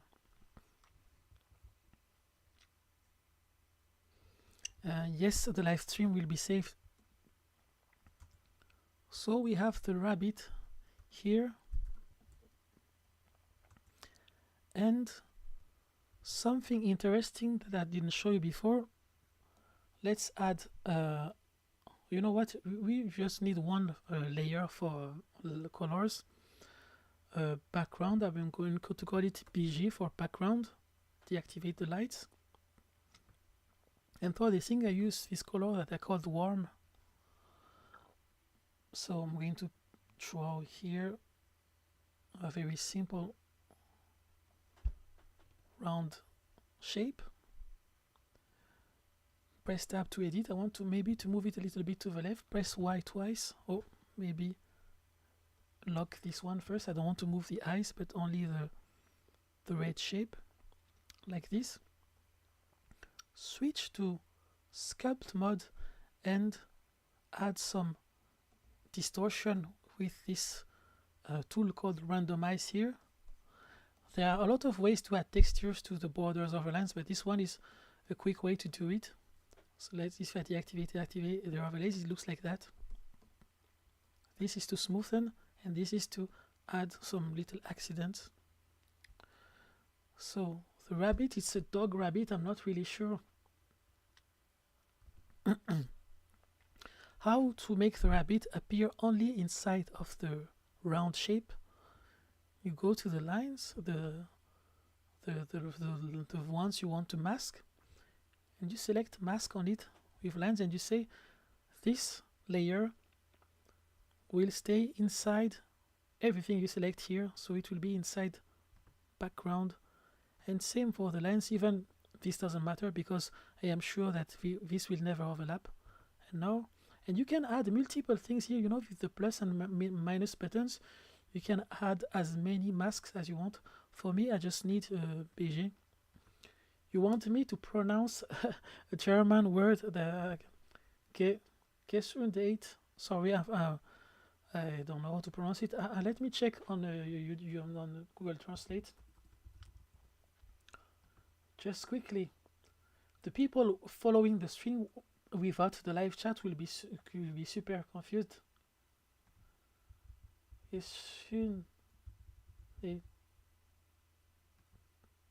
Allemand.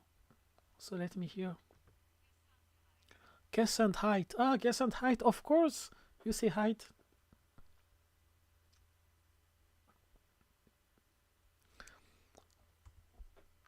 So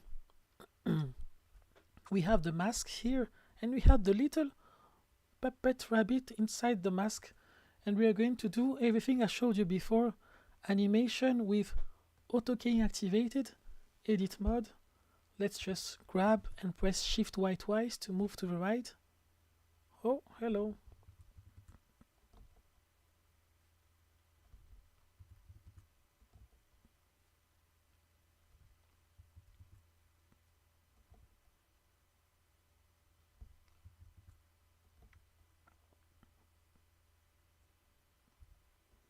maybe a little motion on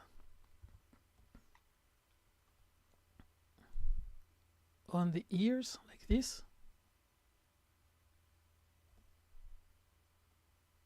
Just to add some inertia to the ears while the rabbit is moving. Boom. Boom.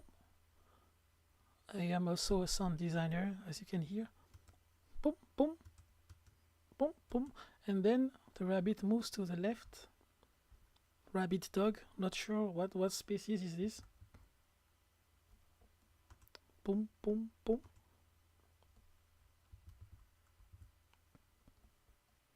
Boom, boom, boom. Maybe we'll exaggerate the jump a little more. Boom. Oh, wait. Something weird, as I told you before. If you're not exactly on the keyframe, it will create one extra keyframe.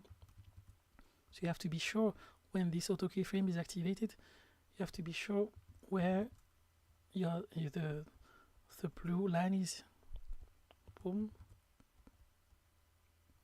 Boom. Little rabbit. Boom. Boom. Boom, boom, boom. Boom, boom, boom. Go left and right. Maybe 2 kick to the right, left. Oh, you know what? Let's just activate the overlays. Why? Onion skin. Again, I'm going to activate onion skin only for the shape. Maybe it will, or maybe only for the eyes. It will be easier for me to see what happens. And I'm going to hide the camera in the viewport, or not. Maybe it's boom, boom, boom. Of course, I have to save the initial position. I select this and press Shift T to duplicate it to be sure. I have to go back here in the end. Okay. Boom. Okay, so I jump here.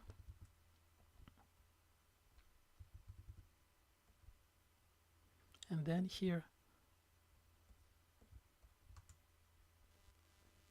Okay. So it's a dancing rabbit. Boom, boom, boom, boom. And again, the animation lasts 240 frames, which makes 10 seconds at 24 frames per second. If I put it exactly at 48, the animation will be 2 seconds.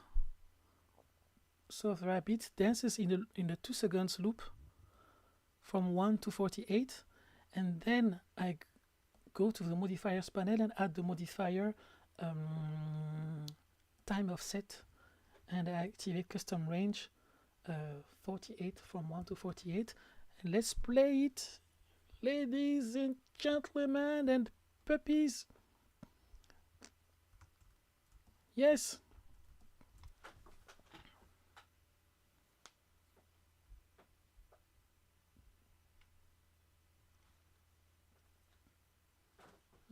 It's a dog beat. Yeah. Thank you.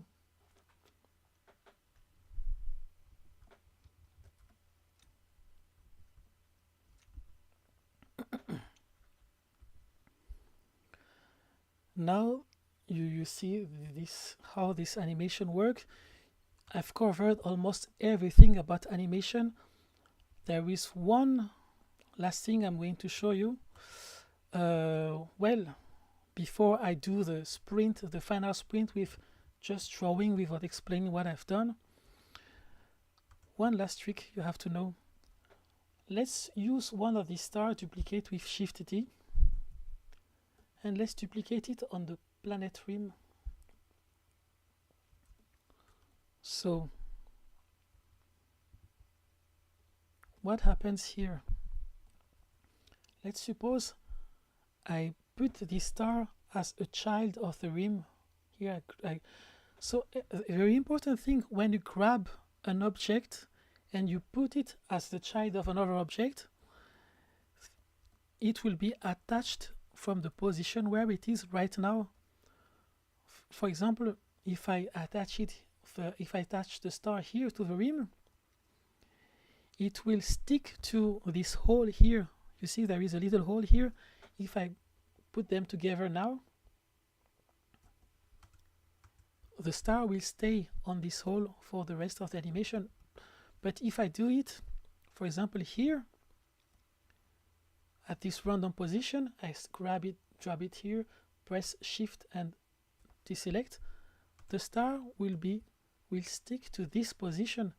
So it's important when you put a child as an object as a child of an object or another object, you have to put the right moment where when you do it. If you want more advanced lessons about that, it's called parenting and child in Blender, parenting object, because you can parent object by selecting the viewport instead of grabbing here also, because sometimes you have a very complex structure here, and dropping stuff inside stuff which are already inside our stuff, it can be super long. You can also just select with the first object and then the last one and press Ctrl P and say set object. This also works. There are many ways to do it. So now the star stays on the hole, but as I told you before, let me rename the chapter for now.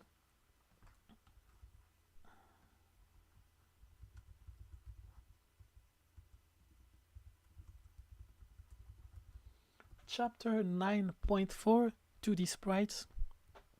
The star is flat, and when it's on the side, we can see its flatness. How to fix that? Very simple trick. First, I'm just going to activate the overlays for the sake of a tutorial, but it's not necessary. You see here,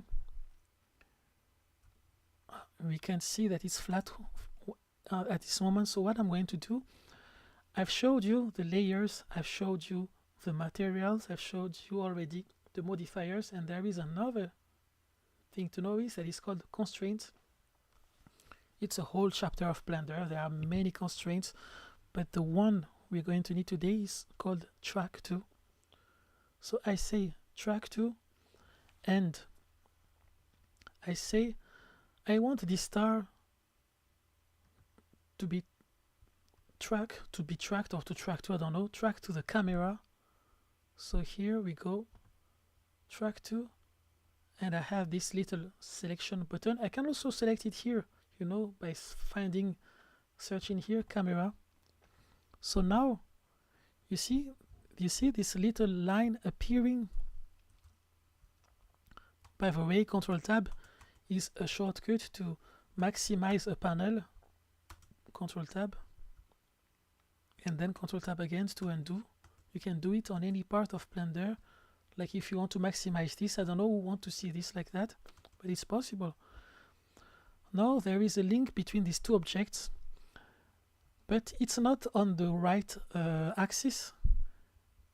You can still see it's connected, but you have to change just the axis. So you say the axis that is track the camera, it's the one that goes behind the object. So it's minus y or minus or y or minus y. Let me check.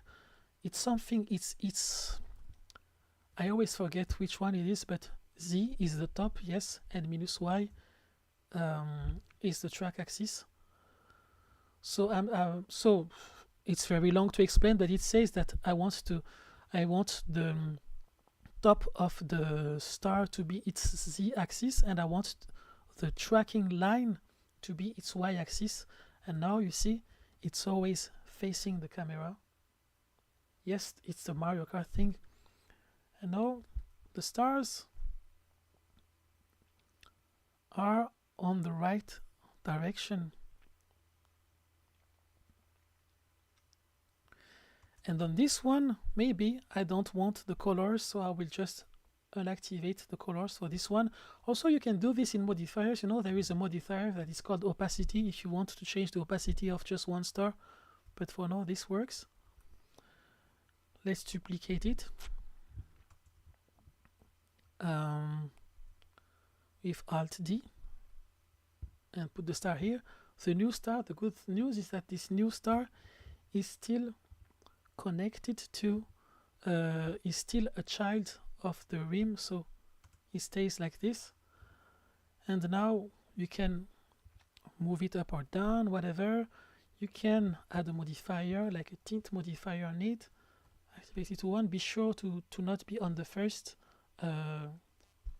preview here, but the last one. Let's change it to yellow, for example, or whatever. Maybe this pink color here. And let's add a time offset modifier. Move it by 15 frames, for example.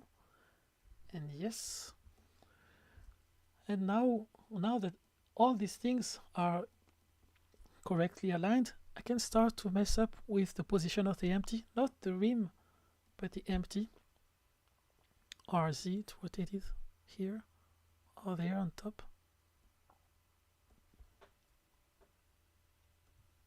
It starts to look nice. Hi, hello India. I guess it's the morning also in India.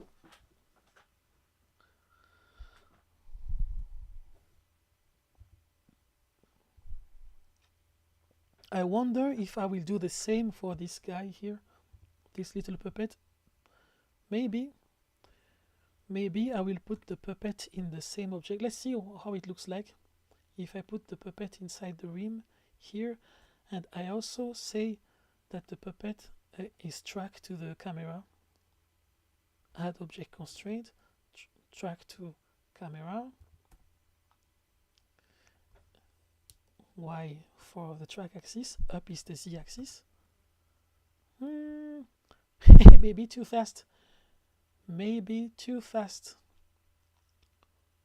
So what will be the technique? I could do a second version of the rim for this guy. I could do a second version, but let's try something. Okay, I undo this. I can also press Alt P to remove parent, clear parent, and keep transformation. It's important because if I just clear it, the position will be reset. So friend number 1 is alone again, but we can also keep it like this, but just for the demo. I'm going to create a second empty.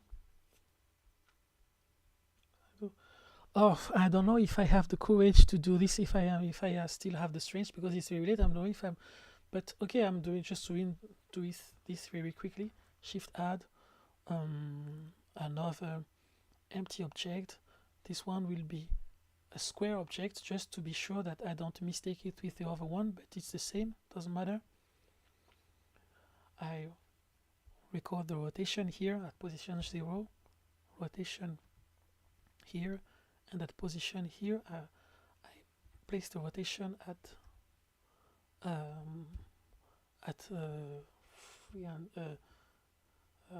360 per 2. It's just 720 degrees in set keyframes.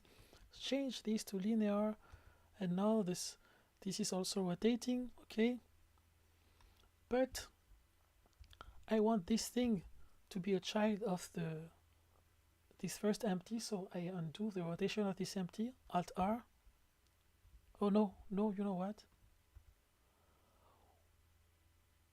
Yes, Alt R on this. This second empty works like the rim. It's an empty rim, just so you don't confuse it with the first empty. Like, I can call it rim transparent.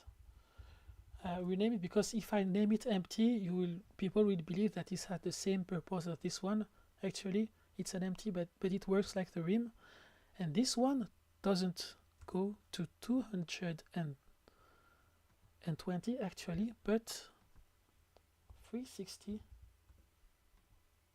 Replace keyframes, and here I don't need to animate this. Delete single keyframe for X and delete single keyframe for Y. Here also delete single keyframe, delete single keyframe. Now I only animate the axis. So if you look from the top, the square moves twice slower than the rim. And now I can go back to my empty and rotate it on the Z-axis. So I have this second rim. Let's test how it looks like if I put our little friend here. still too fast, I think, but why not? Track 2, camera, up is Z axis, and it's too far from the center.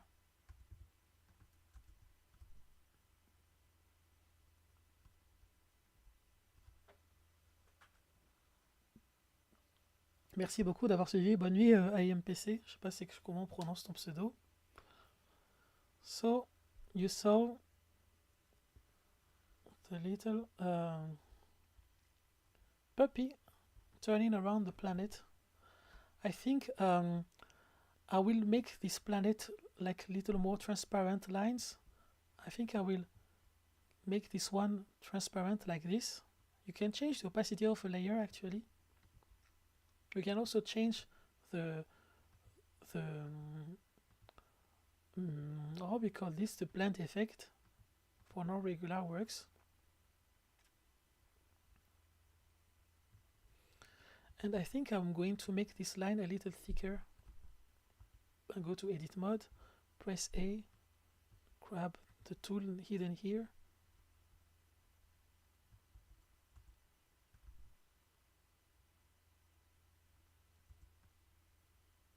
Maybe I don't, maybe I don't need this part anymore. This was just for the demo.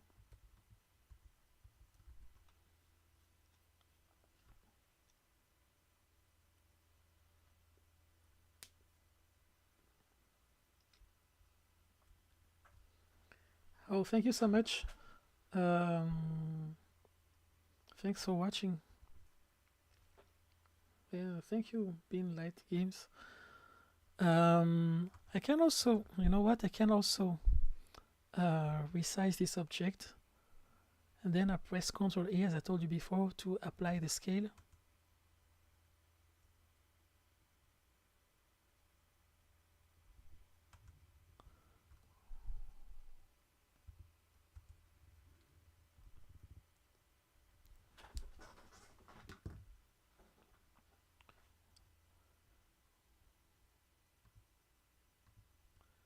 And now chapter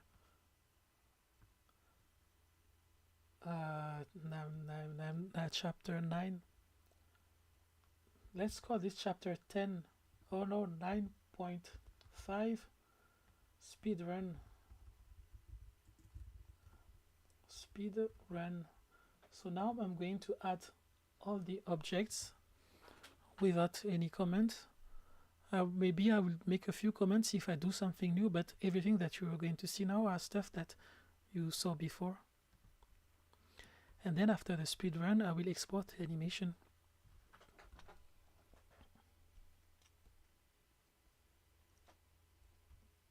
Okay, we have little trees. I'm going to use one of these stars. I move it, duplicate, put it on the planet tree. Where are you, little tree? Overlays. You are here. Where the heck? Okay, you are here. Place it on top of the planet. To the animation. I need my reference. Image editor, grab the image here. Magic planet. Okay. Where are you? We are here. I don't need the extra overlays. Okay. Here is the star. I don't need the content here anymore. Bam, bye bye. What? No. Escape, delete keyframes. Let's create a new keyframe. Press Y, insert object draw mode, of course, because if I do Y here, it's a 3D animation. 2D animation first. Insert blank keyframes. Where is the center? I already forgot. It's here. Okay, the center is here. Control Tab to switch shortcut, draw mode. The tree. New color. This color doesn't exist. Okay. It's like dark pink, purple pink. And for the tree leaves, new color. Let's suppose it's a new color. Let's do it quickly. Let's do it in a new layer. Deactivate light. I'm still commented. I say I will not comment, but oh, big mistake. Big mistake. You see what's happening here? I was drawing on surface. So draw, switch to origin, front. Okay. Let's deselect everything here. Press A, quiz pencil, clean up, reproject strokes, project to front. Okay, and now the tree is not on the right position on the planet.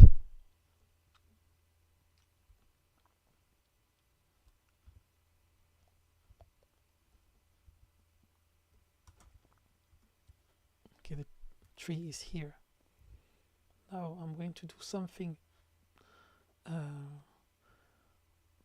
to make it fast, maybe. Leaves, wood. I don't remember how you say that in English. Le trunk, maybe. Super tired. Tree. Let's call this decoration because I will duplicate it into stuff that are not trees. Move the center. Let's put pixel mode. Shift S cursor to selected. Object, set origin to 3D cursor. Okay, this is the new origin. Alt D to duplicate it. Maybe, just in case I animate it later, I already add. Okay, you know what? Let's animate it. 24 frames. Just a quick animation.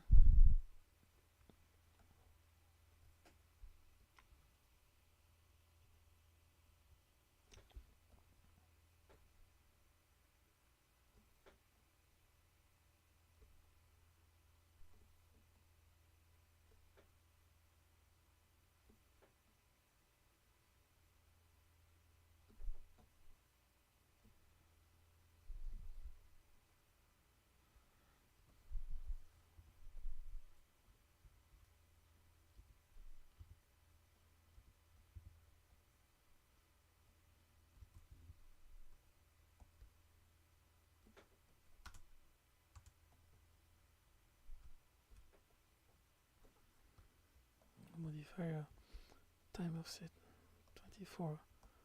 Nope, custom range 24 frames. Okay, why not? Super fast. Okay, maybe 48 instead of 24.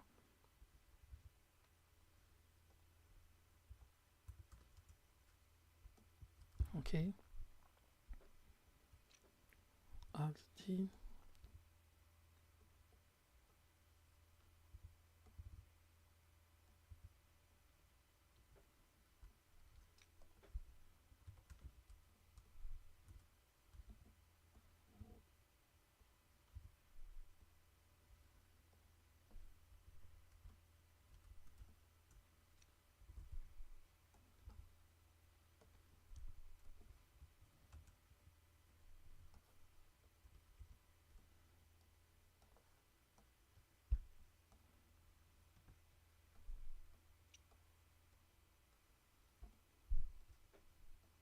Why the center is here? What? I didn't. Okay, it's okay. It's normal. It's all right.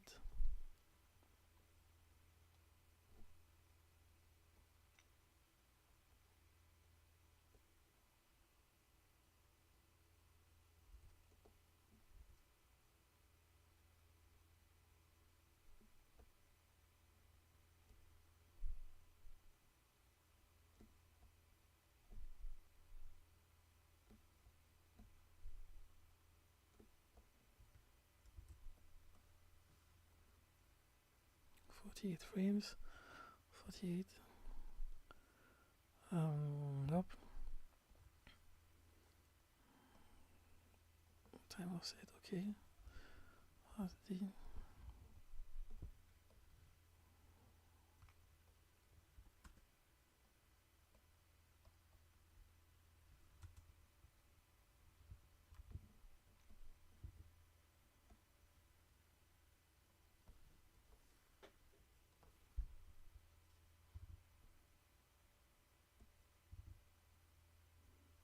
heck?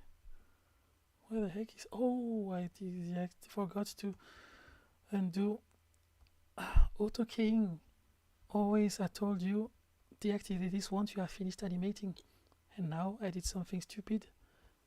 These all have some keyframes. Okay, all gone. For now it's now not blushing, but we will do it in the compositor later.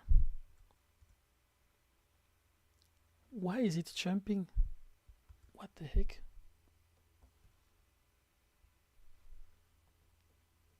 It's there is a keyframe somewhere, I don't know where, but there is something animated. This one is cursed. Let's just delete it.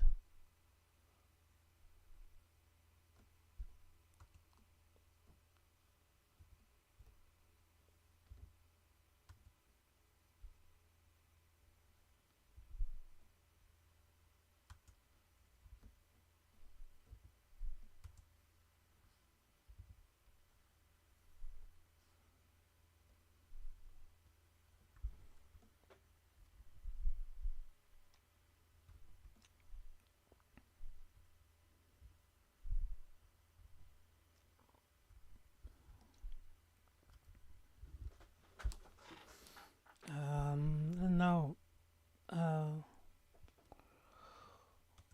little variation of this, maybe without the color, and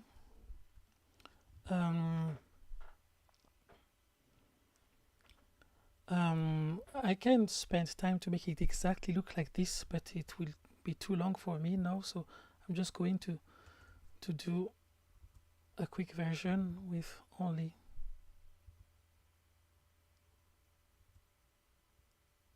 these ones for now.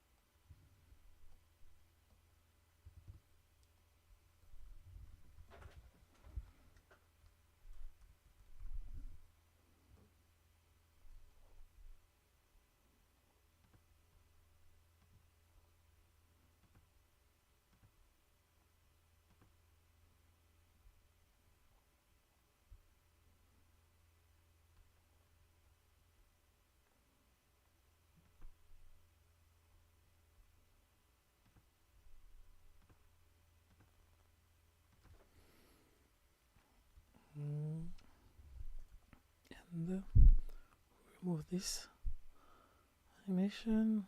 Where are you? Oh, okay, now you are moving with your friends, so I have to deal with this.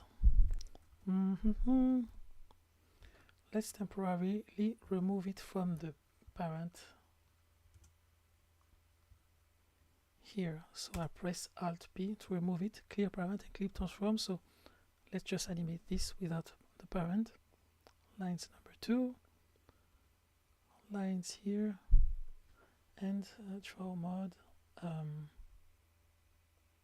line light 3. Oh, what is going on here? Oh, funny new friend. I forgot this face. Ink pen, am I drawing on front? Yes. Origin, yes. Not doing the same mistake again.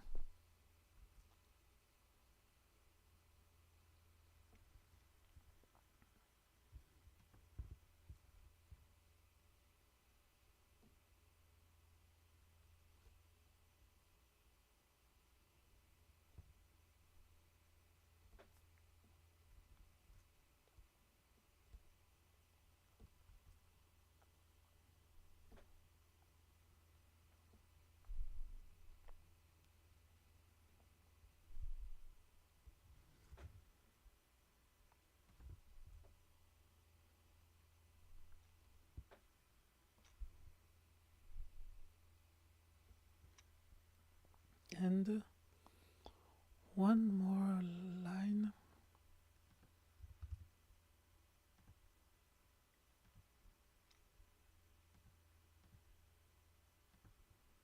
Maybe I will add this one on another layer.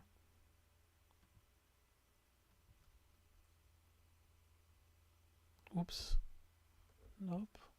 It's my add-on that has some bugs here.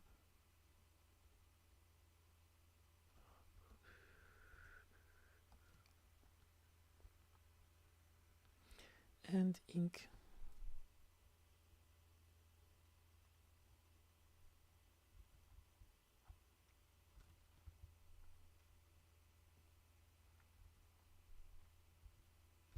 No. Maybe this one. Yes.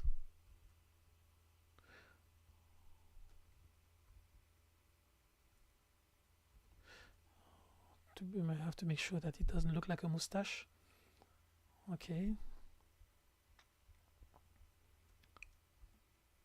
And now animation.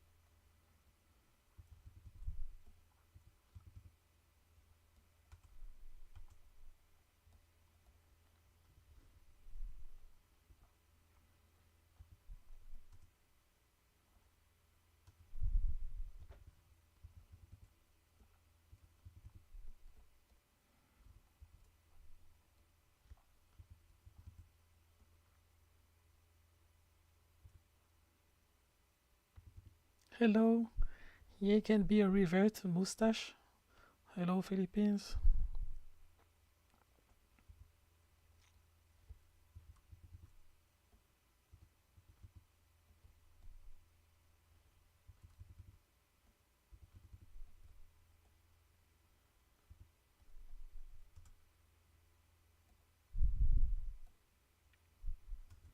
And 48. Or maybe 24 frames. Yes, 24 frames. It can also work. Maybe too many images here. Let's remove a few images. Okay, and now time offset for 24 seconds. This time offset does not work if you are in edit mode. You have to switch to object mode or draw mode. Okay. Okay, and now let's wait for the right time. I want to put it close to the other friend here. So maybe now is a good time to parent it to the rim, transparent rim. Yeah.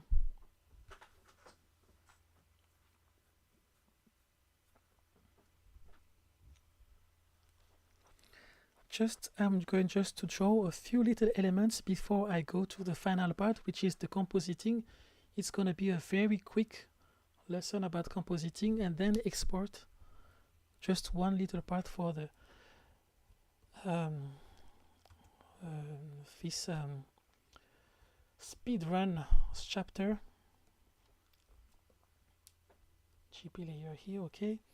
2D animation.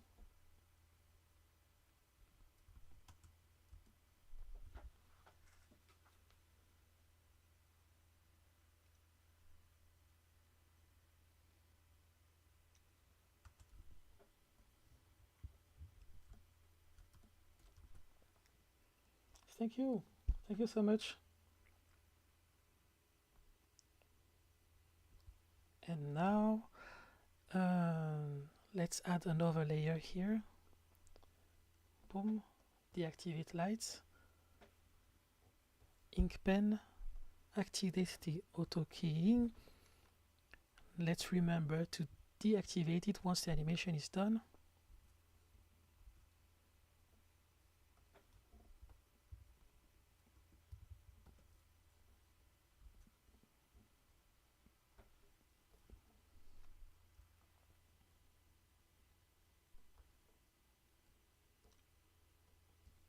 The skin is on, okay.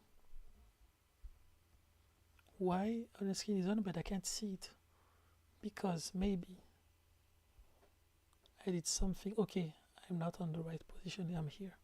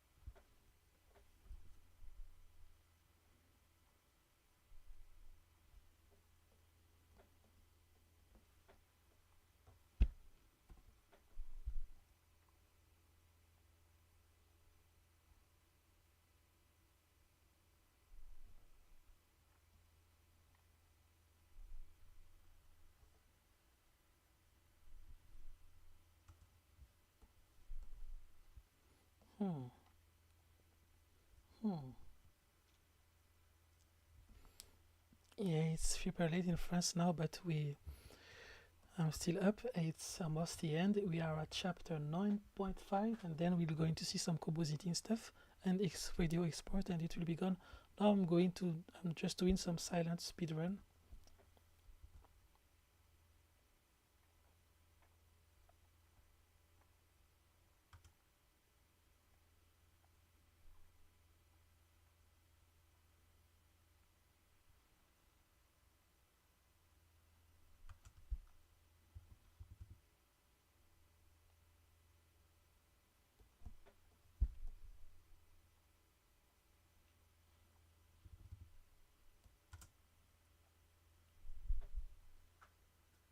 Okay, I think it is better like this. Just a few little trees, and then we will be okay for this planet part. Okay, I deactivated this. Good thing I didn't remember pressing the button, but AutoCAD is deactivated. It's a good news. Okay, so now we have these two little friends rotating around the planet. Maybe I removed the camera backwards just a little.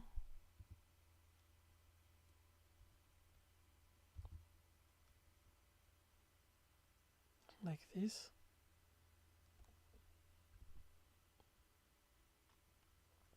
And now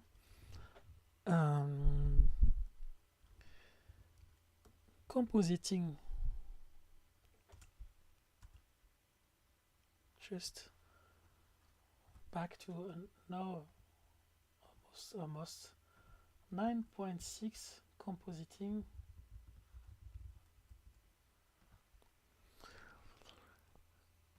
When you export something in Blender, it goes in render. You can say render animation. It just goes into a file, whatever format you want. But before that, you can say I want the image to go through all these nodes before it goes up to the file. This is already a very complex node, but I will keep it simple. I will just use this like this as it is.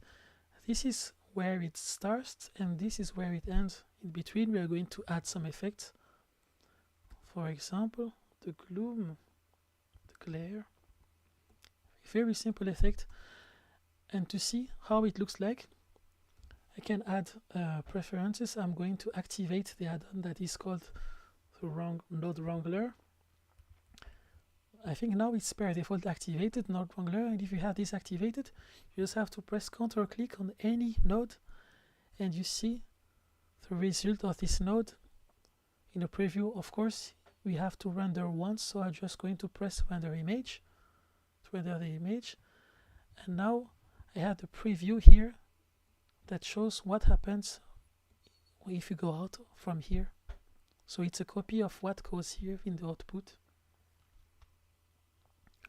Let's use maybe Foxglow threshold 0.6. It's the minimum amount of light from which where it's going to start glowing. If it's 1, it means that it will only detect the lights that are super bright. If it's 0, it means it will detect everything, and in between you have to find the number depending on the color of your drawing. Let's put 0.3 for example. And now if you have a computer that is powerful enough, you just need to switch to this last view and say I want the compositor to be seen. So it's a bit tricky because in this version the compositor is a lot more powerful in the viewport than in the render. So actually this render is not really the glare here. It's a little bug in the glare. It is super powerful in the preview, but in the render it looks like this. So I've developed my own glare effect. I will share it another time, but for now you can work with this one. The only thing weird is that the preview looks a lot more bright than the one in the export. But if you don't want to export it in the always, you can also go in the compositing node and check use nodes and use this viewer mode here. So here you have the real colors and you can change the threshold. So this is the real shape of this, the real color, I mean real brightness. So for now here the preview is quite super strong, so I'm going to disable it. But here it is for now. I'm going to export the animation, but thanks to everyone for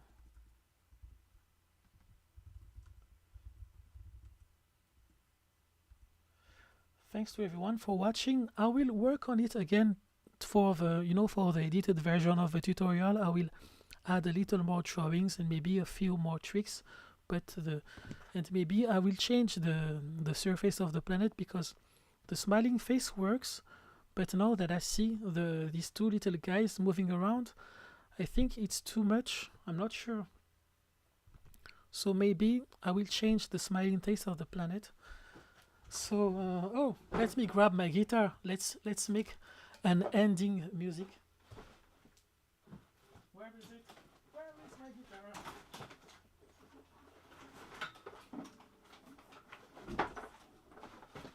So let me add on the stream the list of the people on my tipeee page, because thanks for watching. Can I let me check streaming the people on my page.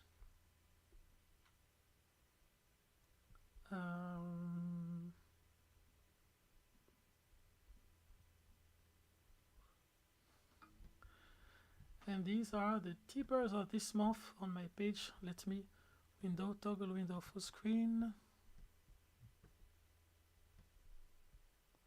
Let's put it here on the left side.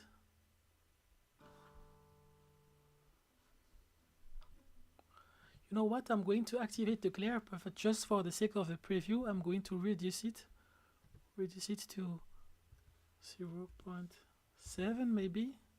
Let's try. Yes, 0.7, it works.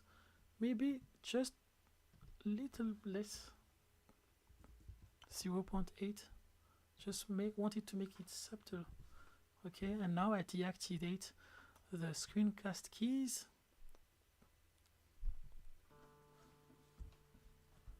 And thanks to the tippers of the month. Where is it?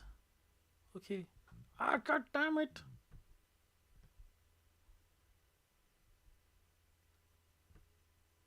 Not working. Stupid. I don't understand Windows. Yeah. Thanks to everyone.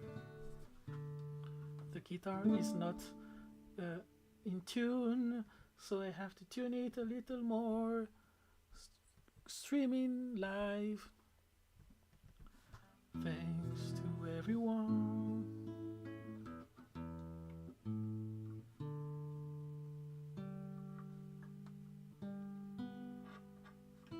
If you have a few questions, now you can prepare them. Just before I end up the stream, I will reply. But also, I want to not lose the luck, and maybe I will have to cut the stream soon before my streaming software crashes. For now, it hasn't crashed, so there is no reason that it crashes now, but we are not sure.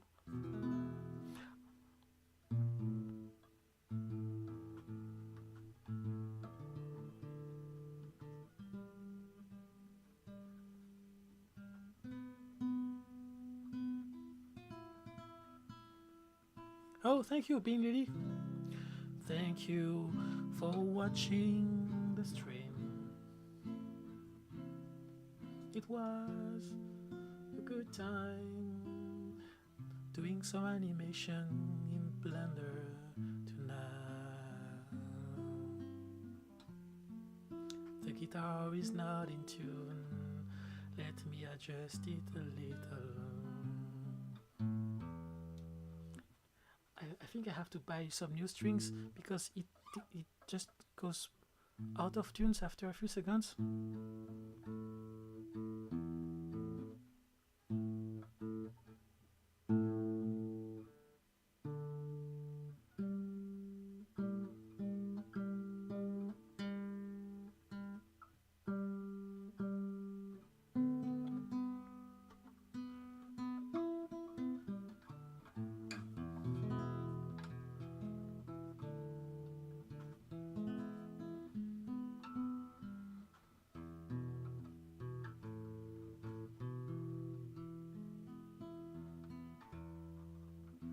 Hello.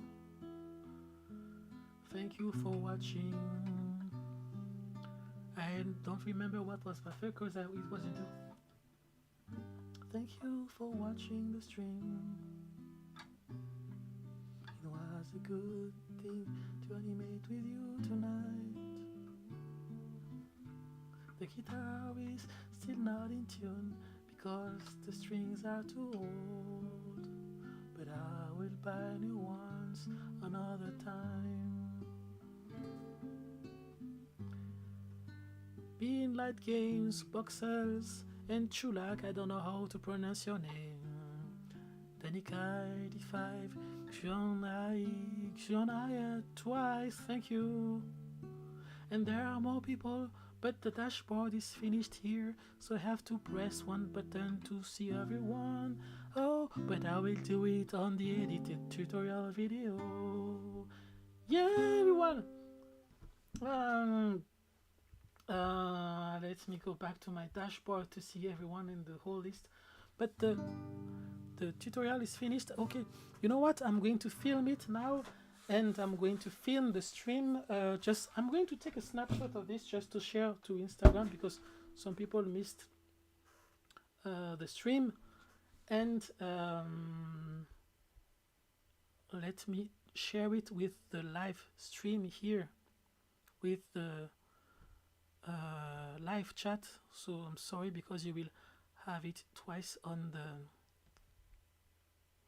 Yeah, you're lucky because you were the last one just before I started singing, so you're on the first on the lyrics.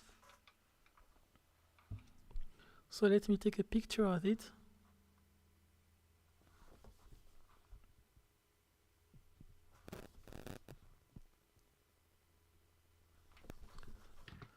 And Oh, sorry, the microphone just failed. Thank you for watching the stream. And this is it for today, my friends. I'm just going to make maybe a second roll for the credit songs.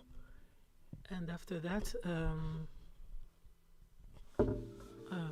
maybe I have to reverse these two windows.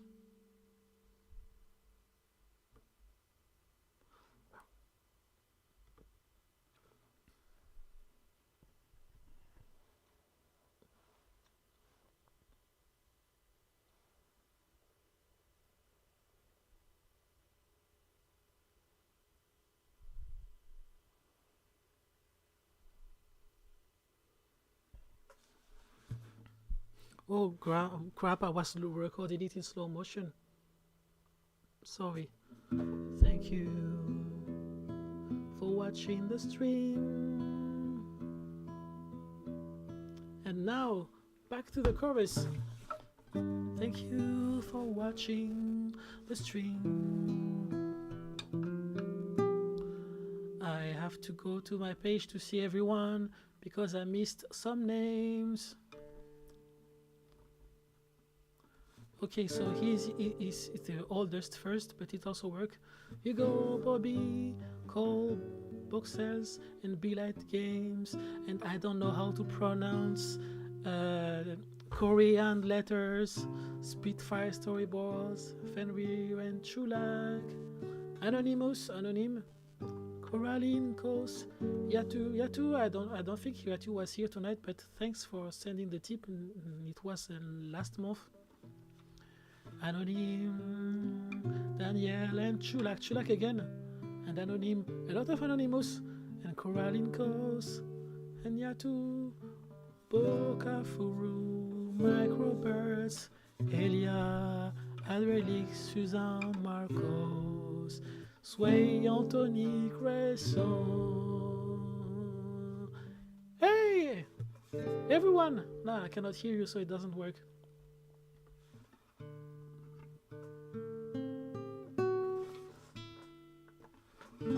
Yeah, Yatu is an illustrator.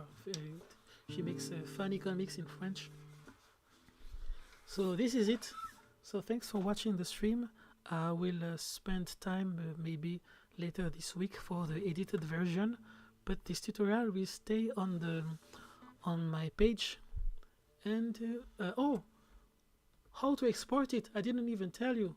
Well, it's very obvious, and we have our tutorials for this, but I'm going to show you just so just for the sake of this animation, so that it's a full export. I put the first out back to 0.3, okay, and I say I want to export it in the same folder. It's // for the same folder, and I will call it Magic Planet. And I say it's going to be I'm going to use FFmpeg encoder. It's a standard free encoder, and I want to save it as MPG4. This is a standard encoding codec, high quality, no audio. And if you want to save it in another folder, but not in the current folder with / I don't know how you say it in English, you can use this folder and choose a directory here. But for now, I will use this one, Magic Planet, accept, and I'm just press render animation and wait.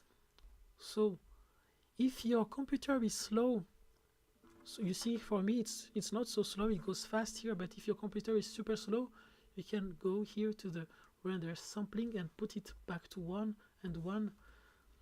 So this means super bad quality for the 3D animation, but our 3D objects in this case are very simple. As you can see, it's just one sphere.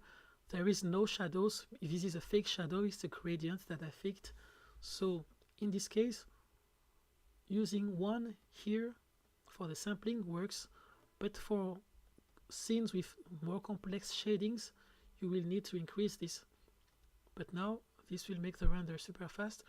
Render animation, and it will go like this, etc, etc. But I will leave this, I will do this later myself, but for now I'm going back to here, 0.8. Thanks for watching the stream, and we'll stay in touch on my social media.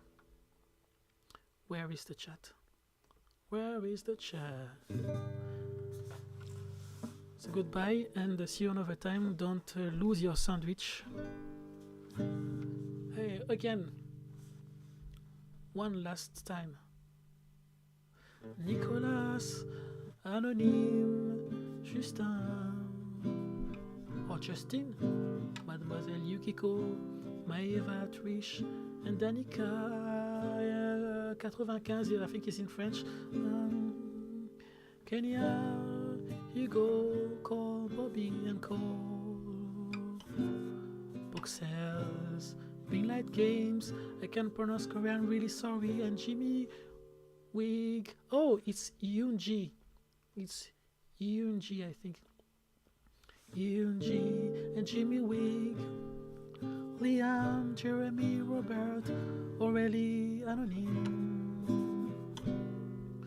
Rackless, Spitlife, Storyboard, Fenrir, Chulak, William, Good, Anonyme, Anonyme again. Coralinko, Siatu, Bokafuru, Microbirds, Elia, Derix, Suzanne, Macross, Sway, Anthony, Grayson.